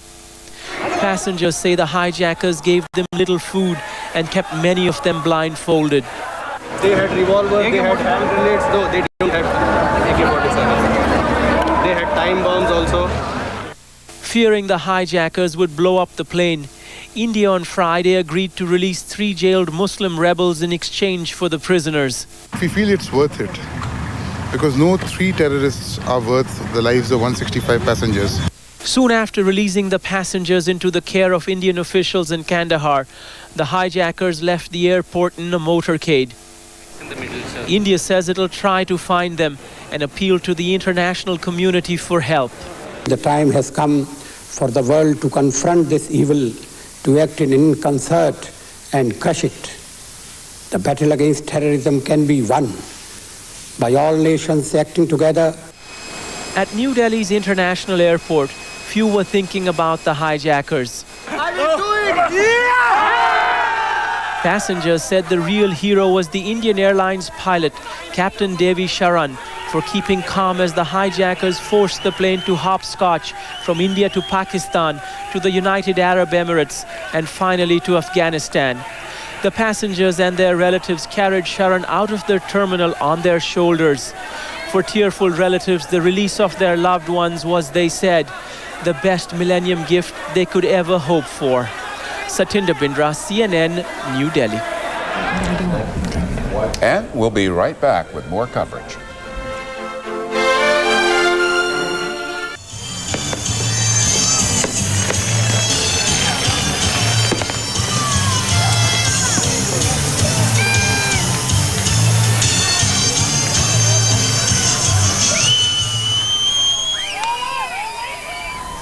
And that's how it looked just about 40 minutes ago in Salt Lake City, Utah, one of 7 states in the United States that now observes the year 2000. We are coming up on about 20 minutes before 3 o'clock Eastern Time, 12 o'clock Pacific, and we'll have about 4 more states turning the clock, celebrating the new millennium, as well as Vancouver and parts of Western Canada. Meanwhile, as the world celebrates the first day of the year 2000, there are a few people celebrating their 100th birthday. CNN's John Zarella has one woman's story of the century. This school picture was taken in 1908. The pretty little 8-year-old girl in the front row is Carolina Beck. This is Carolina Beck today. She is Sister Felicia Beck. About her life, she says humbly, "Well, there's nothing remarkable about it." Oh, but there is. Sister Felicia was born 100 years ago. According to the National Centenarian Awareness Project, which tracks this sort of thing, Sister Felicia is one of only 184 Americans still alive who were born January 1st, 1900. I don't see why I should have lived this long, but it's God's will. Raised on the family farm in Red Rock, Texas, Sister Felicia entered the convent in 1919. First, she taught school, then went into nursing. From her perspective, the most significant advances in the past 100 years all took place roughly within the first half of the 20th century. The automobile business, they are so numerous all over the world, and that's a great advantage to the people. Also, the wash machine, the ice box, and the cooling system that we have now. Sister Felicia lives now in San Antonio, Texas, in a retirement center for the Sisters of Divine Providence. But she hasn't slowed down. I start with prayer and go to Mass, after that breakfast, and after that exercise, and after the exercise, well, I have little things to do in my room, but then I'll start praying again. Since her birth, the Catholic Church has had 9 popes, and there have been 18 U.S. presidents. She has seen the world change in so many ways, but there's one change for which she's still waiting. That we'll have peace in the world. That, she says, would be humanity's greatest achievement. John Zarella, CNN, reporting. Well, we're certainly happy that she has made it to her, or is making it today to her 100th birthday. One bit of information earlier, Carl Rochelle was reporting from the FAA Center there at Herndon, Virginia. The FAA now tells CNN that the automated weather observation systems, there were 12 or less in Iowa, are sending weather reports to the national system. They're doing that because they're back online. Nothing major. We're going to take a break. We are just 16 minutes away from Pacific time zone turning to midnight. We'll be right back.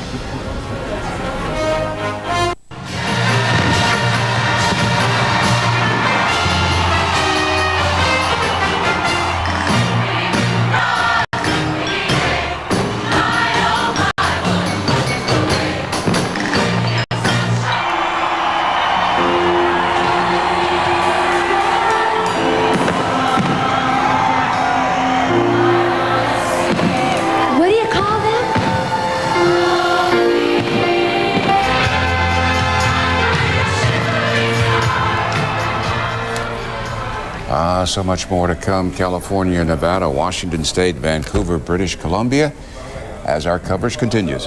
We are getting to see a lot of this country, and it's fun.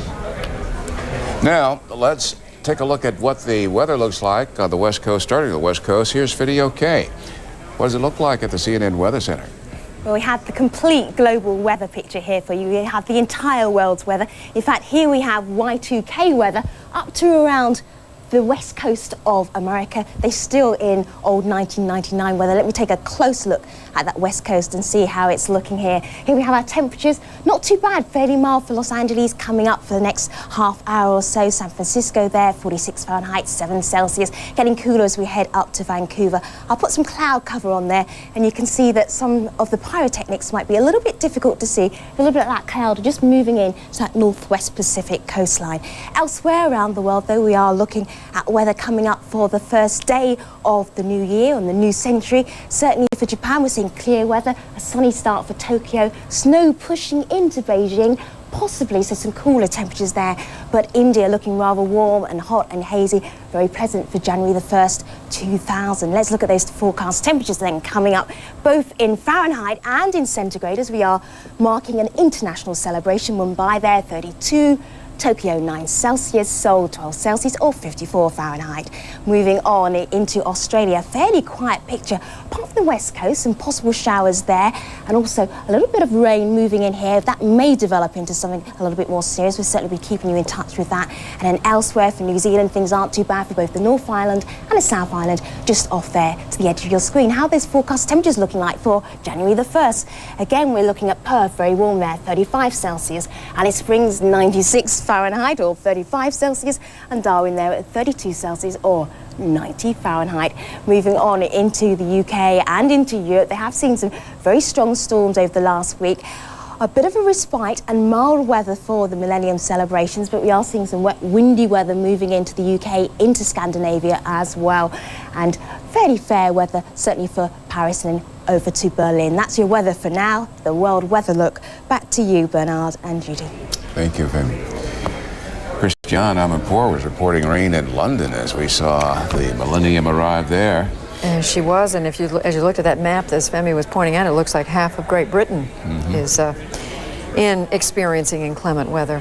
We've done a lot of talking, Bernie, tonight and this morning about time, the passage of time, time as at midnight as it races around the globe, but time not only as it applies to the world, but also as it applies to our own lives. More on the passing of time from CNN's Candy Crowley. Like, how did they start the millennium? How did they start the New Year's? Marking time, one of life's most precise activities, until you live it. It sort of seems like I was born a long time ago, but then if you just think back, it seems like you were born just a couple of minutes ago, because it's like it hasn't been that long since you were, well, it's been long, but then you think back and it seems like it hasn't been.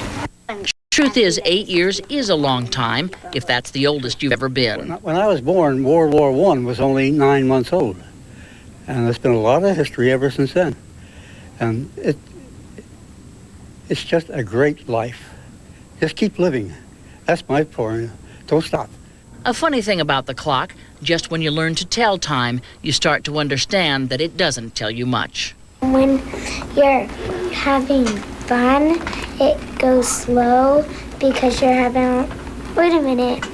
Yeah, when you're having fun, it goes slow because you get to play a lot and you feel like you get to play a whole bunch.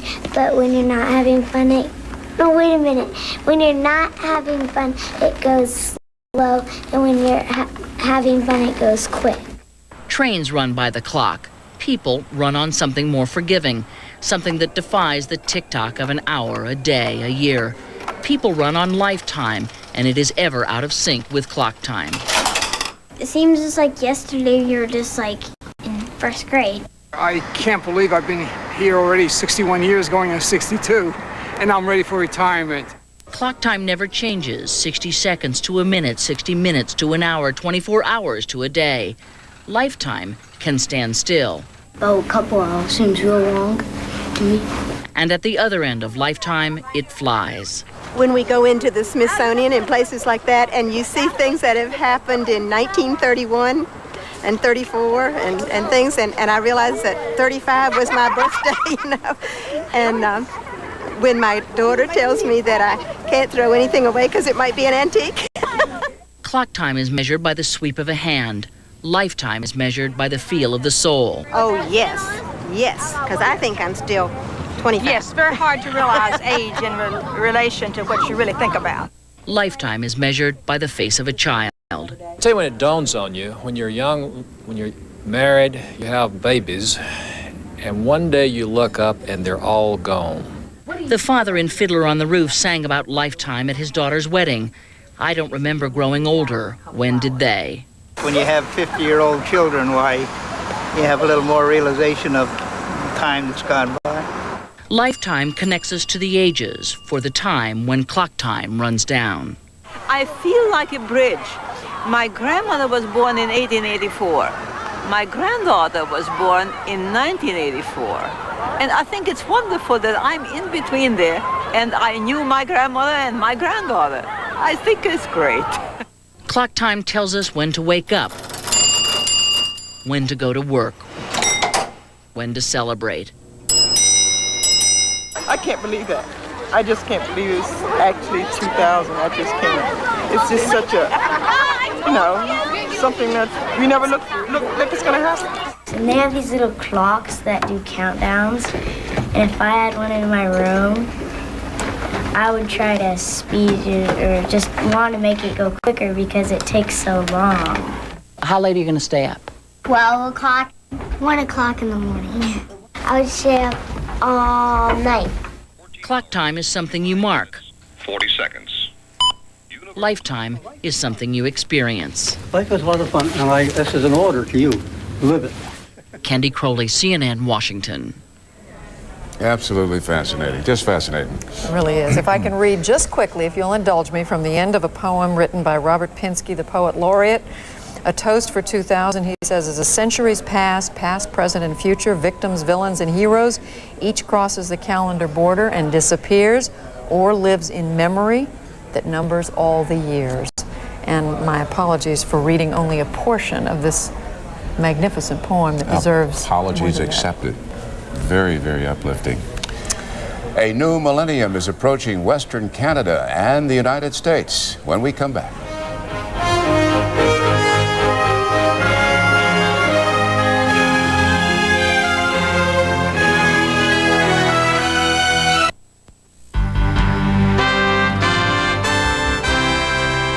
It is 2 minutes and 30 seconds to midnight Pacific Standard Time. The Millennium Sweep returns to the Pacific as CNN tracks 2000 to the west coast of North America. But in Seattle, the celebration has been tempered by that city's concern about terrorism. The new year makes a port call in Vancouver and San Francisco. And it is starring in Las Vegas and Los Angeles. CNN continues its Millennium 2000 coverage right now.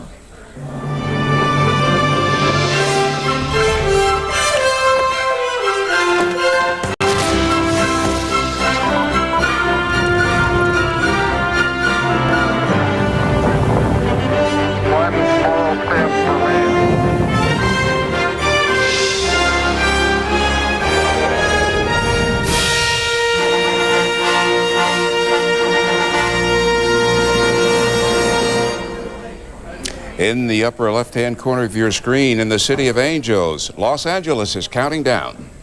And in the upper right-hand corner, Las Vegas, the biggest party in town, we're told, a downtown light show and concert covering 4 city blocks. And from Nob Hill to the waterfront, this is San Francisco. And finally, Vancouver, the westernmost big city in our neighbor to the north, Canada. First night, a family-oriented, we are told, alcohol-free event. Everyone counting backwards now as the new millennium hits the western United States and Canada. 40 seconds to go until these 4 great cities in the rest of the Pacific time zone, and that includes the states of Washington, Seattle, the state of Oregon, California, and we're looking here at Nevada, and the westernmost portion of Canada. Countdown. Maybe we should be quiet and listen to what's going on. San Francisco.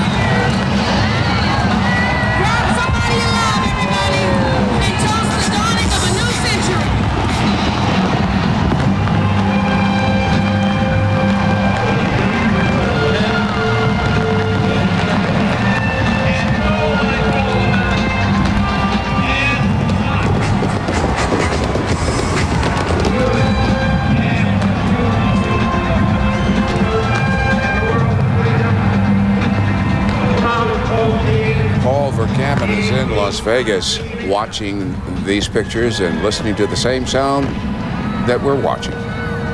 Paul? And in Hollywood, Kira Phillips is there at that famous sign. That's right, Bernie. You're looking live at the Hollywood sign where John Bryan is performing up on the stage. I don't know if you can see him. He's right between the L and the Y. First time ever for a live performer. There we go. We got a close shot of John Bryan. He's described as one of LA's hottest producers. Quirky King of Cool is actually his nickname. Recently, he put the polishing touches on Fiona Apple's new album. He also did the score for the new film Magnolia. And he's a very popular session musician here in LA. A lot of people know his name. He's worked with a wide range of artists, from Melissa Etheridge to 9 Inch Nails. I don't know if you can hear him or not. Can you hear him singing, Bernie? Paul Verkaman, what's the mood there in Las Vegas too? Well, in Las Vegas, they say it's a city of great hedonism. It's just sheer exuberance here. One of the newest hotels in Las Vegas is the Paris, and the Eiffel Tower here sort of simulated a giant champagne bottle that was being uncorked for all the world to see. The top of it was spouting all sorts of sparks and confetti and fireworks. There are a lot of people right now in Las Vegas who are, for lack of a better term, partying on the street, but there's an awful lot of people indoors, some 1,300 of them, in fact, indoors watching Barbra Streisand right now.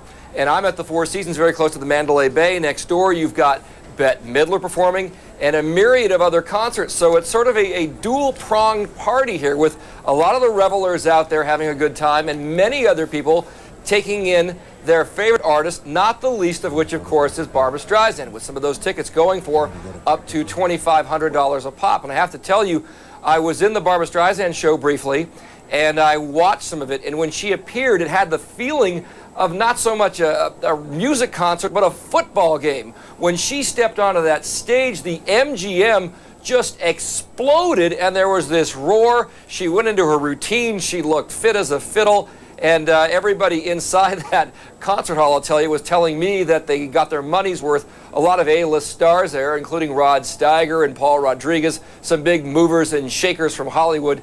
Studio types had also showed up. So Las Vegas is living up to its reputation as a fun city right now, Bernie, as the people are, as I said, on the street and in the various casinos, and they're whooping it up in fine tradition.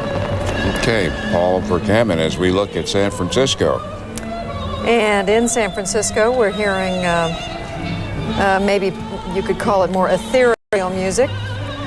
And on location for CNN, our own Greg Lefebvre. Greg, is there something going on at the Golden Gate Bridge? Well, the Golden Gate Bridge was a very quiet affair, as we learned earlier this year when the city canceled its plans to host a fireworks show at the Golden Gate Bridge. The early stories were that there wasn't enough money in the public coffers to come up with such a celebration. And so the celebrations were concentrated to the one you see here along the Embarcadero, the central point of San Francisco's waterfront.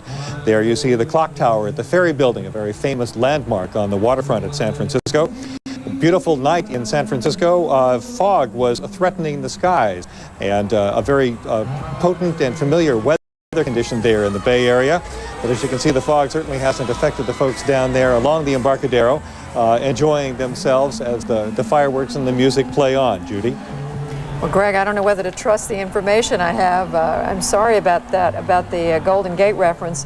We also were told that there was the world's largest martini glass that was going to be illuminated on the 7th story of the Westin St. Francis Hotel with a giant olive that was going to drop several stories. Am I wrong about that, too?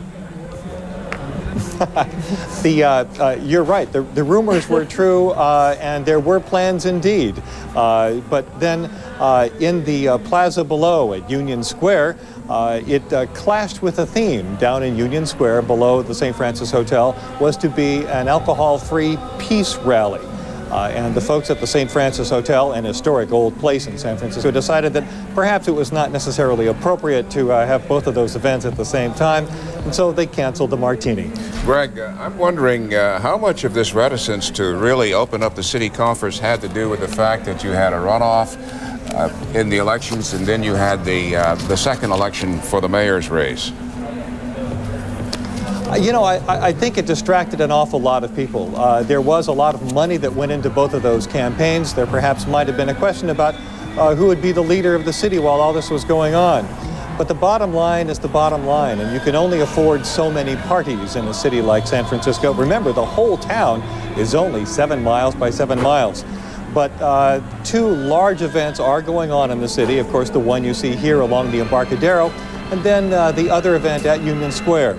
Two big parties with perhaps tens of thousands of people in each. That pretty much straps the city's resources, and the folks around town figured it was a pretty wise decision to limit it to these two events. Well, it looks pretty spectacular from where Bernie and I are sitting. With the town indeed knows how to throw a party. Yeah, I'm just wondering, what is the Y2K storyline out of your city? The Y2K storyline is we probably should enjoy the fireworks because there is not much of a Y2K story. All right, Greg Lefebvre, and look at that. In San Francisco, they may have cut back, but it still looks pretty spectacular. To another city now where there was even more of a cutback in celebrations because of concerns about security. The city, Seattle, our correspondent, Rusty Dornan. Rusty. Well, Judy, there was quite a cutback. They were supposed to have a millennial bash of 50,000 people in and around the Space Needle. Now, the Space Needle, of course, was the landmark of the city. It was built during the World's Fair in 1962. It symbolizes the future of Seattle, also the coming of age of Seattle. So when it was canceled, it was a big disappointment to many people in Seattle. However, the fireworks go on as they do every year. And it was a very short but spectacular firework display, as you can see. In the beginning, they had even tried to spell out the year 2000 from the top of the dome. Now, in many years, they have fog that obscures the top of the dome, which has been a problem. This year, as you can see, it was clear, it was beautiful. People did gather around the outside of the Space Needle on the streets. The police were preventing people from gathering in any large crowds. But I don't think there were any problems in dispersing people. In the area we were, there were maybe a few hundred people. We could hear people screaming from around us. So we do know that they were probably scattered around the area and also in the hills all around Seattle. They have a very good vantage point of the Space Needle. But of course, Seattle did cut back on its big Millennium Bash due to possible threats of terrorism and of course on the heels of the violence that occurred during the World Trade Organization protests. So a lot of the Seattleites stayed home, came out at the last minute to see the fireworks, but were disappointed they couldn't have a giant party like so many of the other places in the world to ring in the new millennium. Judy? All right, Rusty Dornan, thank you very much from Seattle. And from there, we roll on to Hollywood once again. Here's Kira Phillips. Hey, I'm pretty excited. I can say I spent New Year's with Jay Leno. Oh, boy, Paris and Bethlehem, they really paled in comparison to our sign, huh? Hey, 8 floodlights from the Home Depot. Oh, it's 416 lighting experts. Come on, Jay, give us a break. There may be 416 lighting experts out here, but they're not up there. Look at that, look at that. Well, why didn't you get up and It looks like sing? all naked inside. Look at that, this looks like a strip joint. Hey, this is from you. This is from Rick Kaplan, our president. Rick, thank you very much. But I didn't realize I had to take a drug test to get in here.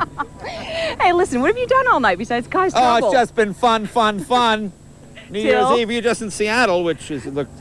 Now, did they have theirs or didn't they? Yeah, of course they did. Everybody was having the celebration. Because I know you saw. so many terrorists had to cancel. They were all stuck at the airport and they couldn't fly out. They had to change flights. It was terrible. You know, they canceled something at the last minute and everybody's got to make other plans. Did you rehearse this monologue? No, I did not. Oh, we didn't know we were going to have you with us. Well, you know who's got the best party? Bin Laden. Boy, that is the hot party. Have you been hanging out with Osama again? No, because nobody is going to pull anything because he's, that's where it's all happening. You're taking away the limelight. Now look at this. How can you say that's not spectacular? That's pretty spectacular, isn't it? Oh, man. I like when they release the doves in Bethlehem. They released 2,000 doves and then fireworks. Whose idea was that? The NRA? I mean, it looked like the doves are going, hey, it's a trick. They're trying to kill us.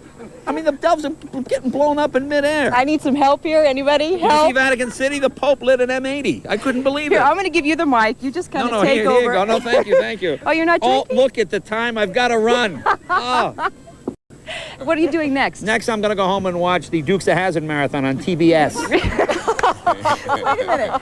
Okay. This is the cheesiest New Year's Eve. So this is the funnest you've had then so far. This is the funnest I've had? Oh, my God. Is this one of the gooder interviews? Yes, don't you think? Isn't this stimulating? Oh, what fun this is. It is stimulating. Do you have a message for Ted Turner, by the way? For Ted? Well, no, actually, I don't.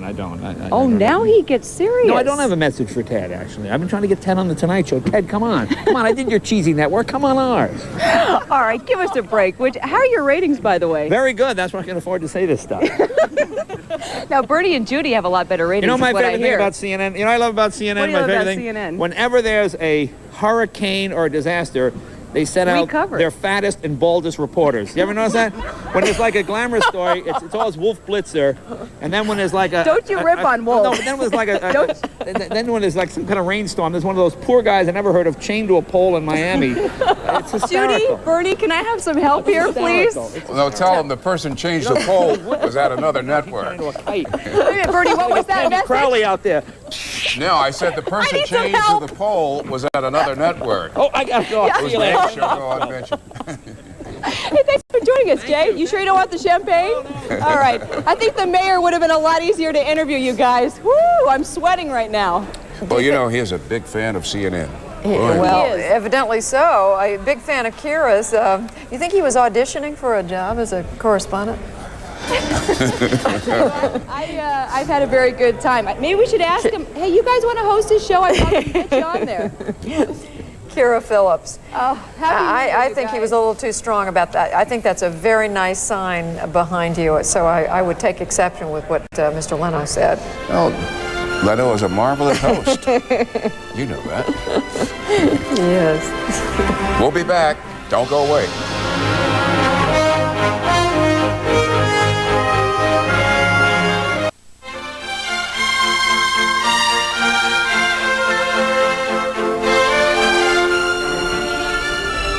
The year 2000 in Las Vegas.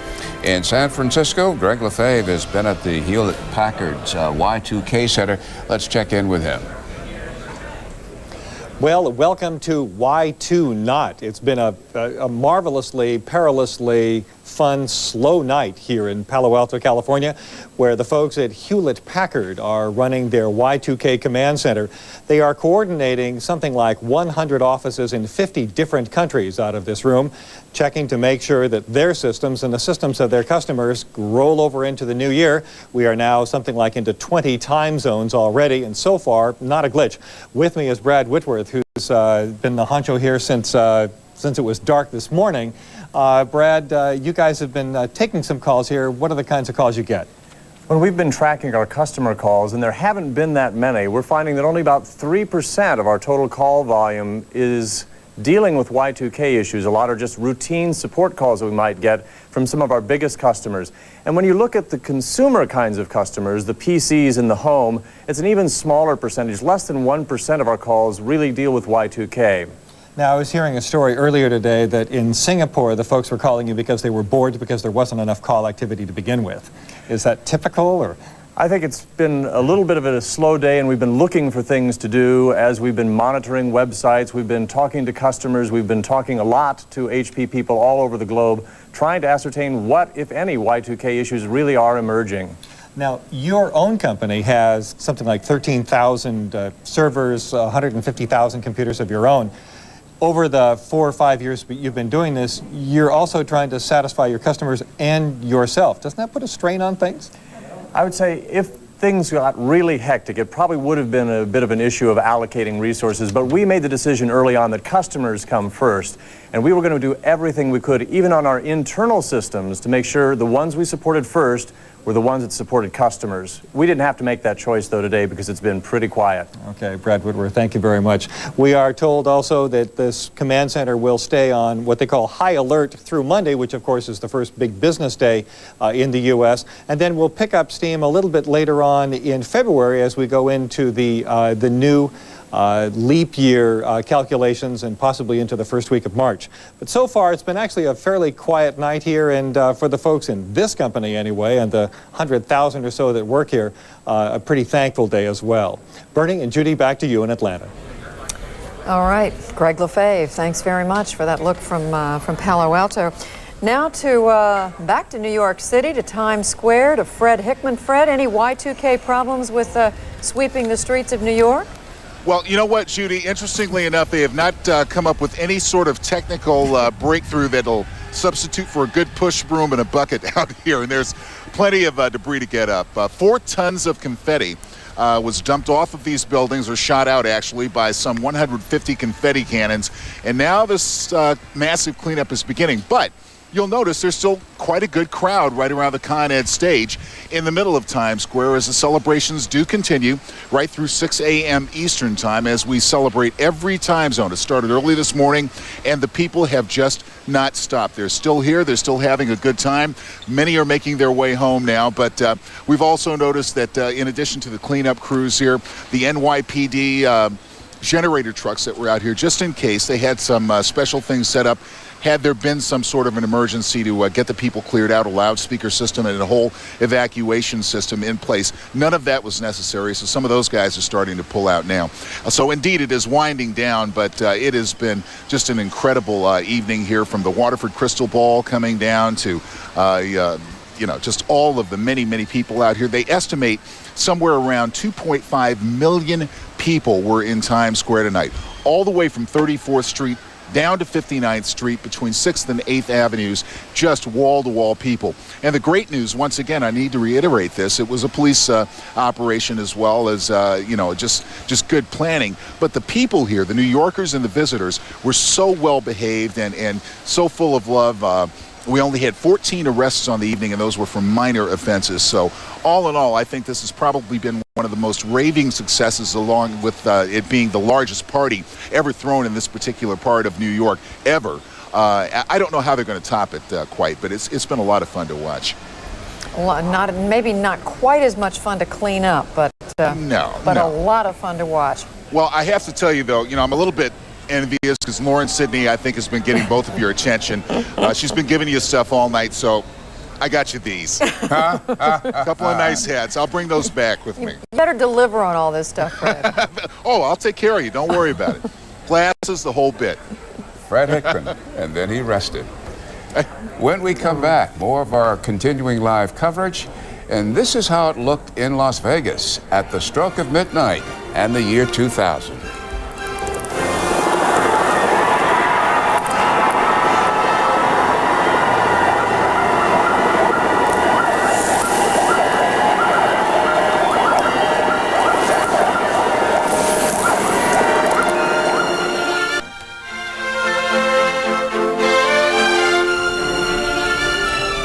The Great Pyramids of Egypt, sunrise over that part of northeastern Africa, the African continent.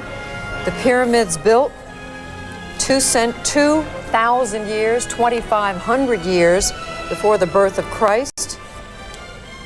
In fact, we are reminded that the pyramids are the only one of the 7 wonders of the ancient world still standing. This is a remarkable sight indeed. So that's what it looks like right now at sunrise, Bernie.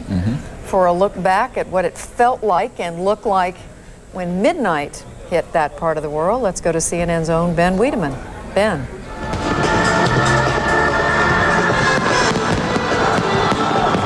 The star of the show at Egypt's top Millennium celebration never showed up. The Pyramid of Cheops, the biggest of Giza's pyramids, remained shrouded in a thick desert mist. The other pyramids barely got in the act. The fog also made it impossible for French composer Jean-Michel Jarre to show off his famed laser graphics.